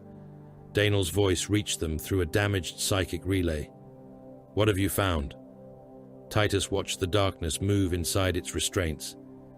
"Can you perceive it?" Silence answered. Then Daenal began to weep. "I perceive nothing." The astropath's voice trembled. "That is worse." Every human in the chamber remembered death. Not a death they had witnessed. Their own. The moment lungs ceased. The instant thought ended. The final helpless awareness that every oath, victory, and memory would vanish with the flesh that carried them. Titus felt cold move through his transhuman hearts. Matoris studied the Necron glyphs surrounding the restraints. "These are not merely containment systems." "No," Titus said. They were joining mechanisms. Sockets waited around the chamber for other fragments, other pieces. Amentar was not awakening a weapon beneath Nova Magna. It was assembling one. Daenal spoke the name as though it cut his tongue. The Nightbringer. The darkness within the restraints turned toward Titus. Somewhere deep beneath the world, Amentar began to laugh. The entrance beneath Gate 9 was too narrow for an army. That was why Titus chose it.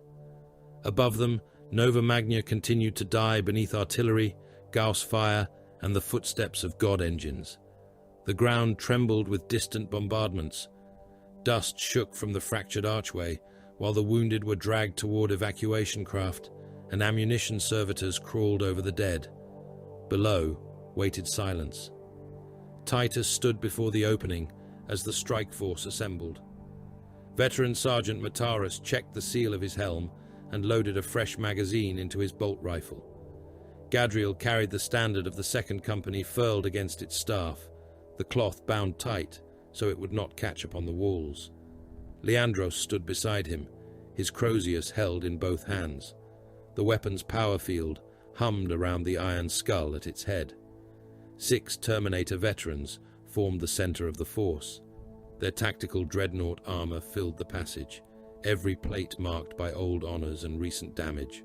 Storm bolters rested against their fists, power fists flexed with the grinding strength to crush living metal.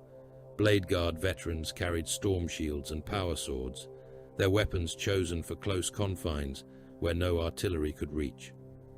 Apothecary Thascius walked among them, Narthesium armed, gene seed caskets fixed beneath his backpack. Combat engineers distributed breaching charges fitted with melter cores. Titus took the final charge himself. "Nothing larger follows us," Gadriel said. "Nothing larger would fit," Matoris replied. "A Redemptor could breach the upper vaults. A Redemptor would bring half the tomb down around it. That may become desirable." "It may," Titus said. "Not yet." He turned toward the darkness. "No mortal formation enters after us. Seal the approach when the final warrior crosses. If we fail, destroy the gate and collapse the strata above it." The Defense Auxilia colonel assigned to the entrance lowered his head. "My Lord Captain, maintain Vox Watch. No rescue force." The colonel hesitated. "If your signal ceases, then assume we are dead." The Ultramarines entered the tomb. Human construction ended after 30 meters. Ferrocrete gave way to black stone without seam or fracture. The surface absorbed the light of their armor lumens, returning only a dull green reflection from lines buried beneath it. No dust covered the floor. No tool marks broke the walls. The tomb had not been excavated. It had unfolded. Titus led with his chainsword drawn, but silent. The blade's motor would have announced them long before it was needed. His heavy bolt pistol tracked the narrowing corridor. Mataris moved beside him. "You chose the forward position." "Yes. You command the planetary war. I also possess the strongest close combat record in this force." That is the answer of a sergeant. It remains true. A captain's purpose is not to stand where his sword is most useful. "No." "Then move back." Titus did not. Mataris sighed through the vox. "You were easier to instruct before your organs finished growing. You complained then as well. I had hope then." The corridor extended before them. The Auspex measured 80 meters. Titus advanced 20. The display still measured 80. Gadriel looked back. The entrance remained visible behind them, a rectangle of grey light no farther away than when they had begun. "We are not moving," he said. "The floor registers forward displacement," one Terminator replied. "The walls disagree." Leandros raised his crozius. "Then the walls lie." The chaplain continued. The corridor allowed him. For another 10 steps. Then gravity changed. The floor became the wall. The entire force fell sideways. Terminator armor struck black stone with enough force to crack fortress masonry. Blade Guard warriors collided with one another, storm shields scraping sparks from the surface. Titus landed upon one shoulder and rolled as ammunition crates, breaching equipment, and severed Necron fragments fell past him into darkness. There had been no opening beside them. Now there was no floor. The strike force stood upon what had moments earlier been the right-hand wall. Beneath them stretched an abyss filled with geometric light. The original passage continued vertically upward. "Maglocks," Titus ordered. Boot clamps engaged. A combat engineer looked down into the abyss. Something moved far below, not climbing, falling upward. Auspex warnings filled every helm. Enemy contacts appeared across the display, inside the walls, inside the floor, inside the bodies of the Ultramarines. Brother Cassian struck his own breastplate. "My Auspex marks movement within my thorax." "Mine marks 3 within my skull," Gadriel said. Matoris checked the corridor. Ignore internal contacts, a voice answered from behind them. Advance to the eastern junction. It was Titus's voice. The captain had not spoken. Another voice issued from the wall. Second company, form upon me. Gadriel heard himself giving the order. Then Leandros's voice emerged from the ceiling. Your faith is insufficient. The chaplain looked upward. Imitation is confession, he said. It knows our voices because it fears our commands. The wall opened. Flayed ones fell through reality. They descended in a rain of metal limbs and stolen flesh. Dimensional tears split the corridor, each revealing a cold darkness filled with hooked claws. The Necrons wore strips of Imperial skin over their frames. Faces hung across their chests. Severed hands had been tied around their arms like devotional tokens. One wore the upper body of a guardsman stretched across its shoulders. The man's face remained intact. Its eyes opened as the flayed one attacked. Contact front, Titus said. Storm bolters fired. The corridor became thunder. Mass reactive rounds tore through flayed ones at close range. Necrodermis burst into molten fragments. Stolen flesh exploded from their bodies, filling the air with blood, teeth, and burning hair. The creatures came through the barrage. A flayed one struck a Blade Guard veteran's shield and climbed over it, claws searching for the joints beneath his arm. The veteran drove his power sword upward through its abdomen. The blade emerged between its shoulders in a flare of blue light. Another slipped beneath a Terminator's storm bolter and drove both claws into the warrior's groin seals. Ceramite opened. Blood flooded down the armor's thighs. The Terminator seized the creature by the head and crushed it with his power fist. The skull collapsed, but the claws remained buried in his body. Apothecary, he growled. Thassaeus moved toward him. A dimensional tear opened beneath the wounded veteran. Metal arms seized his legs. The Terminator fired downward. Storm bolter rounds vanished into the darkness. More claws emerged, locked around his armor and pulled. Two battle brothers caught his arms. For one moment, the three warriors held. Then something beneath the rift tore with greater strength. The wounded Terminator disappeared. The tear sealed. His firing continued beyond reality for several seconds, then stopped. Mark his beacon, Titus ordered. No signal, Gadriel said. The surviving flayed ones withdrew into the walls. The corridor became still. Blood hung in the air where gravity had forgotten which direction it preferred. They found the Terminator 3 chambers later. His armor stood upright against the wall. The seals were closed. The plates were intact. No damage marked the helm. Matoris approached with his weapon raised. Brother? No answer. He opened the chest seal. Blood poured out. The armor was empty. No bones remained. No muscle. No organs. Only the gene seed. Both progenoid glands had been removed and placed neatly within the chest cavity, resting atop the inner breastplate like offerings. Apothecary Thassaeus recovered them without speaking. Leandros looked into the empty helm. They mock what they cannot possess. Titus turned away. Continue. Dynal Cornelius followed them through the eyes of a servitor. The machine had been carried into the tomb upon a reinforced grav sled. It possessed no arms and no lower body. Psychic conductors surrounded its skull, linking the dead portions of its brain to the astropath seated far above, aboard the Magnificence enthroned. At first, Daniel's voice had emerged clearly from its brass grill. Now every word carried static and pain. The null field is deepening.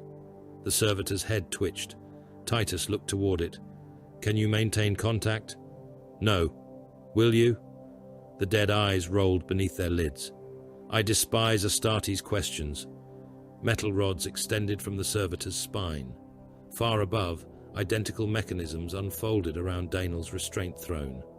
The conductors entered his back one after another, driving between vertebrae and into the spinal cord. He screamed through the servitor's mouth. Blood spilled from its nostrils. Contact restored, Daniel said. The words slurred. Each transmission cooked another portion of his nervous system. He could no longer feel his left hand. Moments later, He forgot that he possessed one. "The path ahead divides," the astropath said. "Both routes are false." Mataras studied the junction before them. Which is less false? The one that tastes of rust. Gadriel looked at the identical passages. "They are stone. To you." Titus turned left. The corridor changed around them. Black stone became polished metal, then human bone, then black stone again. The walls pulsed with green light. Every step brought new echoes from ahead, screaming, not recordings, living voices. The strike force entered the reclamation chamber. Thousands of human prisoners hung inside transparent cylinders. Men from the Defense Auxilia, naval ratings, manufacturing workers, guardsmen still wearing fragments of regimental uniform. Some remained conscious. Scarabs moved across them. The machines opened bodies with precise cuts. Skin was peeled back and held apart by metal clamps. Organs were removed without killing the prisoners immediately. Hearts beat inside glass trays. Lungs inflated and collapsed beneath streams of measuring light. Brains were sectioned into transparent layers. Bones passed through grinding fields and emerged as mineral data recorded in columns of green symbols. A guardsman saw the Ultramarines enter. His jaw had been removed. He tried to call to them through the open ruin of his mouth. Only bubbling blood emerged. Mataras examined the chamber's far exit. "The route continues." Titus raised his heavy bolt pistol. "We destroy this place. The objective lies below. They are still alive. Amantar is assembling a star god. I know. Every minute spent here serves it." Titus looked at the prisoners. A scarab removed a man's eye and passed it to a waiting mechanism. The prisoner remained conscious as the machine reached for the other. "Plant the charges." Mataras stared at him. "You would delay the entire strike force." "Yes. Why?" "Because leaving them surrenders the meaning of the campaign." The sergeant said nothing more. Melter charges were fixed to the chamber's power columns.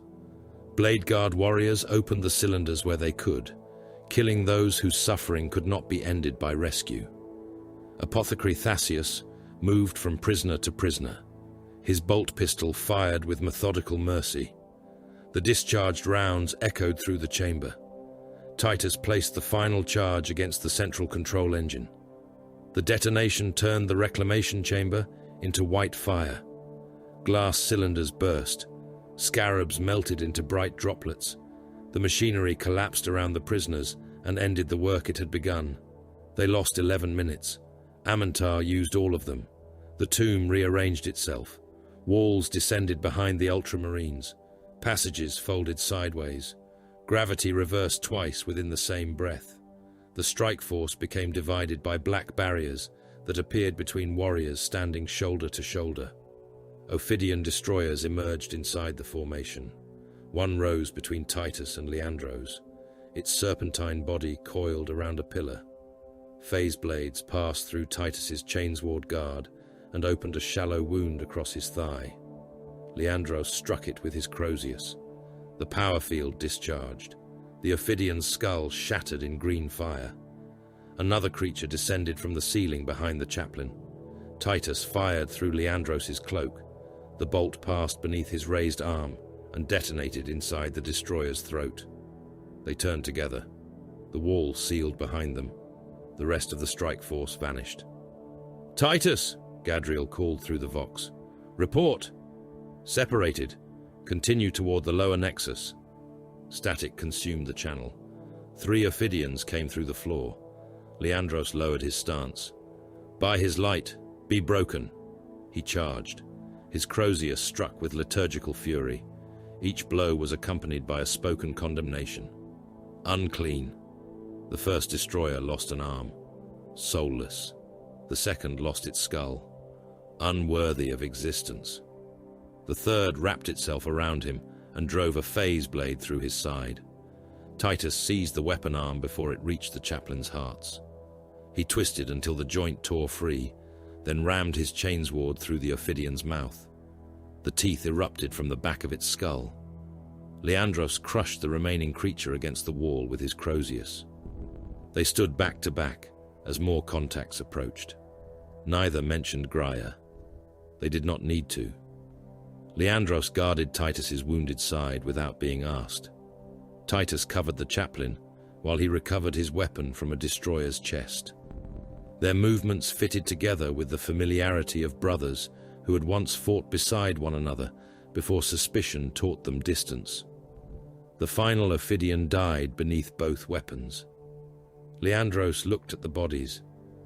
Perhaps some wounds are lessons. Titus reloaded his pistol.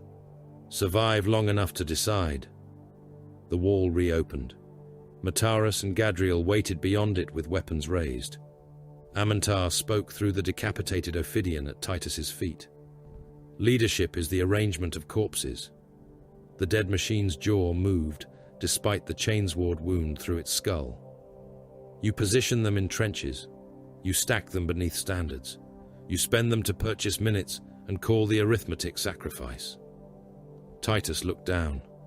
Amantar's voice emerged from every destroyed Necron in the corridor. Your distinction from me is vocabulary.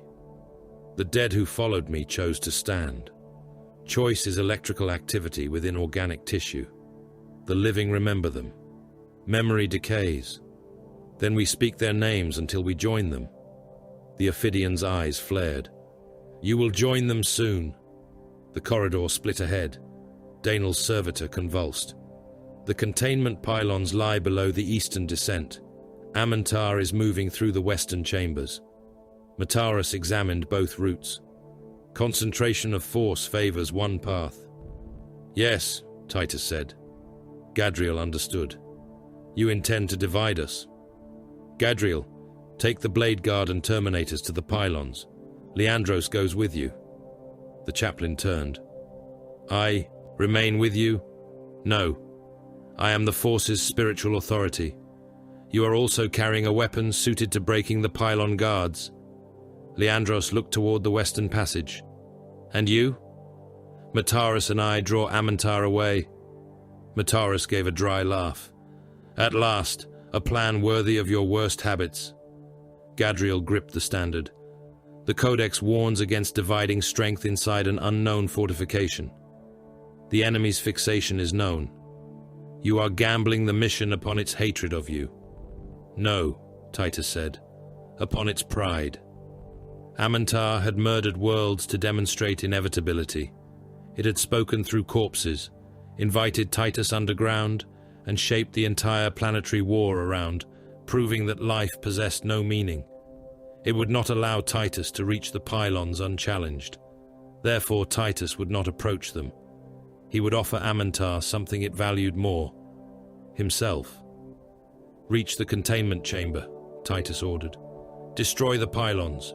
Do not turn back, whatever you hear through the Vox. Gadriel hesitated only once. Then he raised the standard. Second Company, Eastern Passage. Leandros followed him without looking back. Titus and Mataras entered the western dark. Behind them, the tomb sealed both paths.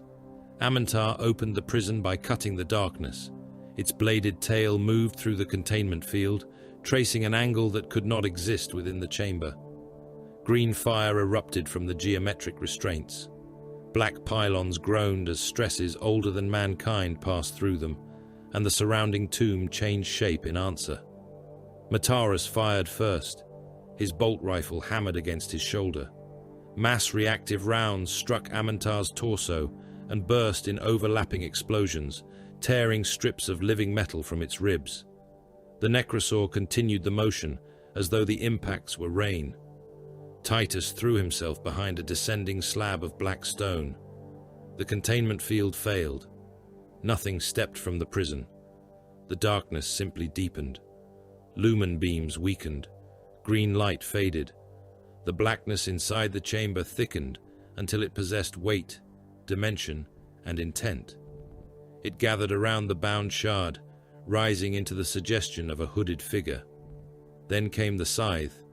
It formed from an absence of light, an arc of absolute night, held within fingers too long and thin to belong to any living species.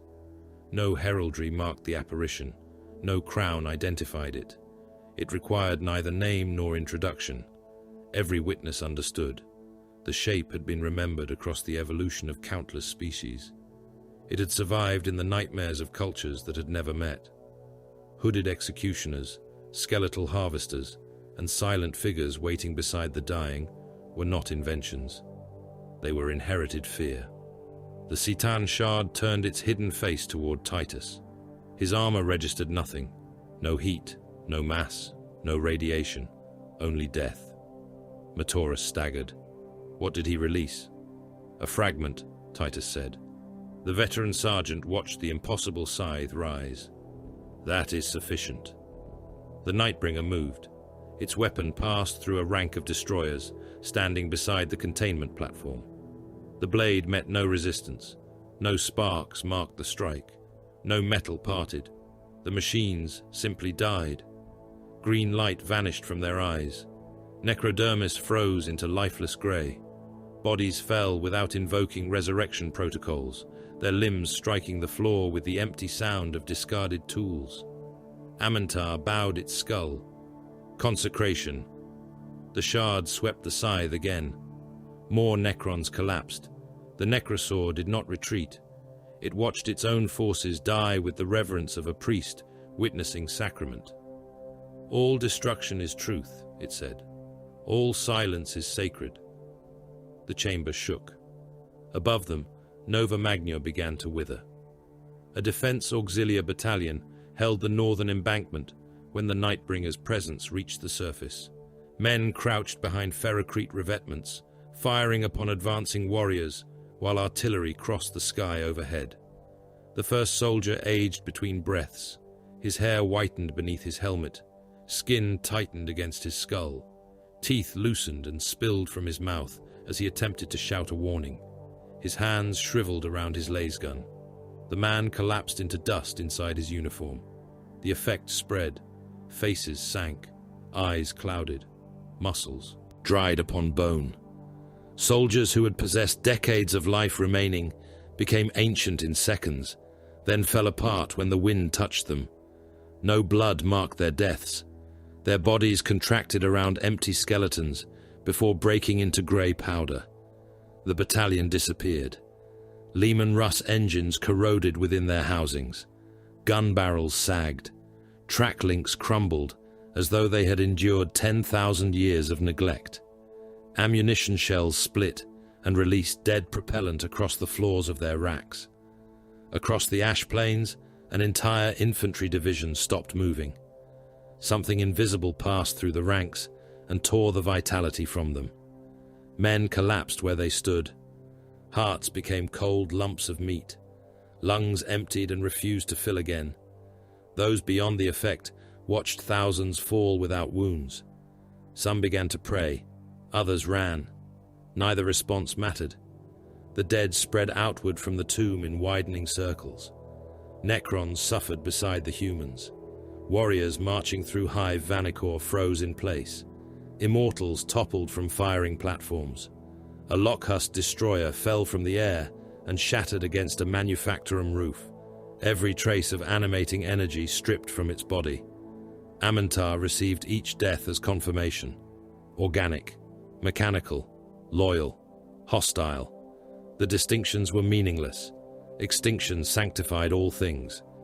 Daniel Cornelius felt the awakening from orbit. He screamed through a throat already torn raw. The astropathic choir around him had been reduced to corpses strapped into restraint thrones. Some had burned. Others stared sightlessly toward the chamber ceiling, their brains cooked by the message forced through the null field. Daniel remained connected. Conductors pierced his spine and skull. His left leg no longer responded. One lung had filled with blood. Every heartbeat pushed more warmth into his robes. He reached for Macraga. The null field closed around his soul. He drove through it with what remained of the dead choir. The warning emerged as pain. Death Shape, Star God, Nova Magna, Pylons, Titus below. The message crossed the dark as fractured images. A hooded absence, a scythe made from night, armies becoming dust, and a blue-armored warrior standing beneath it. It reached Robout Guilliman, during a council of annihilation. The Primarch stood aboard the battle barge Macragge's Honor, surrounded by hololithic systems burning red. Generals, admirals, and chapter representatives waited for his decisions, while fleets moved according to the smallest gesture of his hand. An astropath collapsed at the foot of the Strategium dais.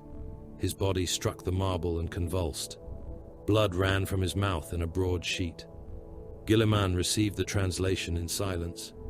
Nova Magnior, Titan fragment. Titus engaged below the surface. Fleet reinforcement possible within 27 hours. Probability of meaningful intervention negligible. He dismissed the projected routes with one motion. A Lord Admiral watched him. My Primarch. Guilliman restored the wider map. 3 other systems were under assault. One faced a demonic incursion widening around an unstable warp rift. Another held a greenskin empire behind a defense line already beginning to fail. A third protected the fuel reserves, sustaining half the reclamation front. Redirecting the Primarch's fleet toward Nova Magnior would leave those systems exposed. Millions might be saved. Billions would become vulnerable. Guilliman looked at the road he could not take. For one moment, the avenging sun permitted himself to imagine arriving above Nova Magnior. He saw the Macragge's Honor breaking the Necron fleet.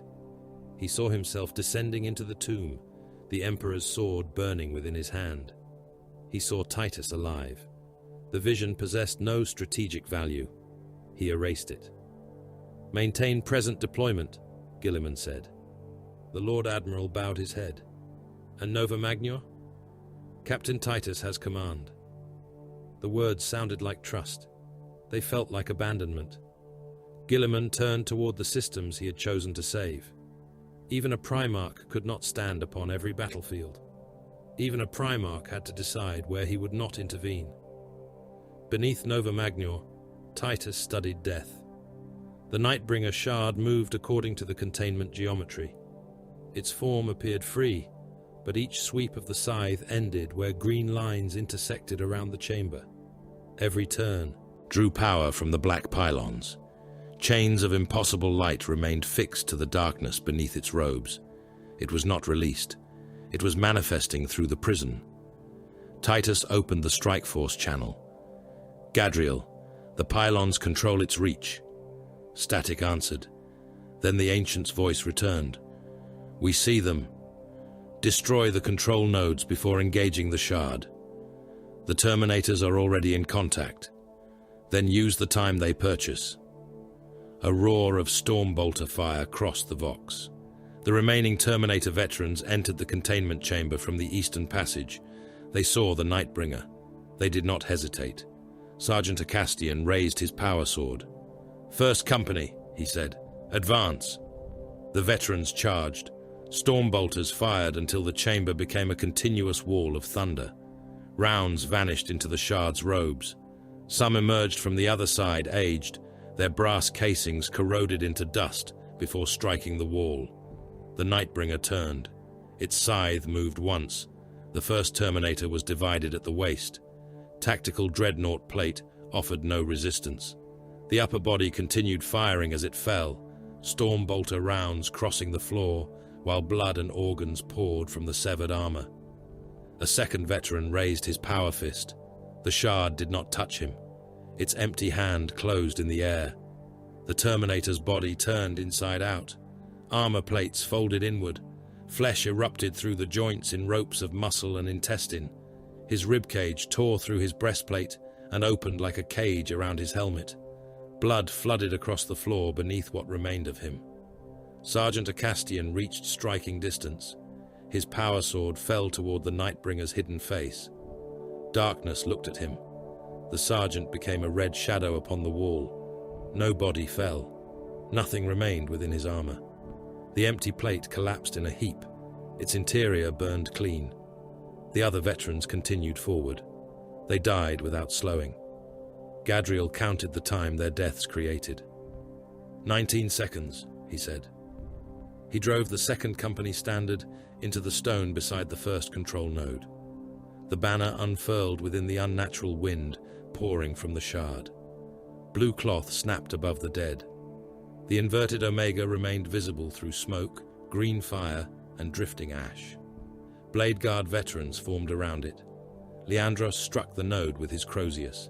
The power field discharged. Black stone cracked. "Again," Gadriel ordered. The chaplain struck a second time. Necron guards descended from the walls. Blade Guard met them shield to blade. Power swords carved glowing lines through living metal. Storm shields split beneath hyperphase strikes. A veteran lost his sword arm. He rammed the broken edge of his shield into a Lich Guard's throat and held the machine in place while another brother decapitated it. Gadriel fired until his bolt rifle locked empty. "Hold the standard." The warriors closed around him. "You do not need to understand every order," he said. "You do not need blindness. You need trust enough to perform your duty while the whole remains hidden." A Blade Guard looked toward the dead Terminators. "And if the plan fails? Then fail at your appointed place." Leandros brought the Crozius down. The first node shattered. The Nightbringer recoiled. Its form flickered. Titus felt the change. "Continue," he ordered. Amantar struck from above. Its bladed tail entered Mataris below the breastplate and emerged through his back. The veteran sergeant convulsed. The weapon lifted him from the floor. Armor split around the wound. Blood and viscera spilled from beneath his abdomen in heavy ropes. A section of intestine caught upon the blade and tore loose when Amantar threw him aside. Mataris struck the wall and fell. Titus fired at the Necrosaur while moving. Bolts burst against its skull and chest. Amantar crossed the distance with impossible speed, the Unmaker gauntlet opening and closing around a field of destructive energy. Titus reached Mataris. The veteran's lower torso had become a ruin. Blood filled the joints of his armor. Internal organs pressed through the breach in the abdominal plate. His vital signs were collapsing. "Leave me," Mataris said. Titus seized his gorget and began dragging him behind a pylon. Amantar's enmitic weapon fired. The beam struck Titus across the back. Sections of armor shredded into fragments. Ceramite became dust. The flesh beneath opened in a spray of blood. Titus continued pulling. Mataris struck his arm. "Stop. No. You are behaving like the warrior I recruited. I survived his training. He was an idiot." Amantar fired again. The pylon absorbed the shot and lost half its mass. Mataris coughed blood across his helmet grill. "You command the objective. Finish it. I will not abandon you. You already abandoned millions above us." The words stopped Titus.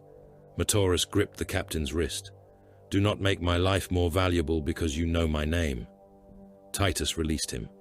Mataris drew his bolt pistol with a hand that shook only once. "That is better." He turned the weapon toward the approaching Necrons. "Go." Titus went. Amantar waited within the collapsing machinery. Its tail blades unfolded. Enmitic emitters glowed along its shoulders. The Unmaker gauntlet bent the light around its fingers. "You arrange corpses efficiently," it said. Titus activated his chainsword. "You speak too much for a servant of silence." The Necrosaur attacked. Its first shot removed Titus's left pauldron. Metal, blood, and fragments of black carapace spun away. The second struck his thigh and shredded the outer armor to ribbons. Titus closed beneath the third. His chainsword met Amantar's tail. Reinforced teeth screamed against living metal. The weapon jammed, cleared, and bit again. Amantar's gauntlet struck his chest. The breastplate collapsed inward. Ribs broke beneath it. Titus flew backward, struck a control arch, and fell among burning machinery. His right lung failed. Blood entered his mouth. Amantar advanced. "You mistake endurance for significance." Titus reached for his pistol. The Necrosaur crushed the weapon beneath one foot. Its tail stabbed down. Titus rolled. The blade entered the floor beside his head. He seized it with both hands and pulled. Amantar resisted. Titus did not attempt to overpower it. He moved with the resistance, dragged himself closer, and drove the broken teeth of his chainsword into a gap beneath the Necrosaur's ribs. Living metal closed around the blade. The weapon stopped. Amantar raised the Unmaker gauntlet. Titus abandoned the chainsword. He tore 3 crack grenades from his belt, armed them, and forced his fist into the gap opened by the weapon. The necrodermis began closing over his gauntlet. Amantar looked down. Titus released the grenades and ripped his hand free. The detonation tore open the necrosaur's torso. Green fire burst from its back. Limbs spasmed. The Unmaker gauntlet discharged into the ceiling, erasing tons of black stone. Titus fell beneath the explosion. Amantar remained standing, damaged, not defeated. The second control node shattered. Leandros' Crozius broke through its core, while Gadriel held the line beside him. Only one pylon remained. The Nightbringer turned toward them. Its scythe rose. "Now," Titus said. Gadriel lifted the standard from the floor and drove its adamantine point into the final control aperture. Leandros struck the staff with his Crozius. The standard punched through. The last pylon failed. The Nightbringer convulsed. Darkness tore itself apart. Reality opened around the shard in sheets. The tomb walls became transparent, revealing stars where stone should have been. Gravity reversed. Dead Necrons, broken armor and streams of blood rose toward the ceiling. The shard's silent scream passed through every living mind on Nova Magna. Men tore out their eyes. Machines collapsed. The tomb began to fold inward. Amantar rose from the wreckage of its own body. Necrodermis crawled across the wound Titus had opened. One arm hung useless. Half its face had been blasted away. Behind it, a dimensional aperture formed. Fragments of darkness moved within the Necrosaur's ruined torso. Pieces of the Nightbringer. Not all had returned to containment. Amantar had retained what it required. Titus forced himself upright. The Necrosaur looked at him through one remaining ocular flame. "You preserved life for another interval." The aperture widened. "I will correct the delay." Titus reached for the fallen chainsword. Amantar stepped backward into impossible space. The dimensional tear closed. The Necrosaur vanished with the stolen fragments. The chamber collapsed. Gadriel dragged Leandros from beneath a falling pylon. Blade Guard warriors carried the wounded. Mataurus remained alive behind the broken cover, still firing at Necrons as the floor split beneath him. Titus reached him before the abyss opened. The captain seized his mentor with one arm and pulled him toward the eastern passage. Behind them, the Nightbringer's prison folded into darkness. They had prevented the full awakening. They had not destroyed the shard. They had not killed Amantar. Titus carried Mataurus through the dying tomb without permitting himself to name the outcome victory. The tomb did not stop dying when the Ultramarines escaped it. It continued collapsing beneath the southern continent, dragging districts, manufactoria, and defense lines into widening wounds in the earth. Towers leaned over black chasms. Transit rails snapped between hive spires. Green light climbed from fissures deep enough to expose structures no human survey had ever recorded. The darkness within those depths remained alive. Titus watched it through the command hololith of the forward citadel. The display could not represent the Nightbringer shard directly.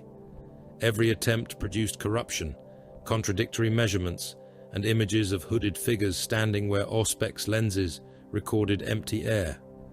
Cogitators failed after processing the data. Servitors assigned to interpret the readings tore their own optical augmetics from their skulls. Dinal Cornelius understood more than the machines. That understanding was killing him. The astropath lay secured within a suspension cradle aboard the Magnificent's enthroned. Brass conductors entered his skull, spine, and chest. One lung had been replaced by a pumping engine that forced blood through the ruined tissue of the other. His lower body no longer moved. His voice reached Titus through a servitor relay. The restraints are failing. Each word emerged beneath a layer of static and wet breathing. "How long?" Titus asked. Long enough to regret asking. "Danal." The astropath coughed. Something liquid struck the inside of his breathing mask. The shard remains bound by fragments of the original geometry. The geometry is collapsing. When it fails, the entity will manifest without restraint. Can the pylons be rebuilt? With what? Faith, stone, your famous determination. Answer: no. The planetary map rotated between them. A black region spread beneath the southern continent, marked by nullstone deposits, uncovered during the tomb's collapse. Danel highlighted the area. The Necrons buried a suppression vault beneath the southern plate. Nullstone in quantities sufficient to silence the warp across a continent, perhaps more. The Citan is not a warp entity. I am blind, not ignorant. Nullstone is not merely absence. It imposes separation. The vault's geometry may sever the shard from the dimensional structures sustaining it. May? You desire certainty from a dying man interpreting the anatomy of a god. Titus ignored the insult. What must be done? The southern continent brightened, then folded inward upon itself. Danel had rendered the solution. Collapse the tomb complex. Break the continental plate above the vault. Bury the remaining shard beneath the nullstone mass. Titus studied the projections. The tectonic strikes would destroy 5 hive cities outright. 2 more would be swallowed by secondary fault lines. Army groups fighting across the southern front would have no time to withdraw. Manufactoria supporting half the planetary defense would vanish. Atmospheric contamination would poison millions who survived the initial collapse. Nova Magna would remain alive. It would not remain whole. Fleetmaster Silver appeared beside the map. His expression revealed nothing. Orbital lance calculations agree with the astropath's model, he said. Mechanicus warheads placed at the continental fault junctions will increase the probability of complete collapse. How many warheads? 12 tectonic penetrators, 4 cyclonic mining charges, lance batteries from the Magnificence enthroned, and 3 supporting battleships. Time required? 7 hours to position the ordnance, less if we accept imprecise deployment. Accept it. Silver regarded the casualty projections. The Southern Theater contains more than 400 million Imperial personnel. I see them. Several hive populations remain within the target zone. I see them. Do you wish to request confirmation from Chapter Master Calgar? No. The bombardment will destroy territory Guilliman ordered us to reclaim. The Shard will destroy the system. Confirmation may protect the legitimacy of the decision. The delay will release it. Silver inclined his head. Then the decision is yours. It was mine when Guilliman gave me command. The Fleetmaster did not offer absolution. Bombardment preparations will begin. Titus opened every planetary command channel. Commenced total evacuation of the Southern Theater. The response was immediate confusion. Generals demanded routes that no longer existed. Governors requested clarification. Munitorum officials insisted that several population centers remained productive. Ecclesiarchal representatives asked whether shrines would be preserved. Titus silenced all of them. Every void-capable transport descends. Every atmospheric craft is requisitioned. Civilian mag rail and freight networks are transferred to military control. Evacuation priority will follow the command order now transmitting. The order appeared across Nova Magna. Children below labor induction age, technical specialists essential to reactor, void ship, and manufactorum operation, gene stock repositories, wounded Adeptus Astartes, military formations capable of continued service in the reclamation, medical personnel, remaining civilian allocations according to available transport mass. No space remained for families as a category, no provision preserved households, no clause guaranteed that those selected would leave with anyone they loved. Gadriel read the list beside Titus. You place children first. Nova Magna requires a population capable of rebuilding. Not mercy. Mercy does not determine cargo capacity. The Ancient looked at him. You could have lied. That would not change the order. Across the southern hives, the evacuation began. Provosts entered hab blocks with lists generated by census cogitators. Children were taken from fathers who did not qualify for removal. Technical adepts were pulled from spouses and brothers. Men carrying hereditary gene stock seals were admitted to transport lines while wounded soldiers crawled beside them and begged to be counted. The gates closed between categories. Rioters attacked the barriers. Military police fired into them. Autoguns hammered from armored emplacements, cutting men apart before the eyes of those still waiting. Bodies fell across the approaches. The crowds climbed over them until the dead became steps beneath thousands of boots. At Hive Calistin, a freight lifter reached full mass, while men still clung to the loading struts. The pilot attempted to rise. The lifter struck a tower and rolled sideways, crushing an entire embarkation platform beneath its hull. Fuel ignited. Hundreds burned inside sealed compartments, while those outside hammered against doors, warped shut by heat. At Serifax, a tank company drove through a refugee surge to clear the military road. The lead vehicle did not fire. It did not need to. Tracks pulled bodies beneath the hull. Men disappeared from the waist down and remained conscious until the next tank crushed what remained. Blood covered the road in broad black streaks. Children selected for evacuation watched through transport windows while their fathers became red pulp under armored treads. In the orbital loading fields, holds were sealed at capacity.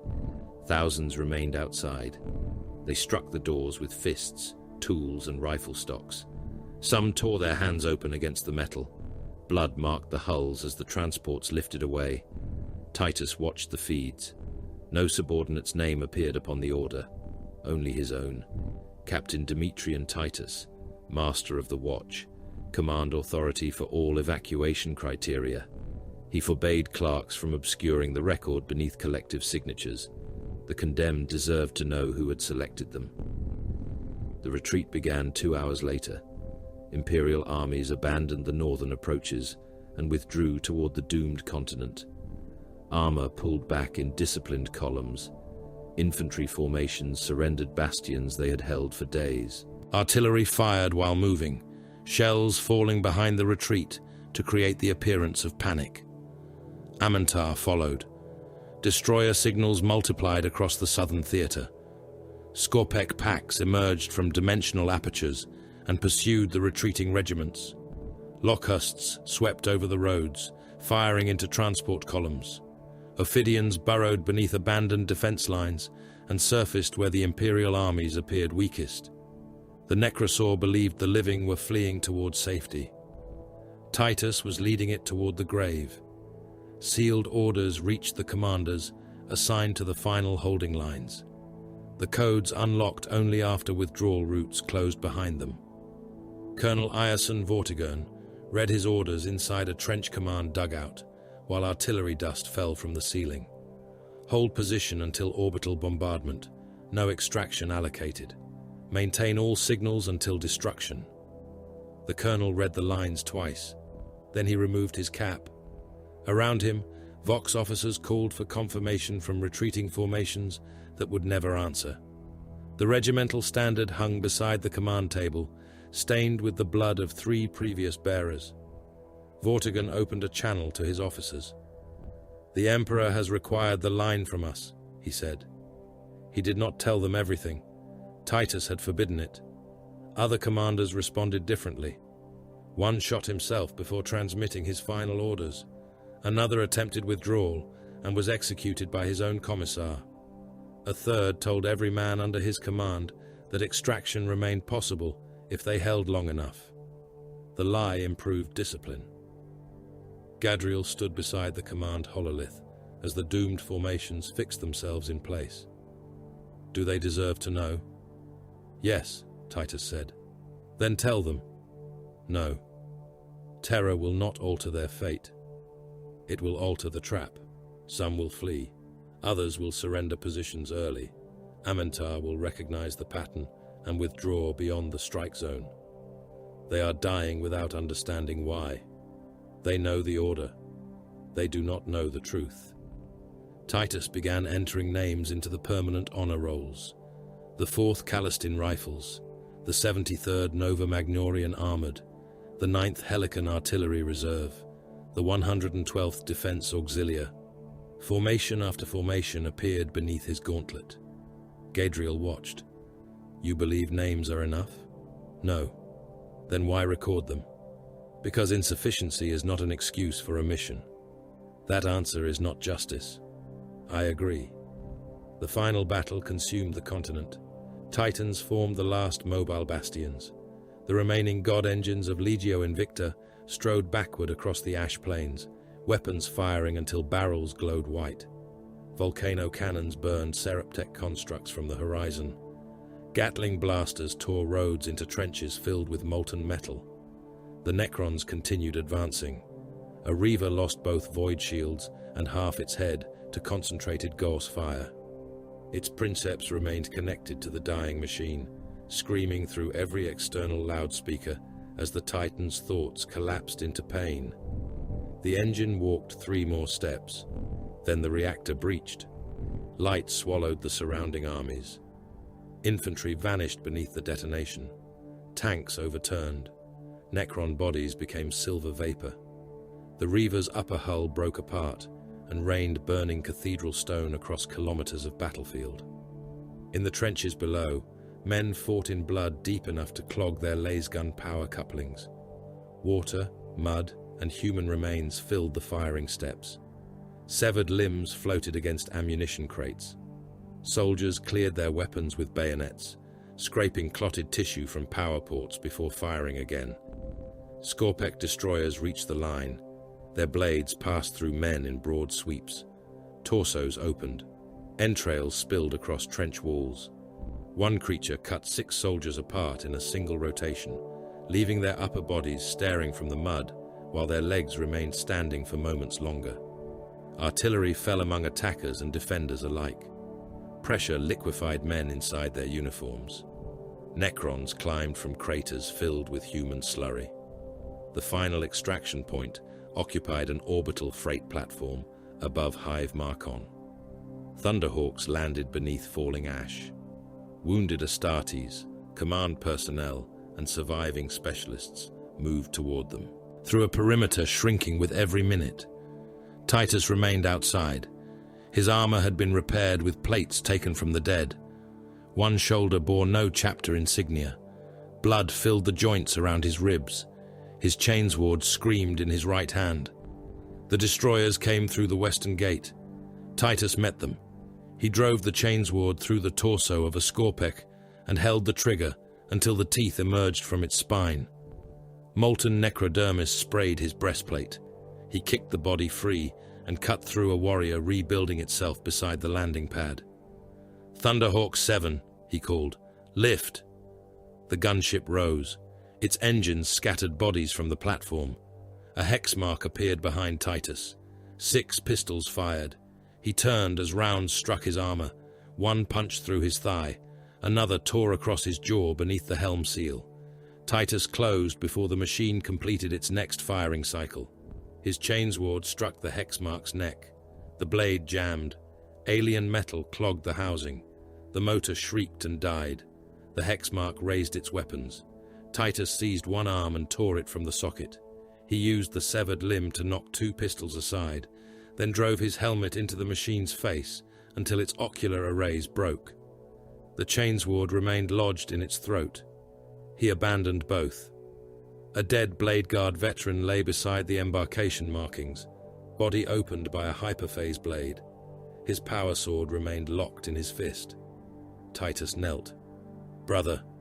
He broke the dead warrior's grip and took the blade. The weapon awakened in blue fire.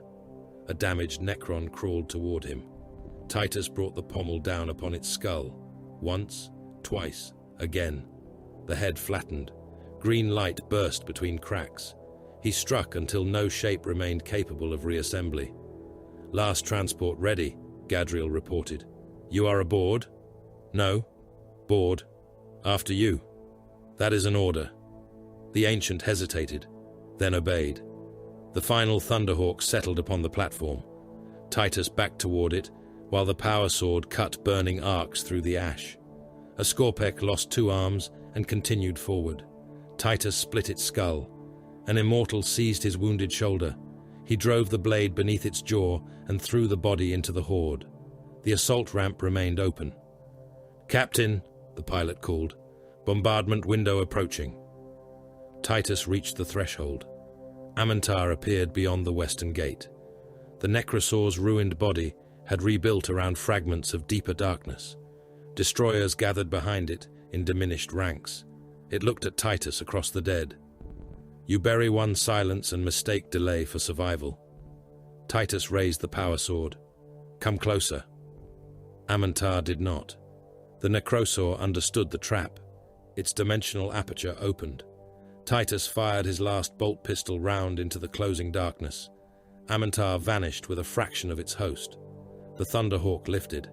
Silver watched the extraction signal clear the target zone. Tectonic warheads armed, an officer reported.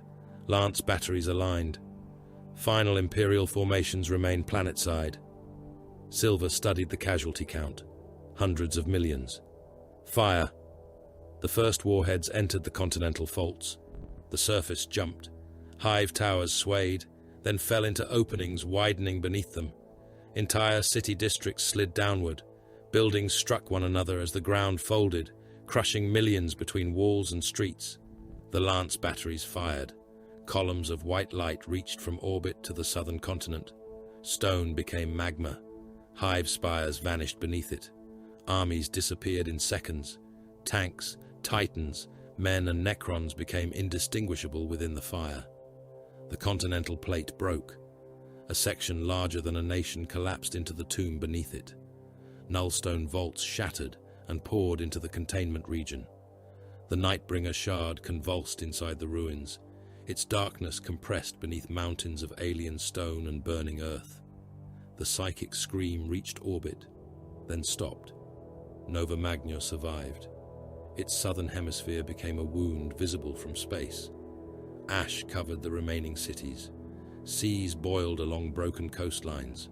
Refugees crowded the northern landing fields beneath a sky that no longer possessed its former color.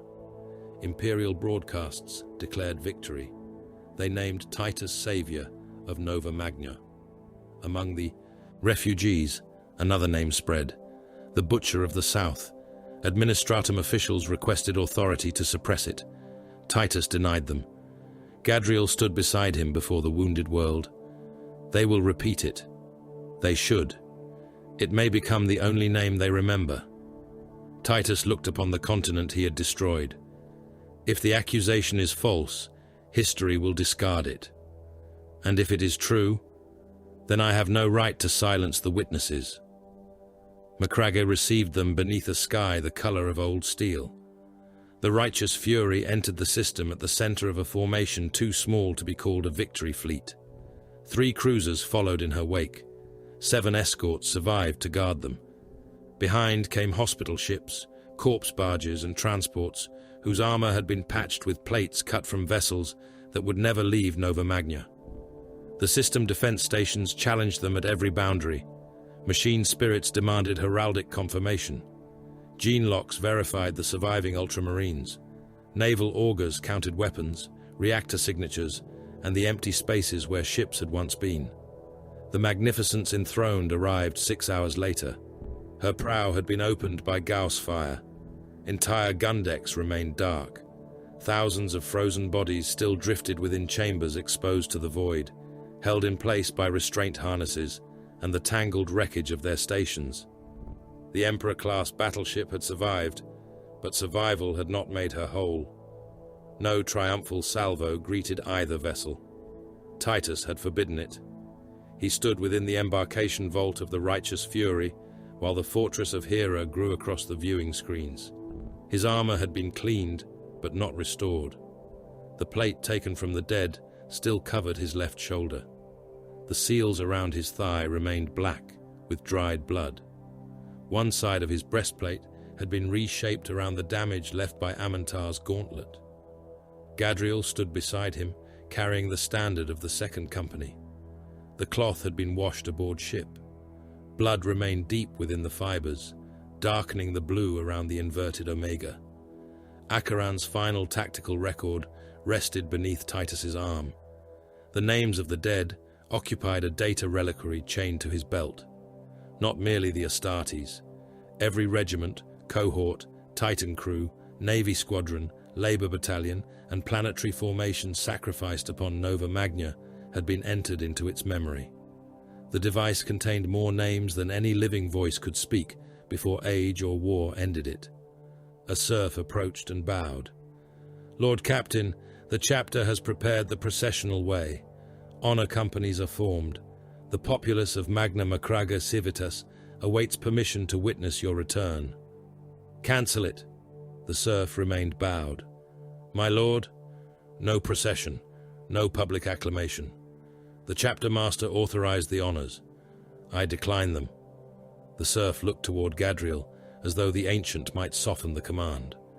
Gadriel did not. Titus continued, "We enter through the mortuary gate. That passage is reserved for the returning dead." "Yes." The service gate lay beneath the western landing fields, hidden from the avenues used by victorious companies. Its doors were plain iron. No statues guarded them. No banners hung above the threshold. Corpse transports passed through it without ceremony. The surviving second company entered behind them. Chapter serfs pushed stasis coffins along rails cut into the stone. Apothecaries walked beside gene seed vaults. Wounded battle brothers were carried in sarcophagal cradles, their armor removed and their mutilated bodies enclosed behind medical shielding. No crowds waited, only the dead. The corridor descended beneath the fortress of Hera, through chambers where names were engraved faster than masons could carve them.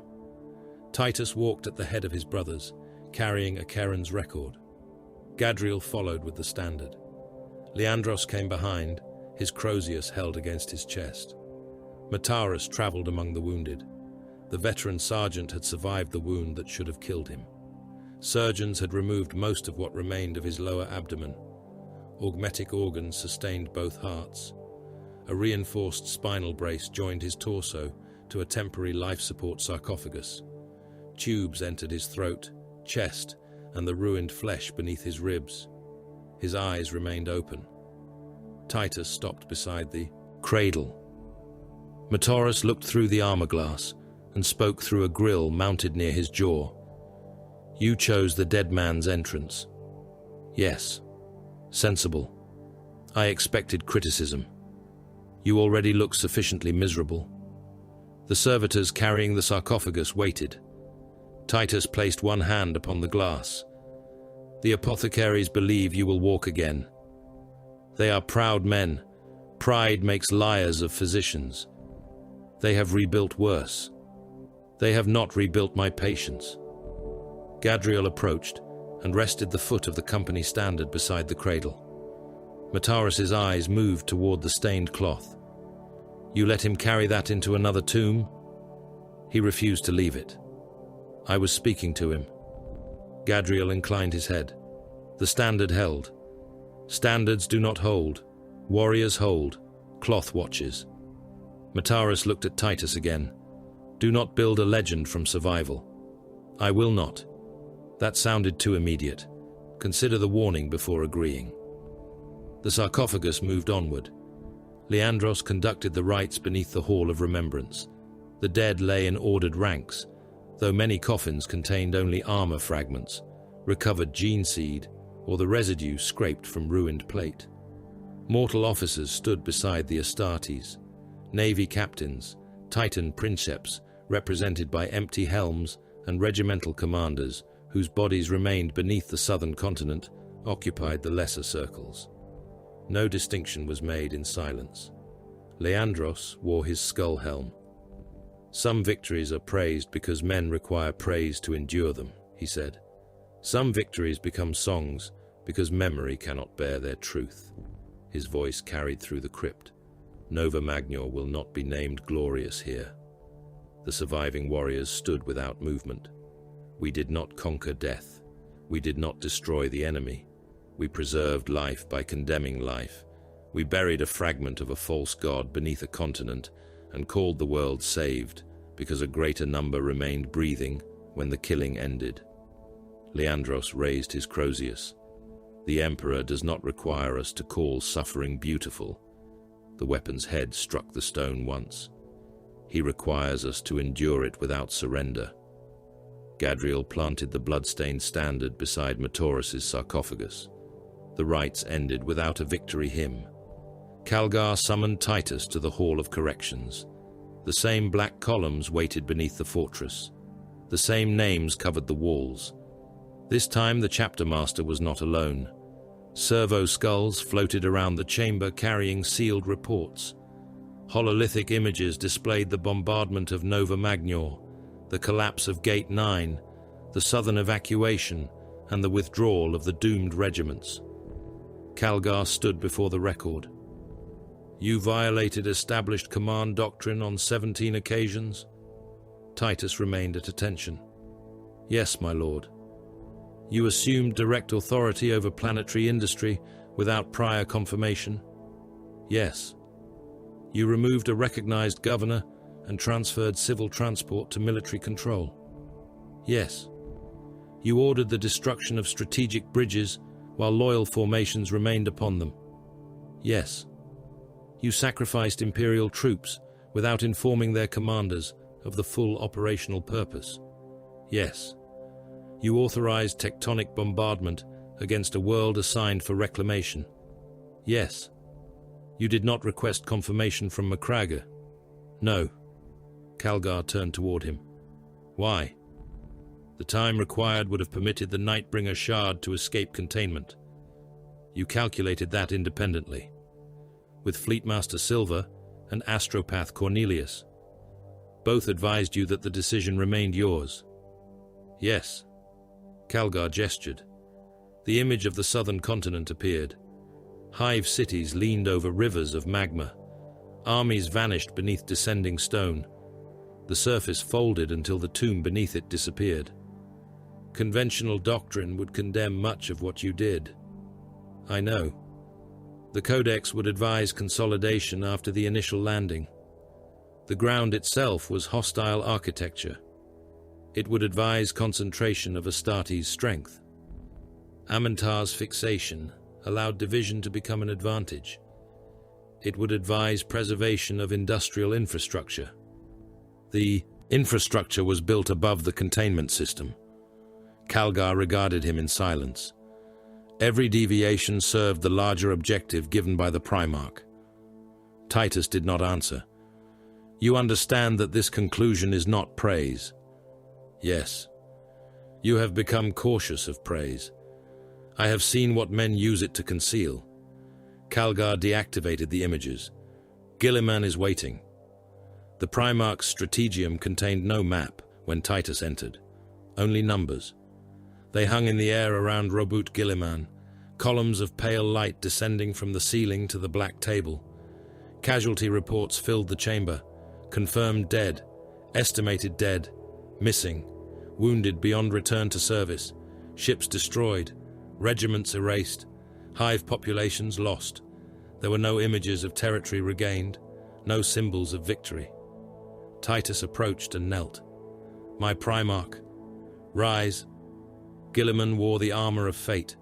Its low mechanical resonance passed through the floor.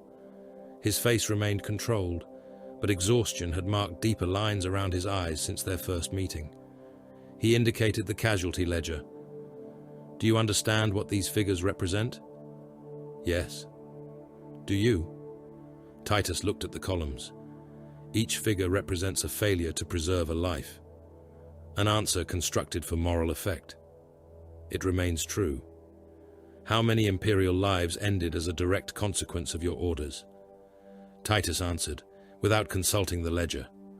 1,872,406,911 confirmed. Guilliman's expression did not change. Unconfirmed? Between 280 million and 410 million.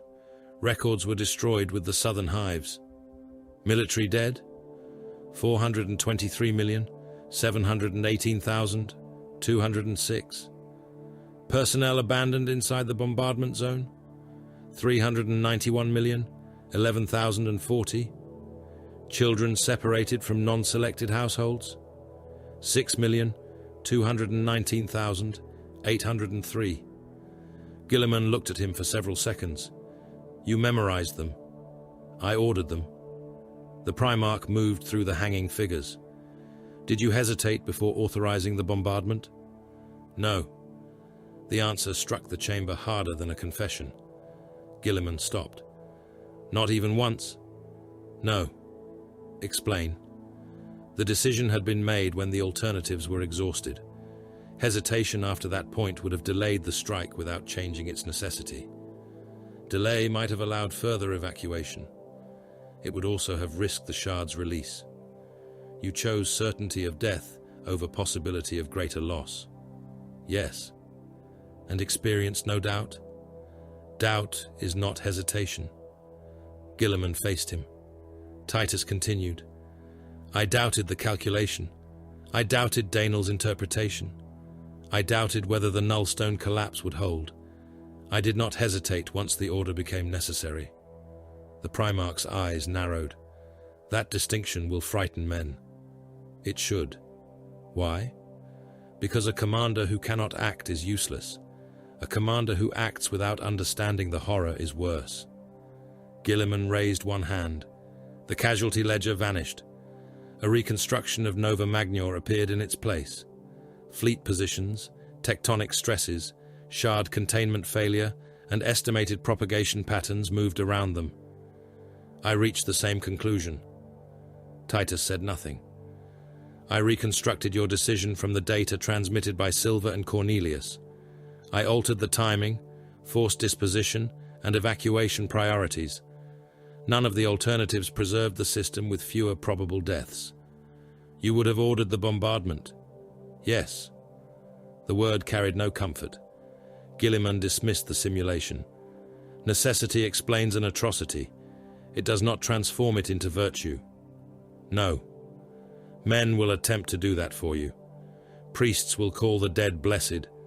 Administrators will convert loss into acceptable percentages. Propagandists will name the destruction a triumph of will. They already have. And your enemies will call you butcher. They already do. Both responses are simplifications. Yes.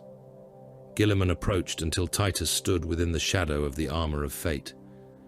A commander must carry the distinction between necessity and righteousness. Lose it, and every cruelty becomes defensible. Every corpse becomes evidence of resolve. Every ruined world becomes proof of strength. The Primarch's voice lowered. That is how protectors become tyrants. Titus met his gaze. Do you believe I have become one? Guilliman considered him. A tyrant would have concealed the casualty lists. Titus remained still. A tyrant would have silenced the refugees who named him butcher. He would have altered the records, blamed subordinates, and demanded gratitude from those he saved. I did none of those things. No. Then what have I become? Guilliman looked toward the northern horizon. The weapon this age requires. Titus felt no pride in the words. The Primarch turned back. And some part of you still fears that requirement. Preserve that fear. It may be the final barrier between duty and appetite. Titus remembered Guilliman's warning before Nova Magnior. Never enjoy the spending. I understand. No, Guilliman said. You have begun to. The confirmation of command took place before the officers of the chapter. Calgar stood beneath the standards of the companies. Guilliman watched from the upper dais. Gadriel carried the second company banner. Leandros and the surviving veterans formed behind Titus. Mataras attended through his sarcophagus. Calgar placed one hand upon Titus's pauldron. Dimitri and Titus, your command of the second company is confirmed before the chapter. You bear the office of Master of the Watch. You hold responsibility for the defense of this fortress, the approaches to Macraga, and the wars by which the realm shall be restored. Titus bowed his head. I accept the burden. Guilliman descended from the dais. Ultramar's borders cannot be guarded while they remain broken, the Primarch said. You will defend them by extending them. You will preserve the realm by sending its sons beyond safety. You will stand watch by marching constantly into war. The paradox required no explanation. Guarding Ultramar now meant conquest. Preserving it meant sacrifice. Watching its borders meant never remaining behind them. Gadriel lifted the standard. "Wardens of Ultramar," he called to the assembled company. "Attend your captain." The name passed through the ranks. Warden, not a formal office, not a new mark upon Titus's armor. An epithet spoken first by warriors who had followed him beneath Nova Magnior and returned carrying fewer brothers than they had taken. Leandros found Titus before departure. The chaplain stood inside the arming vault while serfs loaded ammunition into transport caskets. Beyond the doors, the second company prepared to embark. "The man I condemned has been judged by a Primarch," Leandros said. Titus checked the action of his heavy bolt pistol. "Yes." "He has been entrusted with the defense of Ultramar." "Yes." "I was wrong." Titus looked at him. Leandros did not lower his gaze. "The words are insufficient." "Yes, but they are true." Titus returned the pistol to its holster. "Judgment does not resurrect Sidonus." "No." "It does not restore Acheran or Chiron." "No." "It does not return the dead of Nova Magnior to their families." Leandros tightened his grip upon the Crozius. "No." "Then do not offer me vindication as though it repairs what followed. What do you require from me?" "Service." The chaplain inclined his head. "That I can give." The bells of the fortress of Hera sounded, not once. This time they rang in the cadence of mobilization. The strategium ignited around Guilliman. Hundreds of worlds appeared. Rebellion burned in one cluster. Xenos fleets closed upon another. Warp corruption spread through systems where astropathic messages had become hymns sung backward by dead choirs. Titus stood beneath the map with the second company assembled behind him. There was no triumph in his face, no satisfaction. He studied supply routes, fleet positions, and casualty projections. He rejected one world because another force could reach it sooner. He marked a second for extermination if its rebellion crossed the orbital defense line. He selected a third, where 3 threatened systems converged, an impossible battlefield. Therefore, his. Titus closed the display. "Second company," he said. "Embark." The warriors turned. Blue armor moved through the strategium doors. Gadriel carried the blood-stained standard. Leandros followed with his skull helm beneath one arm. Mataurus's sarcophagus was borne toward the apothecarian decks of the righteous fury. Titus walked last. Guilliman watched him go. Another sun entered the machinery of extinction. The doors closed behind the Warden of Ultramar.